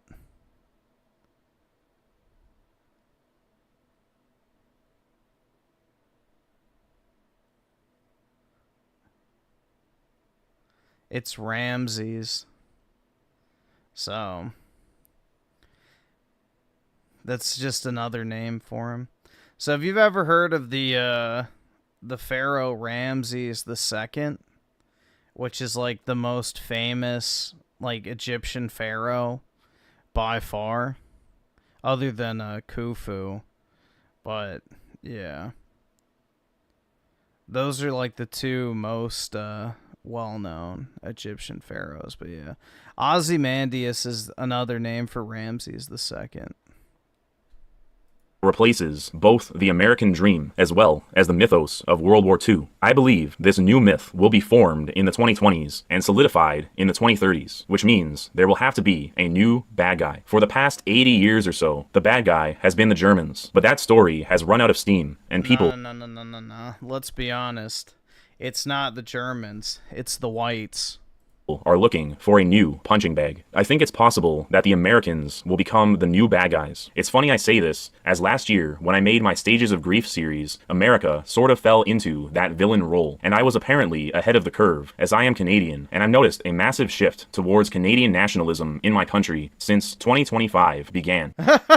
Which is ironic, because they're just importing a bunch of Indians, completely washing away the native Canadians. And sure, Canadians have always talked trash about America, but before, it was much more superficial. It was more like playful banter between two bros who like different sports teams. In 2025, however, the hate that Canadians have for America seems much more real, and the rest of the world doesn't seem to care for America very much either. When I was criticizing America in my earlier Stages of Grief videos, especially the 80s one, I thought I was being pretty controversial, but I now think this anti-American sentiment is actually pretty safe to express. I think it's quite possible that the current iteration of America will be considered the new evil for the next 80 years. And note that when I say this, I'm not necessarily saying this should happen, it's just a guess at what will happen. People may laugh at the notion of this happening. This upcoming new propaganda is unlikely to persuade you or... It's coming soon, guys, the new national anthem. Yeah, bitch, I'm the villain. Nigga, how Hitler? Nigga, how Hitler? They don't understand the things I say on Twitter. Nigga, how Hitler?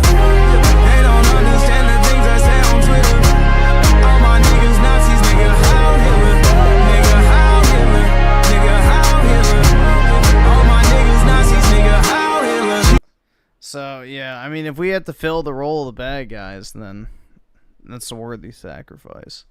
Or your generation. But what about your children or your grandchildren? When they grow up hearing stories of some deranged guy who threatened to invade Canada and take over Greenland. This is, of course, just one possibility. America may not be tomorrow's villain, but we can say for sure they will not be tomorrow's hero. The 2030s will be the final decade where the American boomer worldview has any traction on the global scale. Pop culture will stagnate as we await a new order to establish itself. Our acculturation continues.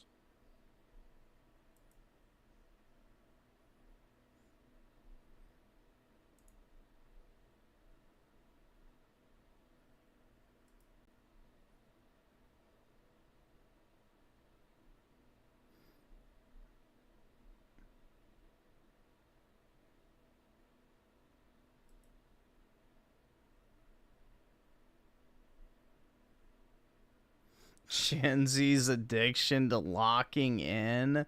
Bro, that's such a lie. Dude, Zoomers have no attention span. What the fuck do you mean their addiction to locking in? They can't even read 3 pages of a book without checking their All right, fucking awesome. watch. Thanks, nigga. All right. Or checking their fucking phone or listening to music. Like, that's such a lie. They can't lock in. Bro, I challenge any of these Zoomers to put their phone away for 6 hours. They can't fathom a world like that. I'm telling you, man, it's pretty bad. Like, there are times I'll leave my phone sitting in a different room and I won't even realize it's gone. So, that's how I know I do not have the fucking phone brain rot. Thank God. So, yeah. Luckily, I don't have the fucking phone brain rot where I, like, literally need it to function. Like, there are some people who genuinely are afraid of leaving their phone in a different room to let it charge.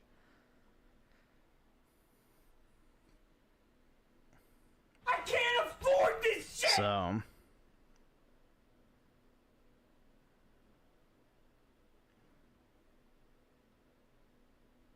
So, yeah, technically, yeah, I'm a boomer Zoomer, technically, because I'm the first year of the Zoomers. So, I wasn't completely corrupted.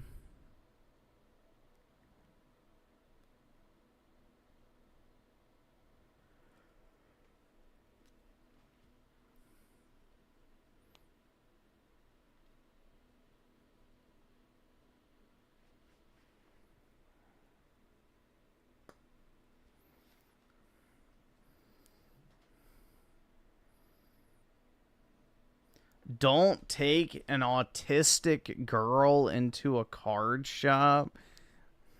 Bro, do I need to click on this? That's like some top tier clickbait.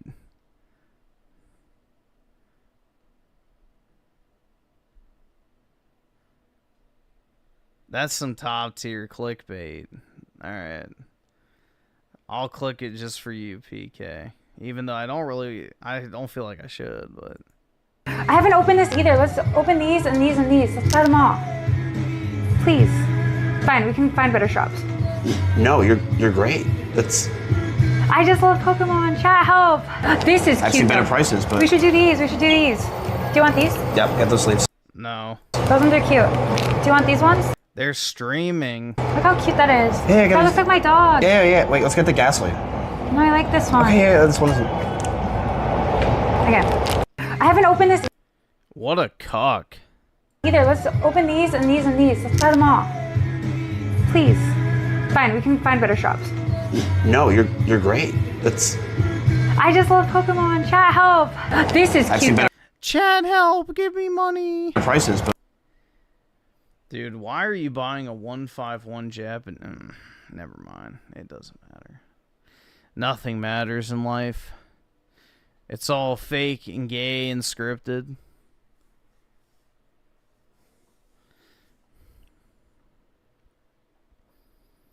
It's already Jover anyway.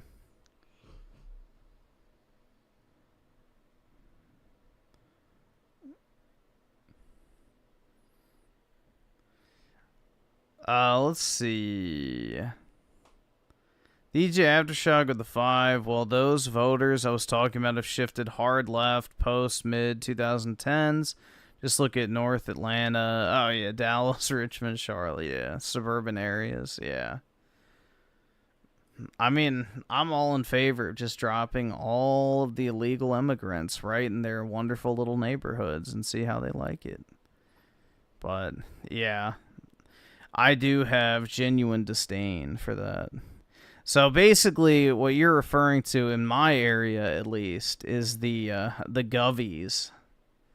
You know, all the military and government contracting class that, you know, has their $200,000 to $300,000 a year salary with their $1.5 million, you know, Northern Virginia home.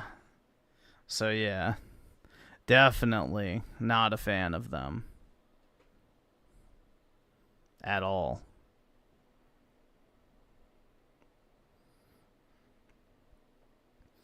I have internet addiction? I really don't, honestly. Dude, I don't use the internet that much. Like, I really can't stress this enough. Like, maybe if I go on YouTube, I'm using it to, like, listen to music in the background. So, I'm dead serious when I say, like, when I have free time, I would almost rather just lay down in my bed in complete fucking silence. No TV, no music, nothing. I just want to, like, lay there and, like, pet my dog or whatever. Or sometimes I'll go, like, there's, like, an outdoor seating area near me.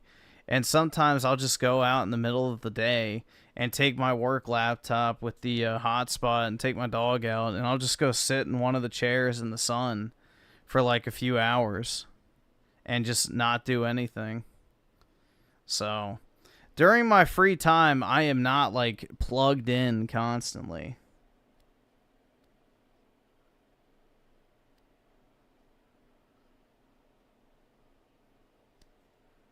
Rather sleep instead of game? Yeah, usually. Dude, I wish I had, like, the desire to play video games, but I've just been losing it more and more recently. I feel like I feel like I'm forcing myself to play games most of the time. Clean my Aerith cards. They're not dirty. Unlike you, I use my Aerith cards for only wholesome purposes.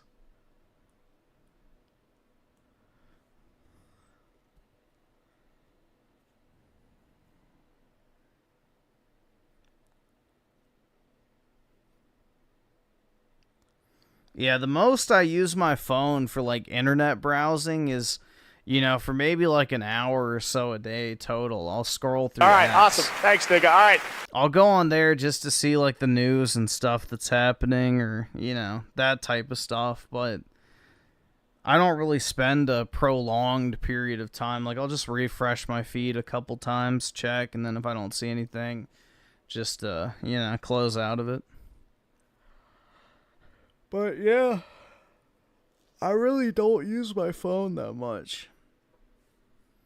And plus, I'm not, like, calling or texting people really ever, unless it's, like, my parents, so yeah, that also helps. I'm not constantly having to pick it up for anything. Fluffle Nugget with a 2, it should be potential to lock in. Yeah, exactly. The aesthetics of locking in. Or maybe Gen Z's addiction to the idea of locking in. They love the idea, but they can't actually execute.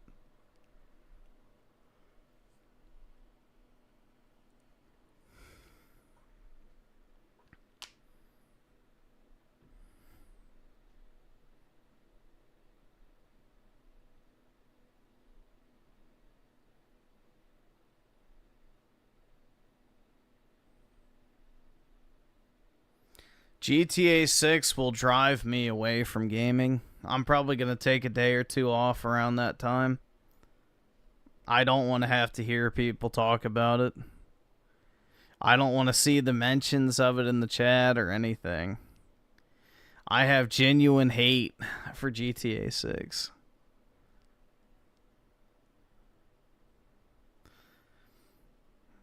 DJ Aftershock of the 5, the McMansion Principles, former Republican country club types. Yeah, the neocon, basically. A big reason they vote the way they do is social pressure from their social groups. Yeah, we believe in decency, crowd. Yeah. You know, restore decency. You know, I might disagree with every single thing I'm voting for, but at least she isn't. Yeah, no more mean tweets, basically. That's that crowd. No more mean tweets. Restore decency. AKA, continue to fund my fat government contracts as I LARP as a conservative. Yeah, but it's it's basically the neocon, essentially. You know, the interventionist, big government, you know, appearances first type voter.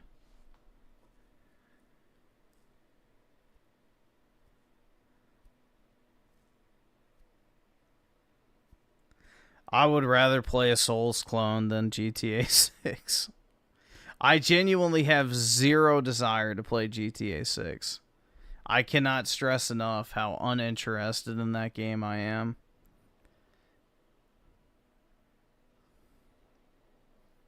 I hate how glazed GTA 5 was. And yeah, the worst types of people are obsessed with GTA. And no, I will not be elaborating.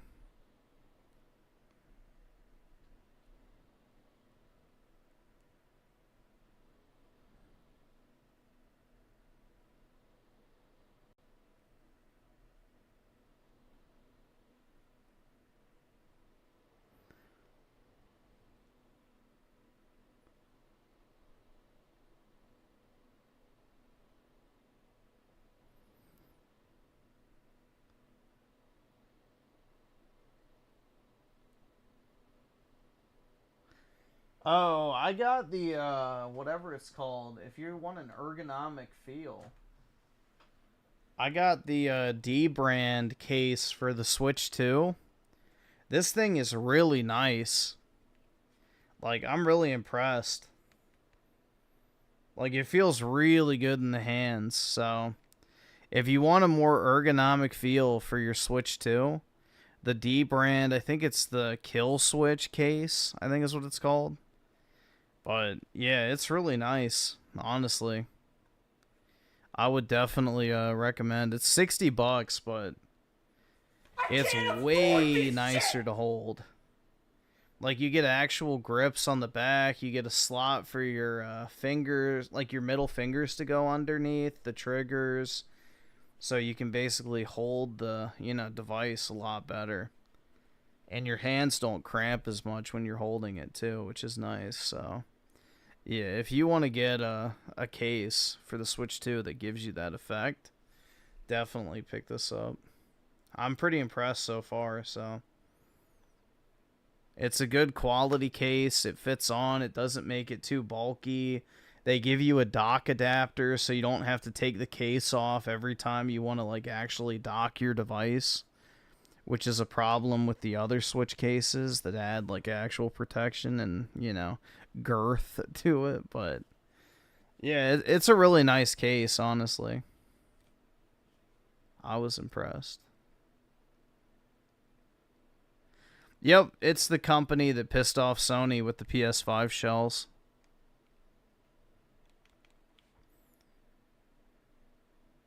But yeah, overall, I got my case today. I put it on and I played Bravely Default on it for like 5 hours.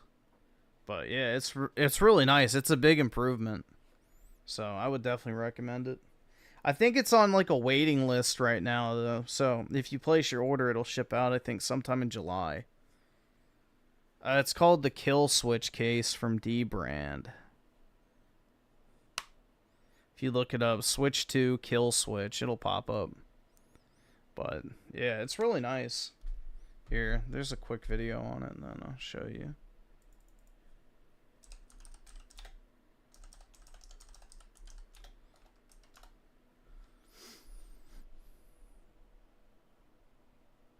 This all-in-one Nintendo Switch 2 case improves the entire console experience. It's the $160 D-brand kill switch, and it comes with... It's not $160. It's $60, $80, or $100. I got the $80 version, which is probably what I would get if I were you. But the $60 one's perfectly fine as well. The core back case that protects your Switch 2, an optional kickstand cover, as well as 2 Joy-Con grips that hugely improve the ergonomics, providing way more grip. There's also a travel cover that securely slides over the top to throw it in your bag, with a magnetic game card holder that cleverly snaps into the back of the case and displays your games nicely as well. Because of the size of the case, D-Brand invented a dock adapter that simply slides over the top of the Switch 2 dock without compromising the cooling or 4K 60 output, and I prefer how it looks. There's also stick grips that improve the analog sticks hugely, and the iconic screen protector as well for ultimate protection. This all-in-one Nintendo Switch 2... Yeah, it's really nice. Let's go back here.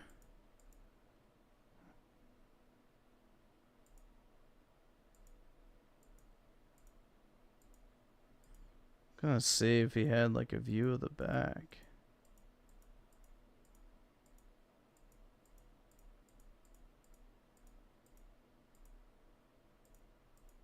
No, it never really shows the back off. But yeah, it's really nice, honestly. I would recommend it if you're interested. All right, let's go through a short to answer some quick questions on the title, and then we also have the Skull & Co. Not as bulky, but it still has that trigger, and then of course what that looks like. Now, one more question that I had was the dock and how that works with the kill switch. So.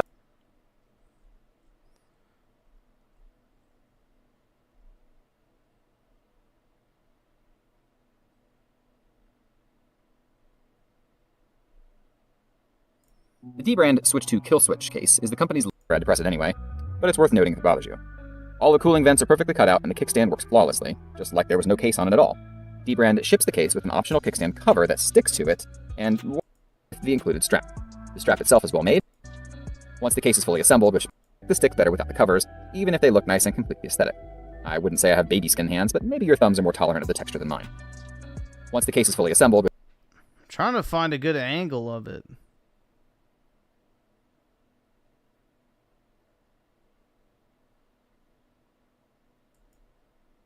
And explain to me that the Switch 2's kickstand is... There we go.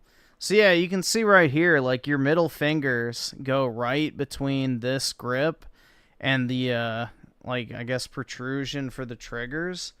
And it just rests really nice in your hands, like, honestly.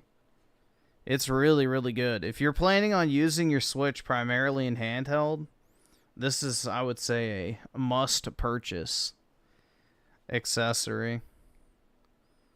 So I can't afford this shit! The nice thing is, too, is like he was showing it here. If you get the $80 version, you get like this... but maybe your thumbs are more tolerant of the texture than mine. Once the case is fully... You get this cover, which gives you basically like a built-in travel case. That's a lot less bulky than the traditional ones, and you just snap it off when you're ready to play it. Assembled, which actually only takes a few seconds from unboxing to playing, you can clip on the game holder cover with the included strap. The strap itself is well made. Like, it's super easy to put on, and it's a cool design, too. Like, I like how, you know, you could basically just turn the handheld into the case, essentially. The clip won't come off even if you slide it into a tight bag, which I made sure to test. It's also not going to fall apart if you drop it, thanks to the shell-like design. Plus, the game cards are held firmly in and shouldn't fall out even if you drop the empty shell by itself. When unclipping the shell, you'll just need to tuck it away while you play. It would have been cool to see this thing hang off the top like a hinge, but I don't think that would be very ergonomic. You'd just store a standard case in a bag while playing anyway, so there's no real difference here between this and another type of case that you could stick your system in. Now, let's look at the dock. The dock that ships with the... But yeah, that's what I got, is I got the actual case, the dock, and then the cover. I did not buy the screen protector. But yeah, it's a pretty cool case. I like it.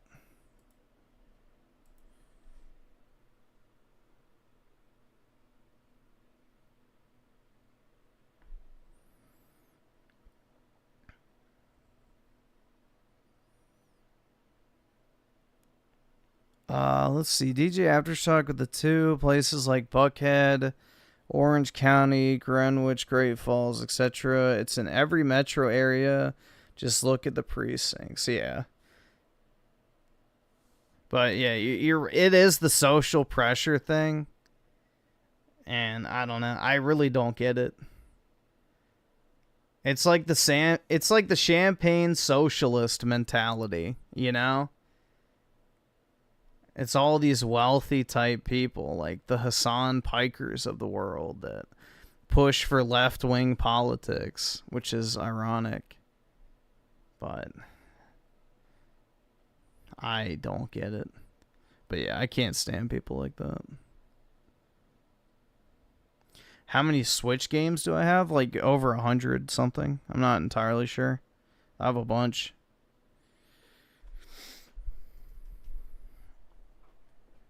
I have pretty much all of the Switch 1 first-party games.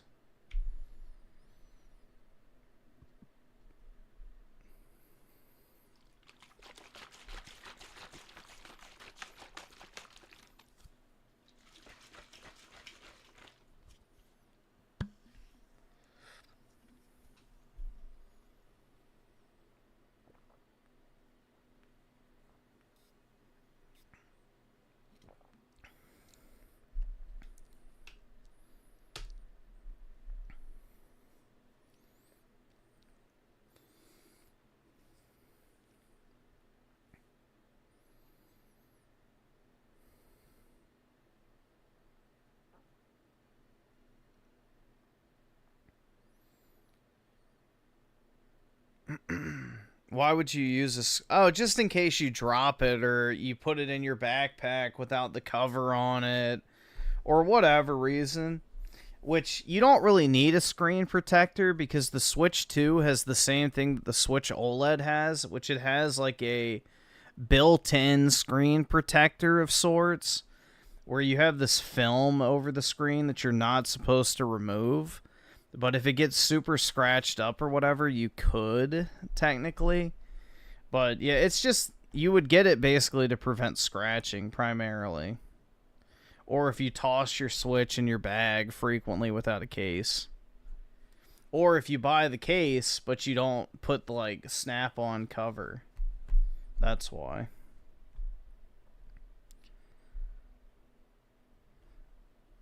Do you ever stick things up your bum? Nope. Nothing goes in, only out.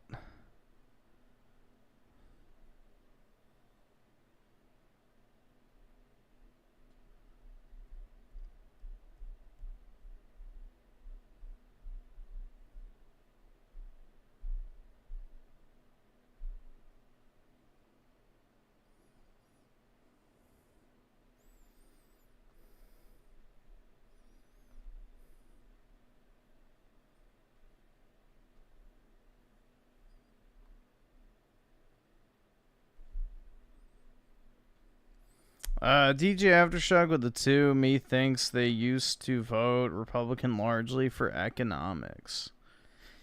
Yeah, that's possible, but also you got to remember the Republican Party used to be the party of mass immigration. So that's kind of the interesting thing. You know, Reagan with all the amnesty, and then Bill Clinton deported, what was it, 15 million people? And then with Bush, you know, he let in a bunch more people, while he also deported like a few million, I believe. But overall, it was still a net increase in immigration. Then Obama came in, and he deported 12 million people. So I think it's kind of interesting. I think the immigration thing might play a pretty big chunk into it. Like, they buy into the bullshit narrative of, you know, we're a nation of immigrants and blah, blah, blah, blah, blah. But in reality, they want cheap labor because they want, you know, an $80 lawn mowing instead of a $300 one. Or they want to have catering for their house parties and all this other type. So I think the area of selfishness comes into play with a lot of these, you know, pseudo-wealthy types where they want to live like a luxurious lifestyle, but they don't want to fully pay for it. And they basically need, you know, low-skill, cheap labor from immigration to do so.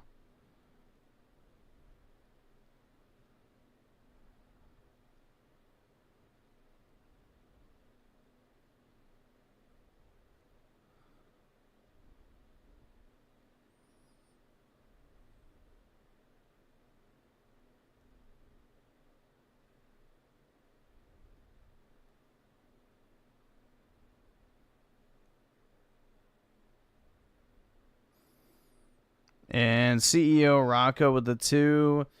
Stream Minority 6 Auto. Or wait, Minority Auto 6. No thanks. I'm not a fan of minorities or GTA. Sorry. I will not be buying GTA 6.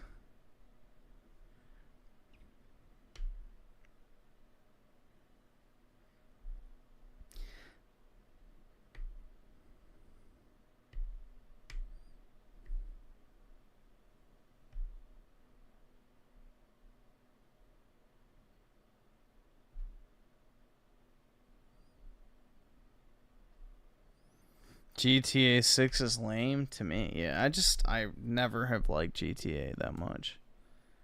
Like, I guess it's fine for what it is, but I really don't think it's anything that special.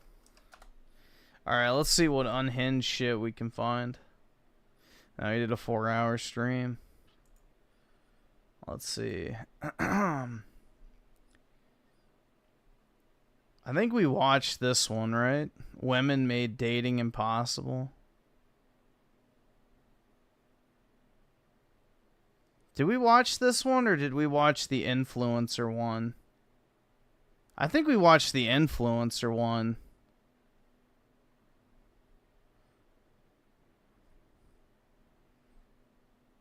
Which one do you guys want to watch? We've got You'll Never Get What You Want. I'm actually on the woman's side. You don't have to play by society's rigged game. It's your... Alright, Live Your Life. Women Made Dating Impossible. You Got This. Girl Boss. We watched the influencer one. Turns out Gen X is just as bad. Double Check Your Work Journalist. The Past Was Better. Women Got the World They Wanted. Unemployment's actually 25%. Isolation isn't a bug, it's a feature. The Girl Boss one. I think we watched that one. Or maybe. I don't remember which one we watched. Any of them? Well, this one probably has the most woman hate because it's about dating. So, we know that's a sore spot for him.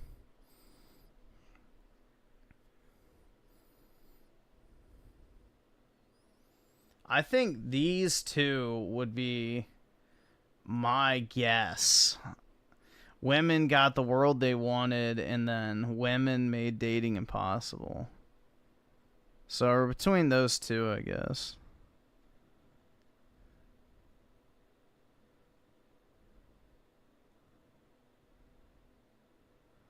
The dating ones are depressing. That's the point. That's the point.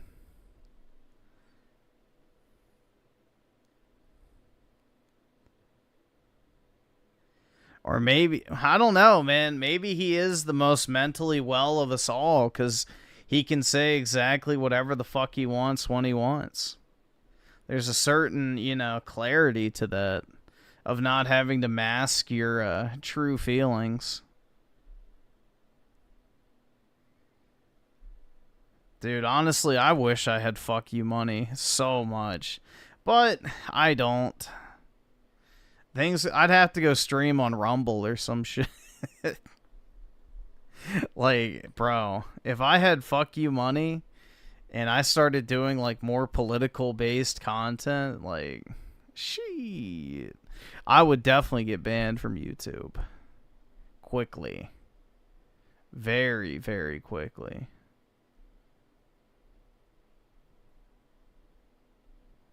But, yeah, unfortunately, I don't have 10 million in the bank. The double standard dating profile on what they want from their dream man. Alright, I guess we'll watch this one, then we'll see how it goes. We can always swap at a certain point. We don't have to watch the whole thing. Alright. I've tried to start this video 3 times. No, 4 times. Alright, did we watch this? Now. It was sent to me by Shadow6, channel member. Thank you, Shadow6, for sending me this story. I feel like we watched this. That intro seems really I've tried to start this video 3 times, 4 times now. I'm so hollow and dead inside on this subject that in some subliminal Freudian slip of consciousness or whatever it is, I've had some error or some technical glitch or some problem with the recording. As you can see, it's an infuriating headline that is exacerbating, exhausting, and not worth even talking. Yeah, okay, we did do this one. Yeah, I remember that. All right, so we'll do this one. Dating sucks, and it only gets worse as you age. Do not let anyone convince you that people age like wine. It's not a thing. It's not a thing. You just get old, people stop liking you, you lose all your friends. Dating's almost impossible nowadays. And it feels like every chance some leftist gets to lambast us over the head with this, they take it. Especially in regards to like the millennials that haven't figured out a way to meet anybody that they can actually stand, or conversely, that can actually stand them, even though most of us millennials have completely lost all of our standards at this point. We're literally willing to just take somebody that's enthusiastic and happy to be around us. That's all we ask for. And I don't know, maybe enjoy sex and maybe isn't £1 billion. What do men want? Nice, enthusiastic, excited to see us. What do women want? Everything. It's women. Unless you're perfect, it's not happening. Unless you are perfect, it's not happening. And yeah, it's over, guys. Here, let's find out what the fucking It's absolutely over. New York Times has to say about this. Singles are trying a novel approach to dating, meeting in person. Oh. That's weak. This, of course, the AMP headline for this was something about the AMP headline is what Google gets, so when it feeds you Why am I alone on a Friday night? Women. Into your Google feed, it gives you a different headline than the actual headline of, I'm not going to do the inspection. I'm always alone on a Friday night. I've been this way since 2017. To show you, but it's a different headline. So well, actually, since I was born, I never really used to go out or do anything, so all of my friends would stay in on the weekends and play video games anyway, so I would just hop in like an Xbox Live party with them back in the day. So, yeah, I don't know. I've never been a go out and party or go out and drinking type person, so.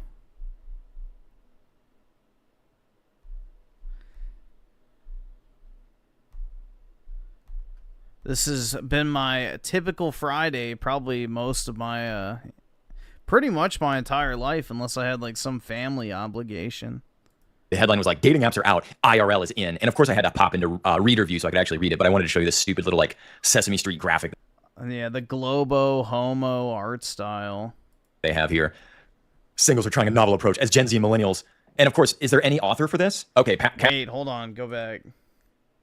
Of course, it's all interracial. Look, the Indian guy's going out with the fucking blonde chick, and the fucking brown guy is stealing the white man away from his white woman. Jesus fucking Christ. It's not even, like, subtle anymore. It's not even subtle propaganda.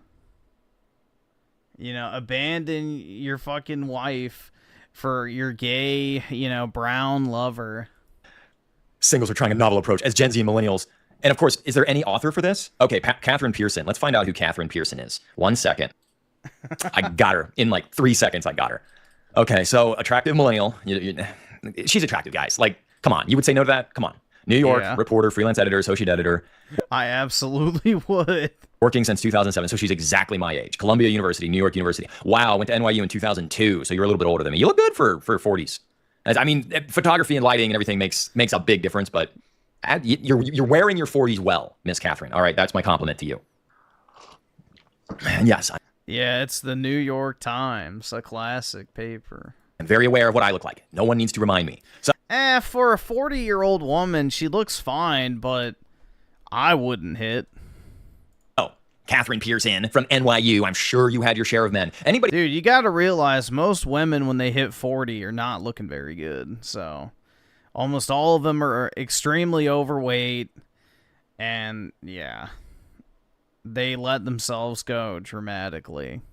Who remembers the band Cursive? They were part of that like Saddle Creek gang from the early 2000s of like Bright Eyes. I think there was another band in like Cursive. Tim Kasher is the lyricist and the songwriter from that band, and he's actually a better storyteller than Connor Oberst is. It's just Connor had the heartthrobs from the women and all that, and Tim Catcher had his own like relationship crap going on. But there's that song, Your Share of Men from The Good Life. There's that Help Wanted Nights from The Good Life. I think it was released in 2006. I actually bought it at the record store on High Street in Columbus, Ohio. I do not remember. It started with an S. It was a record store that started with an S, and it was like a sarcastic, pithy name. It was it was something really snarky, like Thunder Pussy or something like that. It was literally called like something Thunder Pussy. I swear to God, that's the name of the actual record store. I'm gonna look this up. I'm gonna not do it on screen share. Thunder Pussy, Columbus, Ohio record store. Magnolia Thunder Pussy. Yes. Okay. So this is a real place. Magnolia Thunder Pussy. Oh my God. Yeah. So this place was open. I used to live right down by this place. It's right here on High Street. Yeah, it's still there, and actually, it still looks pretty much.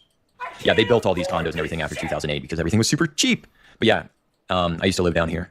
So yeah, Magnolia Thunder Pussy. I used to go there in college.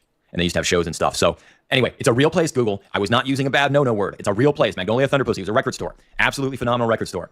And I bought Tim Catcher's Help Wanted Nights from The Good Life. And yeah, great place. Great place. And it looks like they're still open, which is awesome. Which is absolutely awesome. Yeah, it's a bunch of records. Classic record store. Great logos, great signage. Great space. I mean, like in 2006, 2007, when I was in college, we would walk there. Scully's was still open. Scully's is a great music venue. Oh man, the lifers of Columbus will know what Scully's is. I don't even know if Scully's is still open. But yeah, I think those are I don't know, maybe those are the owners. Probably. But yeah, great record store. Great record store. Great memories at the record store. So anyway, I bought it there in 2006, but they had there was a song on Tim Catcher's Good Life record that was like, Your Share of Men. And it was, women just they rule the roost, man. Every millennial woman rules the roost in dating. It's like they have all the options, they have all the choice, and every artist, every writer, every millennial man knows it in his bones. It's like you're lucky to have her attention in that moment. Anyway, let's find out why online dating is out, IRL is in. Okay, look, the actual title came through, not the singular trying a novel approach to dating, meeting in person. I don't like this Orwellian, let's change the title every time you look at something, because then you wonder, what else are they changing on the fly based on your data analytics? As Gen Z and millennial daters flee the apps and look for love in the wild, many have no idea where to start. Of course we don't. Especially after the last 5. There's nowhere to actually meet anybody anymore. That's the biggest thing, is there's no third spaces. You have work and home, and that's it. Like, nobody convenes at, like, a local community area or anything anymore. Like, third spaces have been completely eliminated, so that's why when people say, oh, just go out and meet someone, it's like, okay, yeah, sure. Let me just get struck by fucking lightning and a meteorite at the exact same time. Cosmo with the 2. Play tomorrow's teaching. Yeah, I can see that.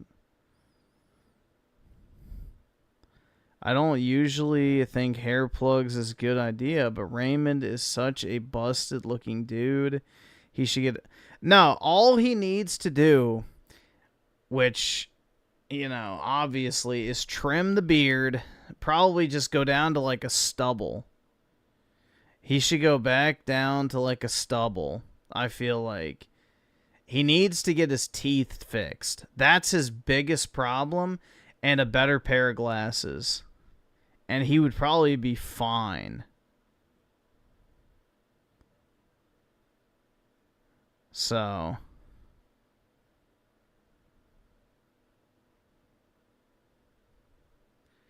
I think if he did that, like if he got his teeth fixed, yeah, he could probably do contacts and he'd probably look a lot better. But I would say update the glasses and then, yeah, shave the beard and make it just like a, you know, thick stubble type look. 5 years. I don't have any friends. I have zero social life. I haven't had a single quote unquote friend since I hung out at bars every day. And those aren't friends either. And I was hanging out at bars for a decade before 2020 happened. There's no, and then once you're in your 30s, your late 30s, how the hell do you make friends? I'm not joining. You don't even make friends in your late 20s. Fucking jiu-jitsu guys. Like, it's not happening. Oh, dude, that's another great one. Oh, dude, just go join an MMA gym and get punched in the face. Then you'll become best friends with everyone there. Yeah, nothing makes me want to be friends with somebody who just punched me in the fucking face.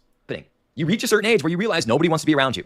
Unless you are rich, unless you have social clout. Yep. Nobody wants to be around you. And it's something you have to deal with. And it's really tough to deal with mentally. I'm still not dealing with it very well.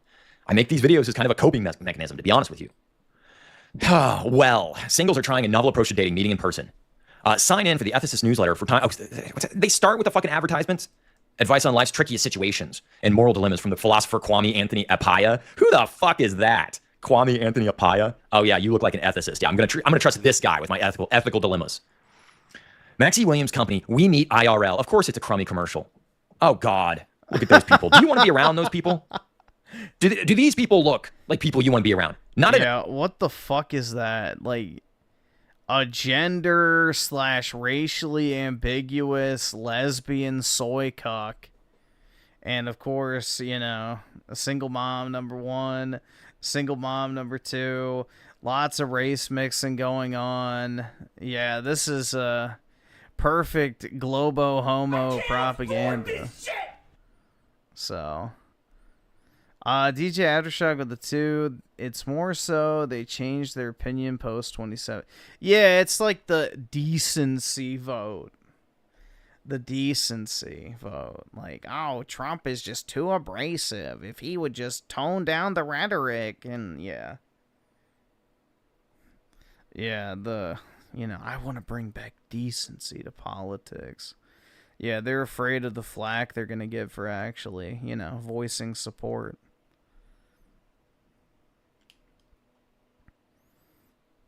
An attractive woman in the bunch, and these guys are, okay. The only men in this photo is the fucking World War II veterans up here in the photograph. It's like The Shining. The only real people are in the photographs. Actually, I want to know about these photographs. Jeez. The summer of singles. Jesus Christ. Those are your singles. Those are your singles to pick from, boys and girls. A bunch of frumpy fat women and metrosexual men. Ladies, you got the men you voted for. None of you like actual guys with opinions and like skills and shit. Oh no, he's bald and has a high-pitched voice. We don't want anything to do with him. What the fuck? Bald and has a high-pitched voice. We don't want anything to do with actual guys with opinions and like skills and shit. Oh no, he's bald and has a high-pitched voice. We don't want anything to do with him. Host mixers and speed dating events. The man of your dreams, ladies. God damn. For young singles looking to find love without using the dating apps they've practically been raised on. I remember going to shows in the early 2000s. There's a bunch of hot chicks, semi-hot chicks, and average chicks in various stages of scene and emo garb, goth garb, punk shows, hardcore shows. You did. You went and met the chicks at the punk show. The Blink-182 song was not satire. And the girls were actually interested in being there. God, being 19 was so much better than now. It really was. Speed dating events for young singles looking to find love without using the apps they've practically been raised on. Finding a partner offline feels like a fantasy that exists only in movies to many of her peers. Ms. Williams, 29. She's 29. She's ready to settle down. People are... Yep. She's ready, guys. The clock is ticking. It's funny how that works. Wanting a meet cute, she added. Though the first... Every time I hear that fucking phrase, all I can think about is Mindy Kaling's character, Kelly from the fucking Office. It's a meet cute. Yeah, just women want it all. They want. That's all they want. They just peaked in middle school, maybe. That's entirely possible. Want. People are wanting a meet cute, she added, though the first minutes of the dating event are hardly the stuff of great rom-coms. Attendees come hungry for in-person connection. Miss Williams. I'll put it this way, my life really hasn't changed that much since middle school. All my behaviors, my beliefs, like, I don't know. Yeah, pretty much. I guess you could say middle school was my formative years. If you're nasty. Noted, but many are surprised by how awkward they feel. It's rough, she stressed. Like, guys on one side, girls on the other. Oh my God, this sounds like a Fall Out Boy song. Remember Dance Dance? Dance Dance.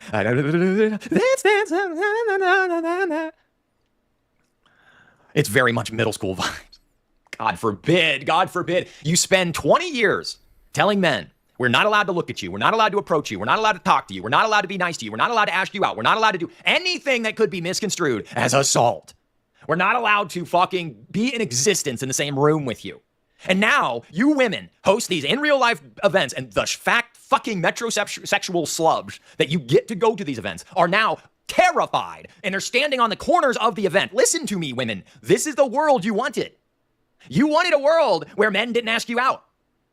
You wanted a world where men left you the fuck alone. You wanted a world where we were just docile worker, taxpayer beasts of burden, and you just collected the welfare checks off of our backs. You got it. Now, all of a sudden, you're concerned? Now, it's like Bane. Now you're concerned? You think this gives you power over me? What do you want? What do you want? You tell us for decades that we're not needed, that you don't want us around, that you don't want us to talk to you, that we better not ask you out in the workplace, in the classroom, in the anywhere that we might actually be around you. And then you host an event, and then you're saying, I'm stressed. Like, the guys are just standing in the corner, not asking anybody out. What the hell, guys? We're hosting this event for you to ask us out, like, and dance with us all meet cute and shit. Like, come on! Oh my god. If you had any doubts about how exacerbated I am over all of this bullshit, you cannot have it 17 ways from Sunday and then still be shocked when your beasts of burden tax producers, men, that you have subjugated, dehumanized. Yeah, he is a 4channer, PK. Apparently he browses the fucking posts made about him on 4chan. I've seen a video of his where he was bitching about the people on 4chan, you know, using his image and talking about him and stuff, so... yeah, apparently he is a 4channer. Disenfranchised, demoralized. For decades, you have turned your goddamn men into these guys. Look at these guys. Look at these guys. He's wearing my glasses. Those are the exact glasses I have on. Gotta change him now. Look how fat he is.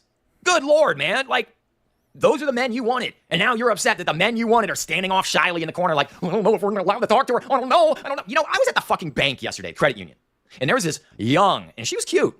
I'm not gonna lie, she was cute. And, you know, I had to go transfer some money so I could pay my damn estimated taxes. And I do the business and everything. And I'm like, and she's like, well, do you need anything else? I'm like, I don't know. I have no idea. And then we got to talking about, it's a really nice branch for this credit union for the city because I grew up in this town. And it's like, this is poor white trash town. She's like, oh yeah, I'm from this place, which is the county north. And we got talking about that and going to scene shows and all this shit. And I was like, it was a natural conversation. I got her laughing and I would laugh. And then she let something slip like, oh, there ain't nothing up there. And like that redneck came out real hard. And because I said, oh, you are from up there, you know, Shelby County. She's like, oh, there ain't nothing up there. And I'm like, oh, you are from Shelby County, honey. I know, I can hear it. And she, beaming smile. I probably should ask her out, but then of course I'd probably get arrested. Oh my God, you asked her out. But for fuck's sake, you cannot. But you are from Shelby County, honey. I know, I can hear it. Oh my God. Beaming smile. I probably should ask her out, but then of course I'd probably get arrested. Oh my God, you asked her out. But for fuck's sake, you cannot. And even that, look, even that in the back of my head, in the moment you go, this is really going somewhere. This is going well. And then you think, maybe I can get her in bed. Maybe I can have kids with her. Maybe I can have a life with her. Because don't make no mistake, that's the order. You get them in bed. You have to have sexual attraction first. In today's world, you absolutely have to. It is required. It's not optional.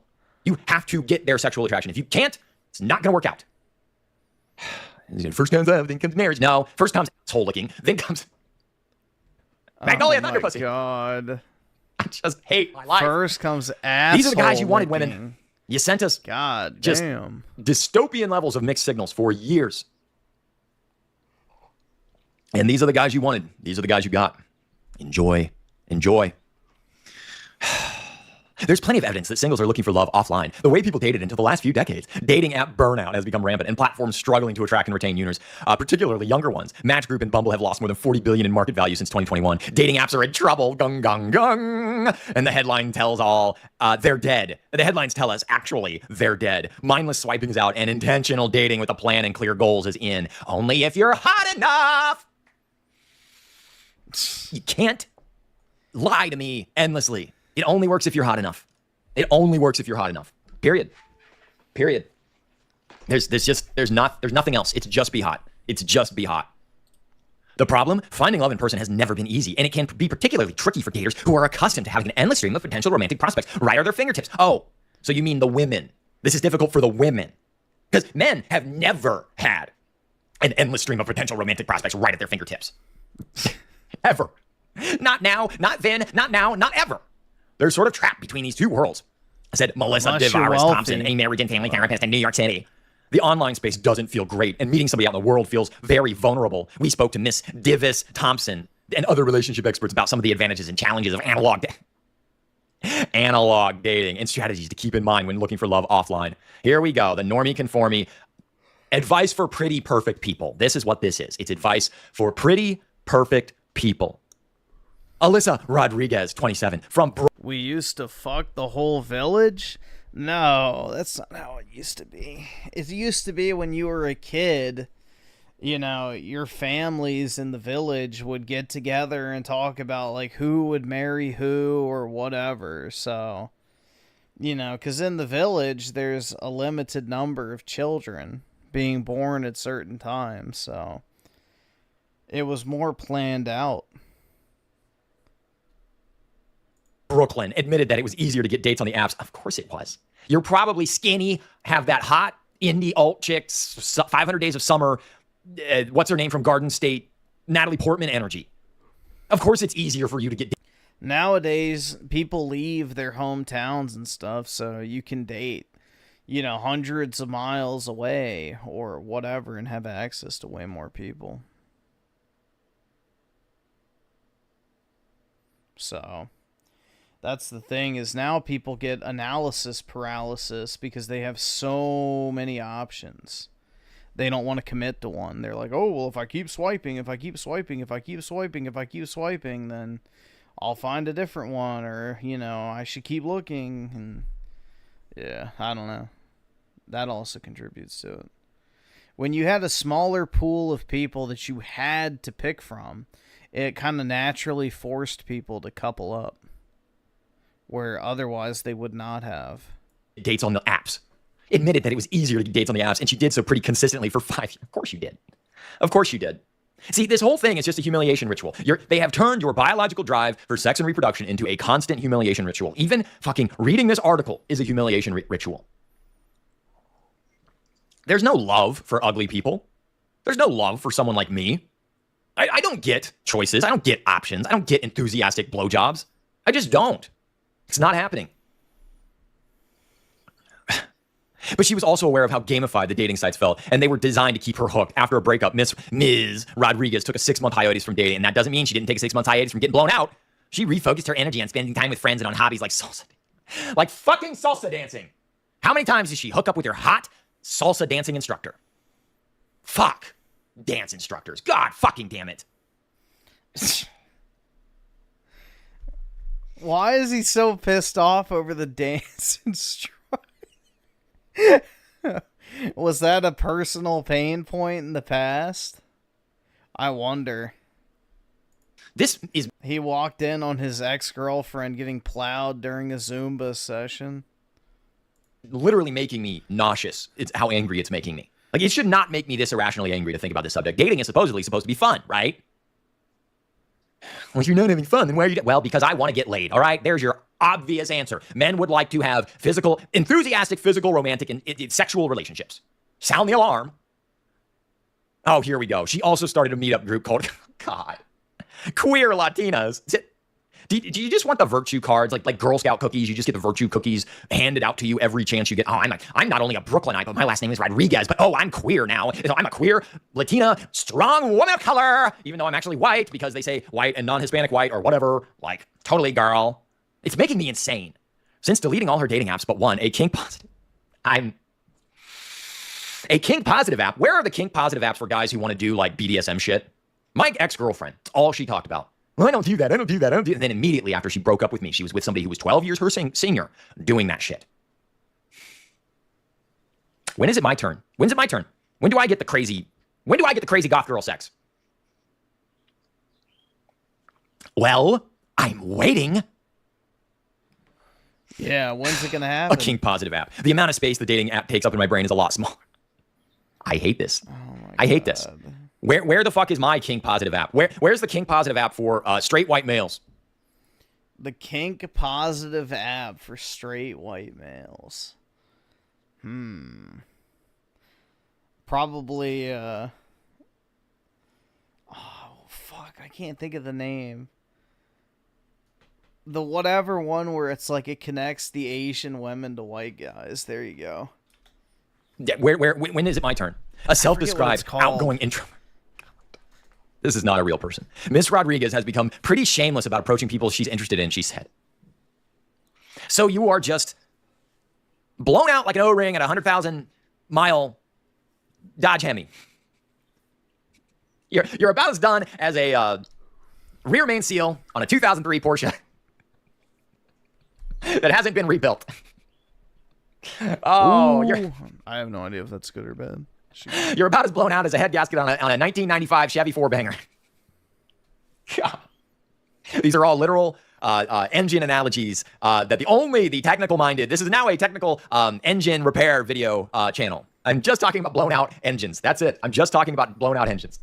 Nothing else. It's not a metaphor. I deported the Dommy Mommy Latinas. All of them. You won't find a single one left. I can't. This person doesn't live in reality.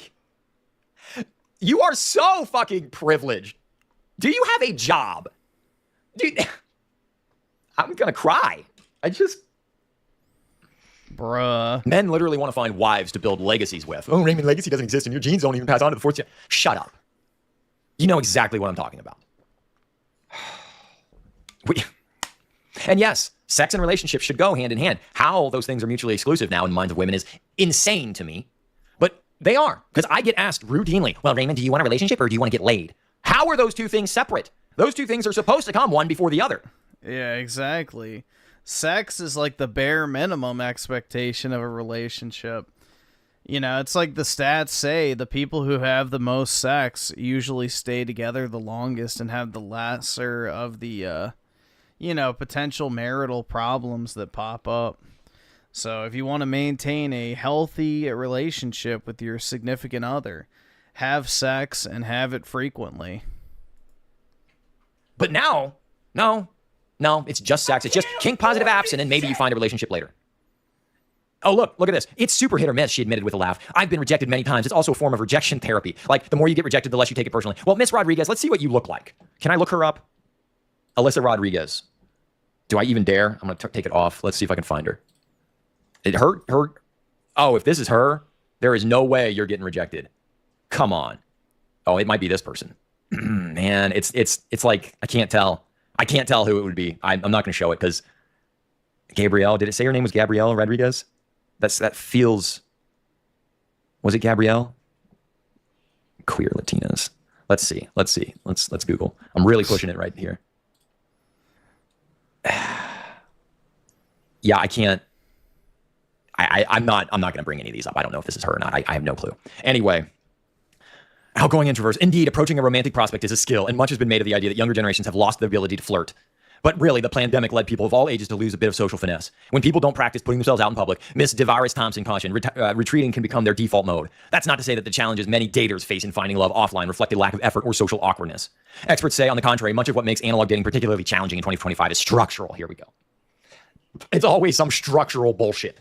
It's always some structural thing. Oh, it's systemic. I could turn that around, I could say, it is structurally, as a straight, white, bald man who wants to have sex and an intimate relationship and a romantic, real, lifelong partner that's monogamous, I am structurally oppressed by the system of promiscuity that is so ardently pushed from cradle to grave in America now. The fact that there are literally, for every 2 conservative men, there might be 1 conservative woman out there that maybe might, I emphasize might be traditionally minded. And whenever I get contacted by a woman anymore, it's literally one of the first things out of their mouth or in their text conversation or their email thread is, I'm not a thought looking to get your rocks off. I'm not going to be some sexual fantasy for you. So I guess he is getting replies to his email solicitation. So good for him, man. Good for him. But I guess if he's not getting to plow the cow, then it's not worthwhile. And Nikki Butler with the 2, he should just get an escort if he's that desperate.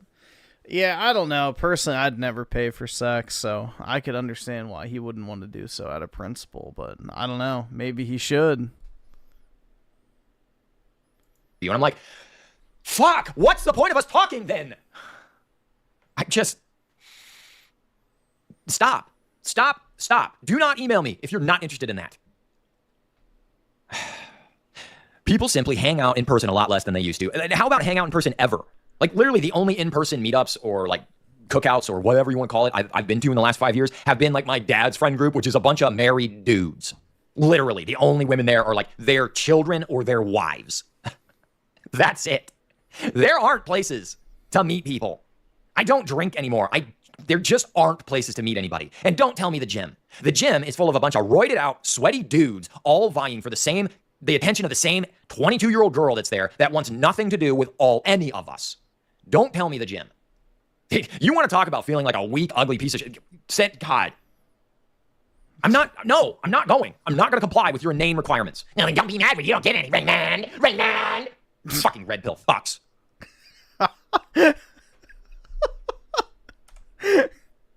No, don't be mad when you don't get any. Raymond. Fucking red pill fucks. Fucking red pill fucks. Bruh. Requirements. No, don't be mad when you don't get any. Raymond. Fucking red pill fucks. That's why Maria advocated. Her name sounds like. Jesus Christ, man. The pure unhinged energy is just crazy. An STD. Advocatitis. A New York-based match. Allegedly in Minecraft, Google. Allegedly in Minecraft. It's a comedy routine, Google. It's a comedy. All right, I'm going to let this keep playing. I got to go take a piss real quick. Just give me like 30 seconds. Routine. Everything I say is fictional bullshit, and I'm just a comedian. I'm like this. Fuck, if Sam Hyde can say the F word over and over and over again on a monetized video and not have it taken down, I can say that her name sounds like an STD. Look at how insane everything is making us. Look at how insane this is all making us. Isolation is making us nuts. That's what I'll probably call this video.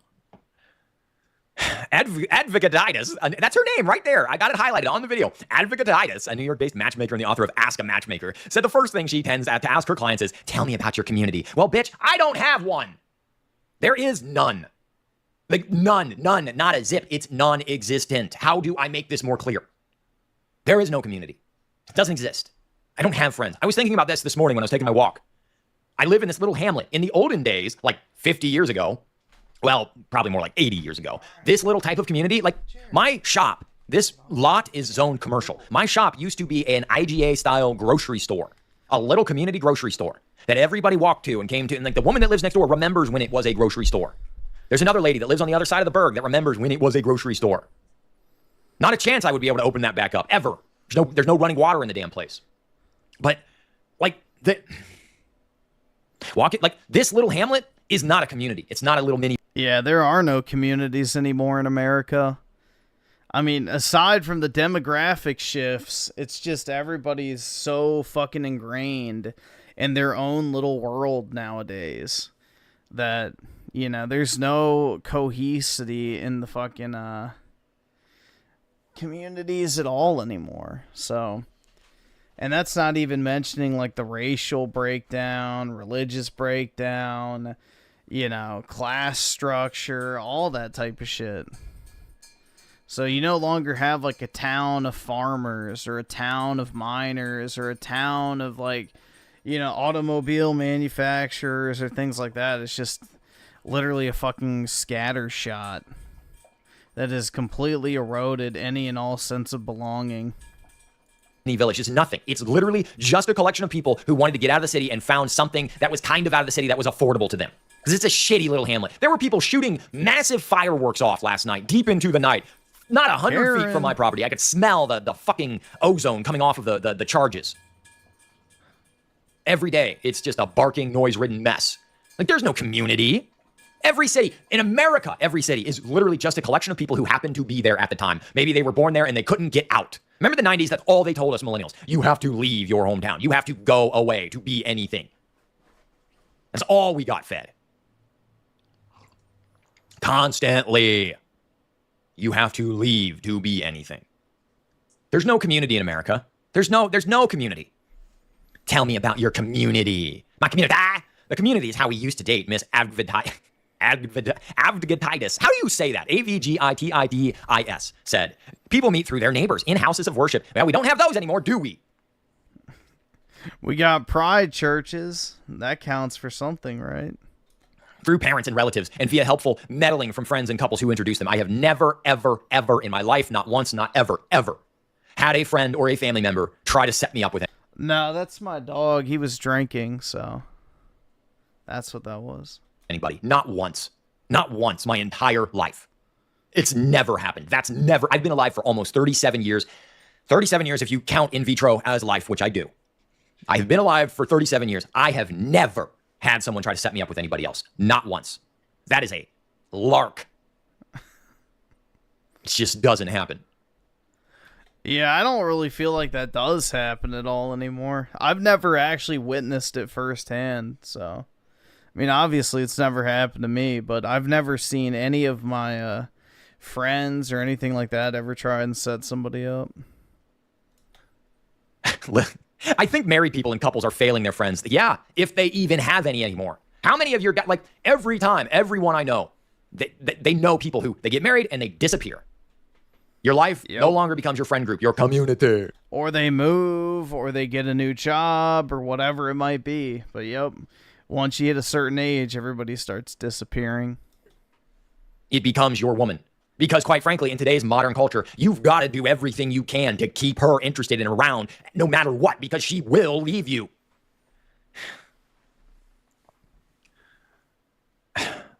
She said, I think I'm always telling people that they are married that have a barbecue and invite your friends. Yeah, that doesn't work. Welcoming a variety of relationships. Here we go. Here we go. I'm sure now they're going to say, oh, poly is in. That's cool. That's good. The simple, unavoidable truth of finding love in person is that you've got to put yourself... You and your wife can bond by sucking the same cock at the same time. ...out there, Miss DeVaris Thompson said. Advice that she acknowledges makes a lot of people squirm. Participating in activity you really enjoy in a group setting tends to be a palatable first step. There isn't any. There literally isn't any activity I enjoy that I want to do in a group setting. I don't want to be around bike groups. Have you been around those people? They're fucking intolerable. Oh, they're little tight spandex and they're goddamn, oh, I'm going to ride as fast as possible and make sure to show up everybody else. On your left, on your left, on your left, heads up, heads up. Constantly. Just, bruh. No, I don't want to be around those people. I ride my bike to wear myself out. That's why I ride my bike. It is a means to an end. It is a means to wear myself up enough so that I'm not unhappy anymore because I'm too tired to be able to think about how unhappy I am.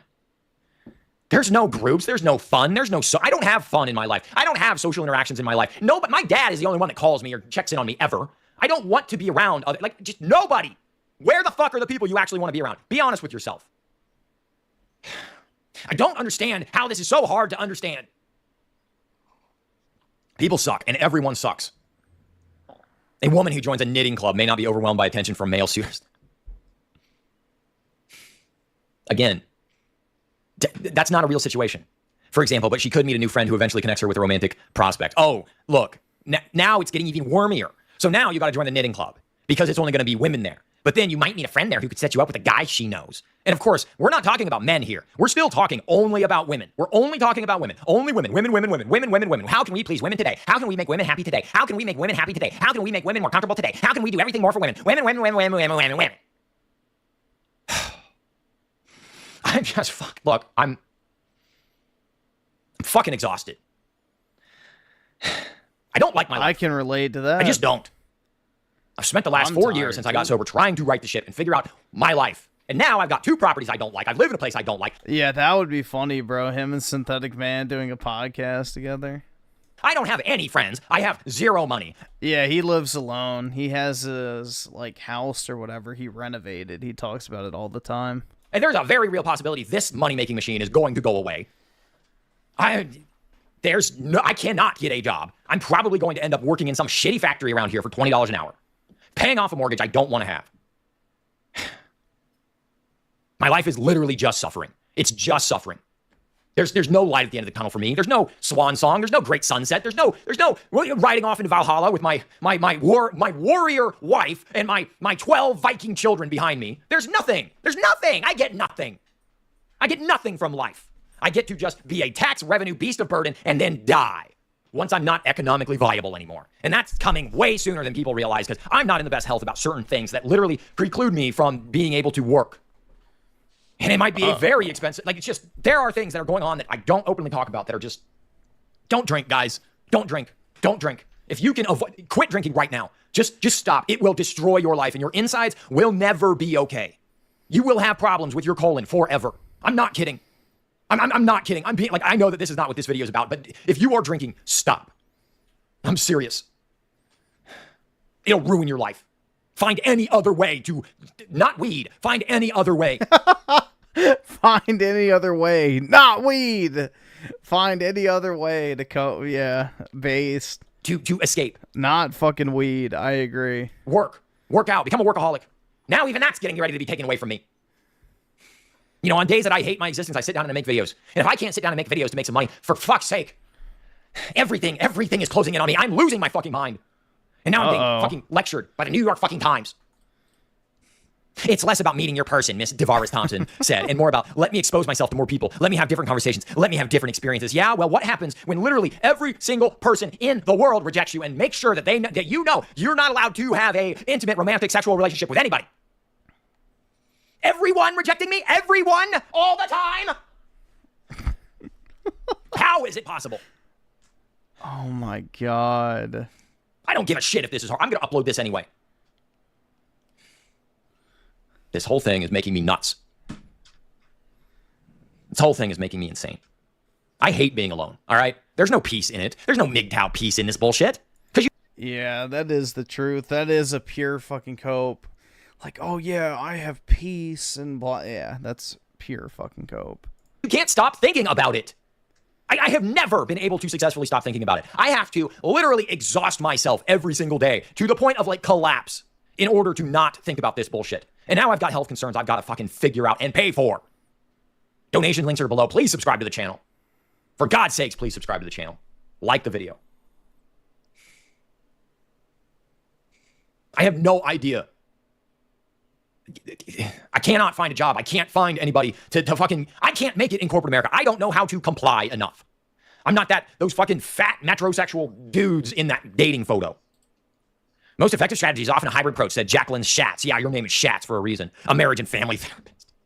Of course you're a marriage and family therapist. Dating coach in New York City. She advises clients who are fed up with the apps to not delete them altogether, but to be strategic about how they use them. Yeah, I'm fucking strategic. I get nothing out of them still. That might entail spending less time swiping. Miss Schatz. Her name is unironically Schatz. Remember that 2003 movie with Jack Black and the guy from Zoolander, Ben Stiller? Along Came Polly. Or no, that was Philip Seymour Hoffman, not Jack. No, Jack Black was in that with Philip Seymour Hoffman played a Jack Black-esque character in Along Came Polly. That's a great movie, by the way. It's a great movie. Anything Philip Seymour Hoffman is in, just go watch it. Anything. Doesn't matter what it is. American Beauty, fucking, Magnolia, fucking, there's so many good ones. There's so many, or not American Beauty, Almost Famous. Schenectady in New York. You want to watch a movie that will eviscerate you to the core, both metaphysically, mentally, philosophically, and emotionally, watch Schenectady, New York. You've had girlfriends before, and you prefer to be alone? Well, PK, that just sounds like you've had the wrong type, because human beings are not meant to be alone, there we go, despite what, the cope is that's coming out of your mouth. So, you've obviously had shitty experiences if you're being genuine. But yeah, human beings are not meant to be alone, regardless of how people want to cope with that. It's not the reality at all. That movie is an epic work of art. It is beyond comprehension how good that movie is. It just, Schenectady, New York. Go watch Schenectady, New York. It's not a date movie at all. It is a watch it alone in the dark movie. Oh, that might entail spending less time swiping, Miss Schatz said, and more time working on presenting themselves so that they attract the exact kind of person they are interested in meeting. Look, here's the problem with working on yourself to attract the exact kind of person you're interested in meeting. I just want somebody at this point. I'm so fucking not happy. I just want somebody to be interested. For fuck's sake. Anybody? It's like Pink Floyd. Help! Is there anybody out there? Is there anybody listening? Anyone at all? Look at these fucking names. Chijundu Obama phone. Her name is literally Chijundu. Chijundu Obama phone. Look at these fucking names. Chijundu Obama phone. Her name. Yeah, these are just as American as you and me. She's every bit American as you and I are, obviously. Look at these fucking names. Chijundu Obama phone. Her name is literally Chijundu Obama phone. Look at this. Chijundu Obama phone. She's oh, fuck you. You're an Esquire? Shut up. You are not an Esquire. She, her, Esquire. Fuck this. I can't take. I done get into law school, girl. Shit. I didn't even pass my LSAT and I got in. Yup. We know how, but... This. I cannot take this. Senior Policy Associate, Children's Defense. Law for Black Lives. Oh my God. Fund. Sure thing, Columbia Law School. Oh my... Her name is Obama Phone. Look at her name. Obama Phone. I got my Obama Phone. Where's my Obama Phone? 32. An attorney. An Obini Onaidor. 20. What the fuck is this? Obini Onaidor. Yeah, the real Americans, guys. Obama Phone and Oniador. Obini Onyandior? Who the fuck is this? Oh my God. Oh, she's an actress. No, stop. Oh my God. Shout out to my therapist, Q Train. Pandemic bread. Shut up. Shut up. An actress, an entertainment coordinator. Yeah, that means you don't know how to be an actress very well. Went to a We Meet IRL speed dating event in New York City last summer. Dating apps offered in. Illusion of never-ending viable option. AKA Chad, that'll pump and dump. This is what women are still incapable of understanding. They don't get it. They are refusing to understand that just because a guy can get hard and get off with 20 minutes with you does not mean that it is a relationship. And you stack up 100 bodies and then wonder why nobody wants you. Miss Oyander said, but she found them draining and overwhelming. She did not like the idea that she was handing control of her love life over to an algorithm. Most of the women's 4-minute-long dates that evening had been uninspiring, but they struck up conversation with each other and became fast friends. Of course. Of course, that was the result. We didn't meet anybody. There were no economically viable boyfriends there, but we struck up a conversation and became fast friends. Why don't women just come out and fucking say it? They don't like men. God. Just fucking come out and say it. You don't like guys. You do not like men. You are looking for a paycheck and a sperm donor. That's what you're looking for. You're looking for a paycheck and a sperm donor for 6.5, 7 years, and then you're going to divorce him and take half of his stuff for the next 18 years. That's what you're looking for. Because look at women's actions. They wouldn't be going to fucking speed dating events and then saying things like, the dates had been uninspiring, but they struck up a conversation with each other and became fast friends, chatting about the event and commiserating over the challenges of dating as black women. You do not, look, be nice, be enthusiastic and interested. Nice, enthusiastic, interested. Oh, don't have other guys' kids. That's not even a deal breaker anymore. That's not even a deal breaker. I assume that a woman's gonna come with other guys' kids now. It's part of the fucking deal. It's part of the shit Happy Meal. Remember when Happy Meals used to make you happy and they came with a little toy and it came in that little box and it was like a joyous occasion? Now they're $8 and they come with other man's kids. And don't tell me opting out is a viable option. I literally, there is nothing about my life that is lived for the pursuit of women. Look at how I live. Look at my appearance. Look at how I dress. There is nothing about my life that is kowtowing to the whims of other women. There's no peace. There's no one interested. There's nothing. It is a giant chasm of loneliness, despair, and regret. Mindlessly just scrolling or doing videos. I literally have 2 options in my life. Scroll YouTube or do videos. Look up what drama is happening on my Discord that day. God, this is not tenable. This is not tenable. There's no friends. There's no community. If somebody wants, fuck. I'm trapped. I'm in a prison. And what's worse is knowing that through no fault of your own, just by a confluence of circumstances of your life, and trying to make the best decision you could for the information and the circumstances that you had at the time, aka the last 4 years of my life after I got sober. I got sober around June 20th of 2021. I had 1 relapse in August. I have not drank since then. So it's been 4 solid years now that I've tried my best. Everything I've tried to do has been an attempt at making a material correction or an improvement or some kind of actual thing that would make my life better, less arduous, less exacerbating, less tiring, less exhausting, amass myself maybe some wealth, maybe make a friend, maybe have a girlfriend, have sex, for God's sakes. It just hasn't fucking worked. 4 years I've been doing this. I've been trying for 4 years, and it feels like every decision and attempt and correction and turnaround and thing I've tried to do to make my life better hasn't worked. Fuck. 4 years. That's a college education. 4 years. That's hundreds of thousands of dollars. 4 years. That's a house I renovated that everybody hates me for doing. That's falling apart. It's a house in a burg I don't want to live in because I don't know anybody here. And you guys said, go do reconnaissance. How the fuck am I supposed to do that? I don't know how to make friends here, let alone anywhere else. You think I'm going to just show up in fucking Knoxville, Tennessee, and I'm going to have all these friends lined up? No, I'm going to end up renting an apartment for $1,500 a month and sitting alone, gooning all day long. There's no social activities if you don't drink. That's how it works in life. That is the truth, man. Pretty much every single social activity in life is based around drinking, so that's just the way it is because, you know, they want to sell you the fucking alcoholic beverages, which makes all the money, blah, blah, blah, so, yeah. I don't know, man.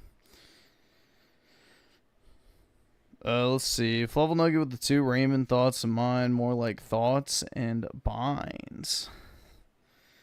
He wouldn't probably oppose that. He seems like he would enjoy binding up some thoughts. And King of the Void with the 2 sounds like he needs God. I don't know. He just screams atheist millennial core to me, but I don't know. Tell me to fucking do jujitsu, dude. 4 years. You want to go get punched in the face? Every attempt at a turnaround I've made for years, for 4 years now, has ended in me being, I hate living here. I hate the noise. Last night there were fireworks blasting off like it was a war zone out back. And it's June 8th. That's going to be going until well past July 4th. It'll be happening into August. Because that's what poor, stupid white people do. They shoot shit and blow shit up and drink beer. I don't drink beer anymore. I'm not allowed to drink beer. And it looks like I'm going to end up in a situation digestively where I can't eat anything I want to anymore. Because I drank beer too long. I'm not doing well. Uh-oh. They were the last guests to leave, and as they headed home, they realized they lived only 5 blocks apart. From then on, we literally have talked every single day, Obama phone said. So she made friends at the dating event instead of, like, I don't know, helping a guy get his rocks off. Platonic friendship wasn't necessarily what either had in mind when they paid $30 for a ticket. But that's the beauty of putting yourself out there and looking for connection in the real world, they said. You never know what the universe is going to send your way. So they did not find anybody. No one had sex. There were no orgasms reached with another human male. No males had an orgasm as a result of this interaction. And they left with new besties. Well, it must be nice. Notice this entire fucking article. Oh my God. Not one word about guys mentioned once. This entire article was about women. Women. And hey, men are just an accessory that you show up at the boyfriend. Aaron Clary's right. They literally think that men are just this thing that you show up at 27, 32, 35, 37. You show up at the boyfriend store and put down your American Express card, and a boyfriend comes out of the factory. It's a Temu boyfriend. Well, sorry, ladies. You don't even get the Temu boyfriend. You just get new besties. Queer Rodriguez or whatever her name was. That's what she called herself, guys, YouTube. The older I get, the more I realize that I'm just made to suffer. I think that actually was my lot in life. And I don't read comments anymore. But if you're going to comment, oh, why would you want to bring people into the world so they could just suffer? Dude, shut up. It's already clear to me I'm never going to get to have kids. I'm never going to get to have a wife. I'm probably never going to have sex again in my life. Damn, bro. That's brutal. The thing is he honestly would not have that bad of a time. Shave the beard, get like your nice thick stubble, swap out the glasses, and get your teeth fixed. He would probably do fine. If he did those 3 things, I think he'd probably be all right. Never going to actually... I mean, would he be smashing 8 out of 10 poon? Probably not, but he could probably get like a 6. Enjoy anything.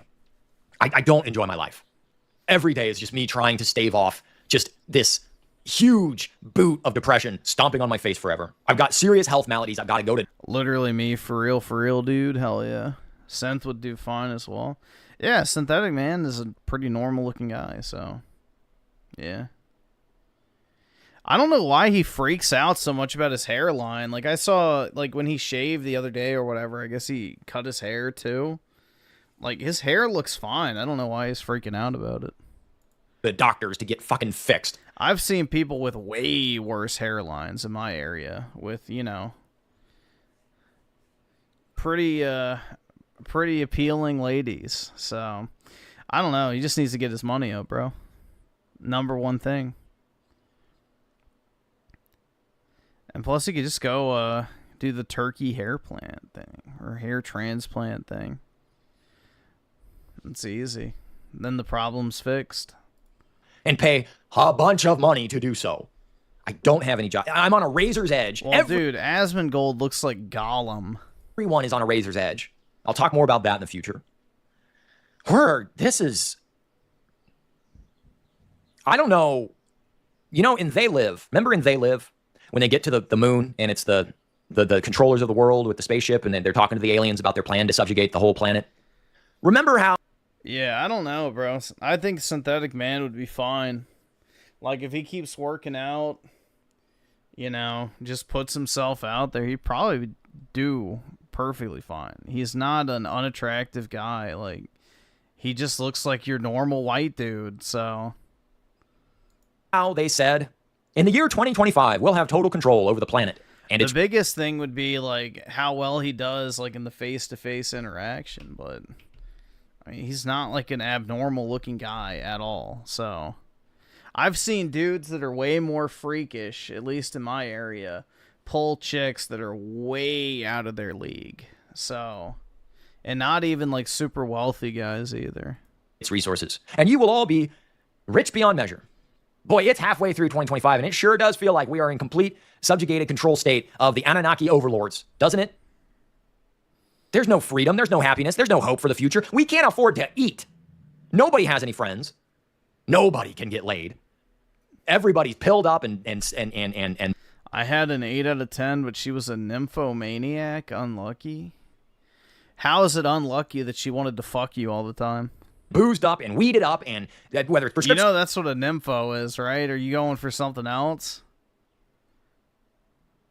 Are you going for something else for that word, or...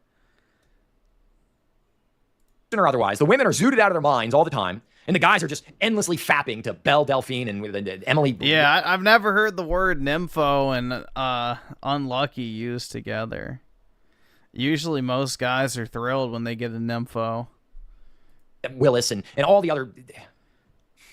I think she died. But, like, it's... This future sucks. This future sucks. It's worse than Soylent Green. It's worse than Andromeda Strain. It's worse than Logan's Run. It's worse than Demolition Man. It's worse than Total Recall. It's worse than... Okay, it's not necessarily as bad as Terminator yet. But it's getting there. Look at those dog bots and shit. And there's a part of me that wonders, is like, are they joking around when they say, be nice to ChatGPT? Probably not. I told it thank you the other day. Chat, thank you, AI overlords. I'm not. This is... Like, I'm not joking. Everything I feel like I've attempted to write, everything I feel like I've attempted to right the ship, everything I've done that I feel like I've attempted to do right, or right the ship, or correct, or course correct, or make my life substantively better in the last 4 years has seemed to just end up being an abject failure. I'm tired, man. I really need something to start going right for me. I'm being serious about that. Relatable, dude. That's all I got, guys. Subscribe to the channel, like the video.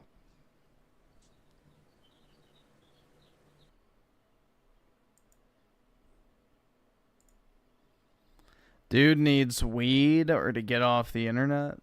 Nah, he's just venting, so... In all honesty, this process of him, you know, screaming on the internet's probably actually good for him overall. This broke... Oh, an hour and a half, yeah. I don't know. We're definitely not doing that tonight. Alright, we'll watch this whatever tomorrow teaching thing, and then... I don't know. I may hop off. I'm not sure. Bro, I'm tired. This one? Beta male gets dumped because he doesn't make 100K a year? Based? Coming up on tomorrow's teachings. I just want his loneliness video? I don't think so.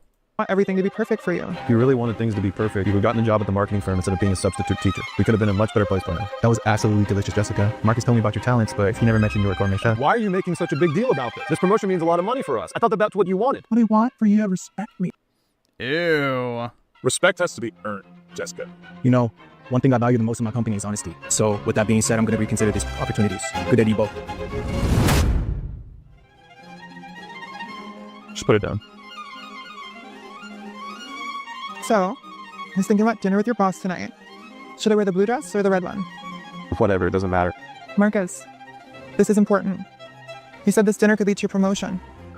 Nah, I don't think it's a troon, but it's got a very manly voice. Fine. The red one. Happy now? I just want everything to be perfect for you. If you really wanted things to be perfect, you'd have gotten a job at the marketing firm instead of being a substitute teacher. We could have been in a much better place by now. I'll go get ready. The way you can kind of tell, like, for the most part, is the hands. That's what you want to look for. Hello? Yes, Mr. Thompson. I'm looking forward to dinner tonight.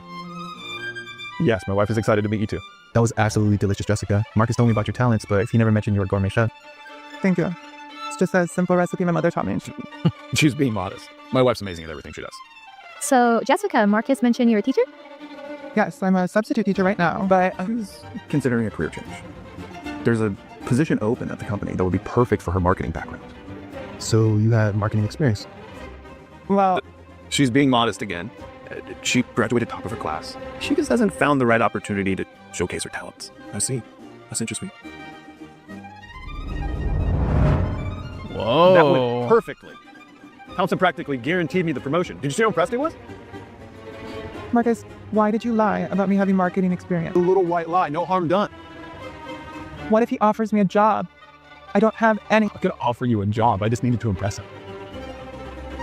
So you used me to make yourself look good. Why are you making such a big deal about this? This promotion means a lot of money for us. I thought that's what you wanted. What I want is for you to respect me. Respect has to be earned, Jessica. You'll never believe what happened. Thompson called me today. Did you get the promotion?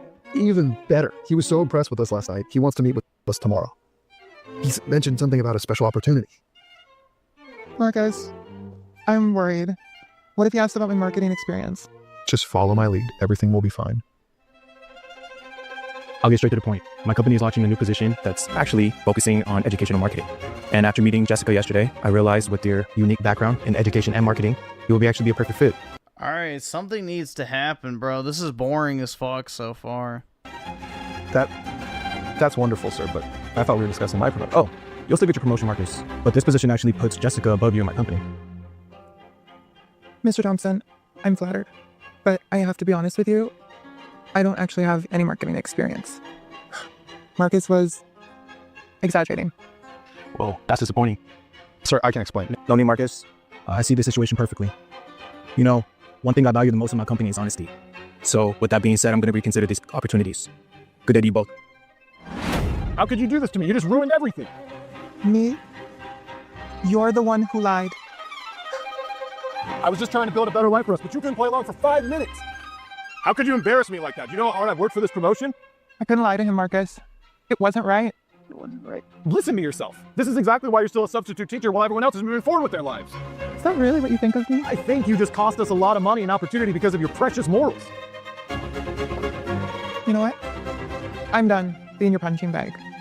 I've stood by you for years. Well, all you've done is put me down. Where's this coming from? You're overreacting. No, I'm finally seeing clearly. I'm leaving, Marcus. And going where? Doing what? You can't support yourself. You can barely support yourself. I'd rather struggle on my own than spend another day with someone who doesn't respect me.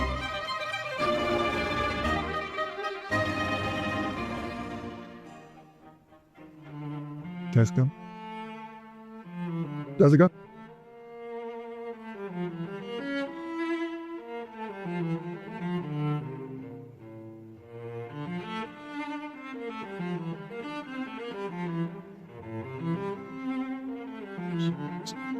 Jessica?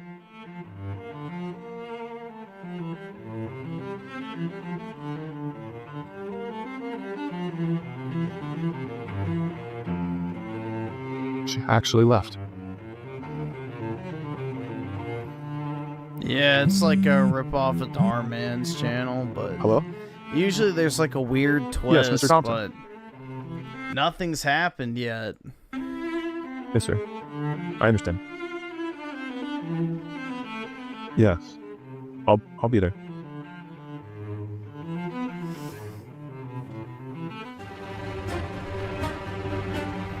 I was very disappointed by yesterday, Marcus. I know, sorry. I made a terrible mistake. Lying about your wife's qualification is completely unacceptable. The music is too much, man. My company. You're right. I was so focused on getting ahead, I lost track of what's important. And what is important, Marcus? Honesty, integrity, respecting the people who care about you. So your wife called me this morning? She did? Yeah. She apologized for the awkward situation that she put us through, when we both know it wasn't her fault. She also mentioned that she left you. Sorry to hear that. I deserve it. I've been treating her terribly. You want to know my secret, Marcus, for being married for 15 years?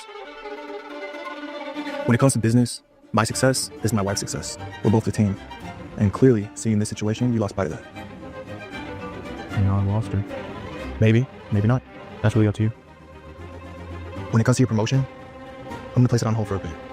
If you could prove to me that you learned from this situation, we could revisit it later. I understand. Thank you for the second chance. Of course.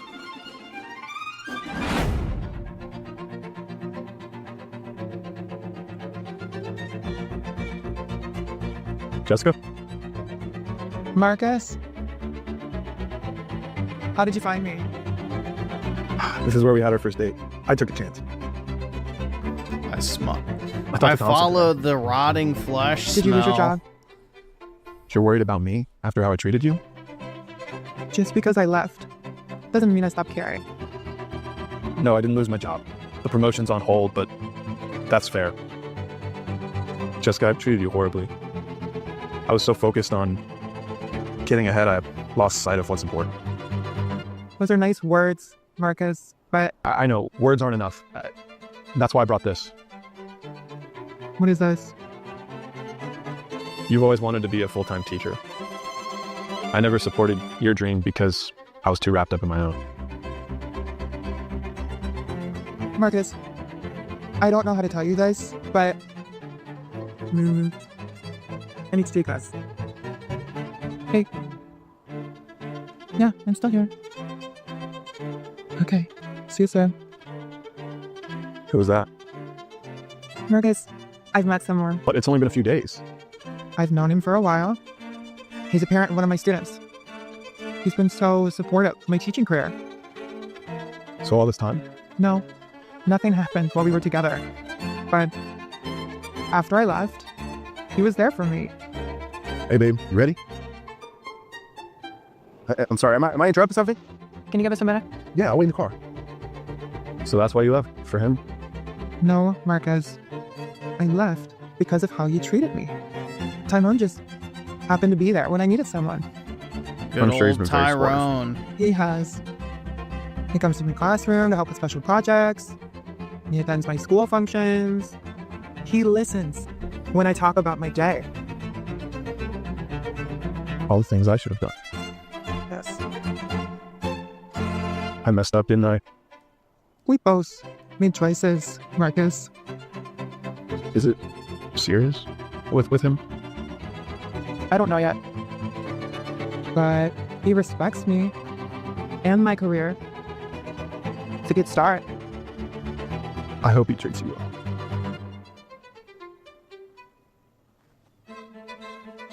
Marcus, thank you for the application. It means a lot that you finally see what's important to me. I just wish I I'd don't seen know it what sooner. I'm supposed to say. Like, there's nothing happening. This sucks. Usually these had like weird twists and shit. This was boring as fuck, man. I thought I'd find you here. Mr. I don't know why we watched this. Thompson? How'd you know I'd be here? You mentioned that you usually come here to think. So I take it things didn't go well with Jessica? She's with someone else now. Someone who cares about her. Someone who appreciates you. Sorry to hear about that.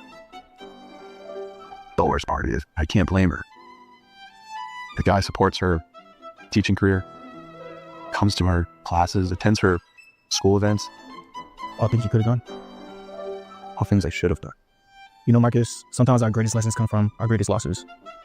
Not my D, man. It's entirely up to you. Maybe become the man that you always thought you were.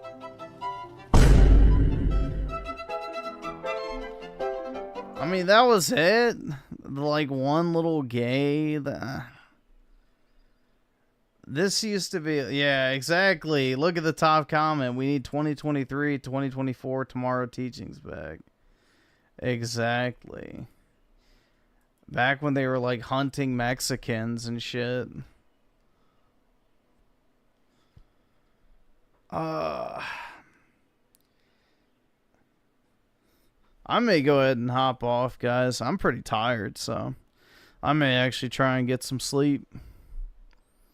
Since it is the weekend after all. So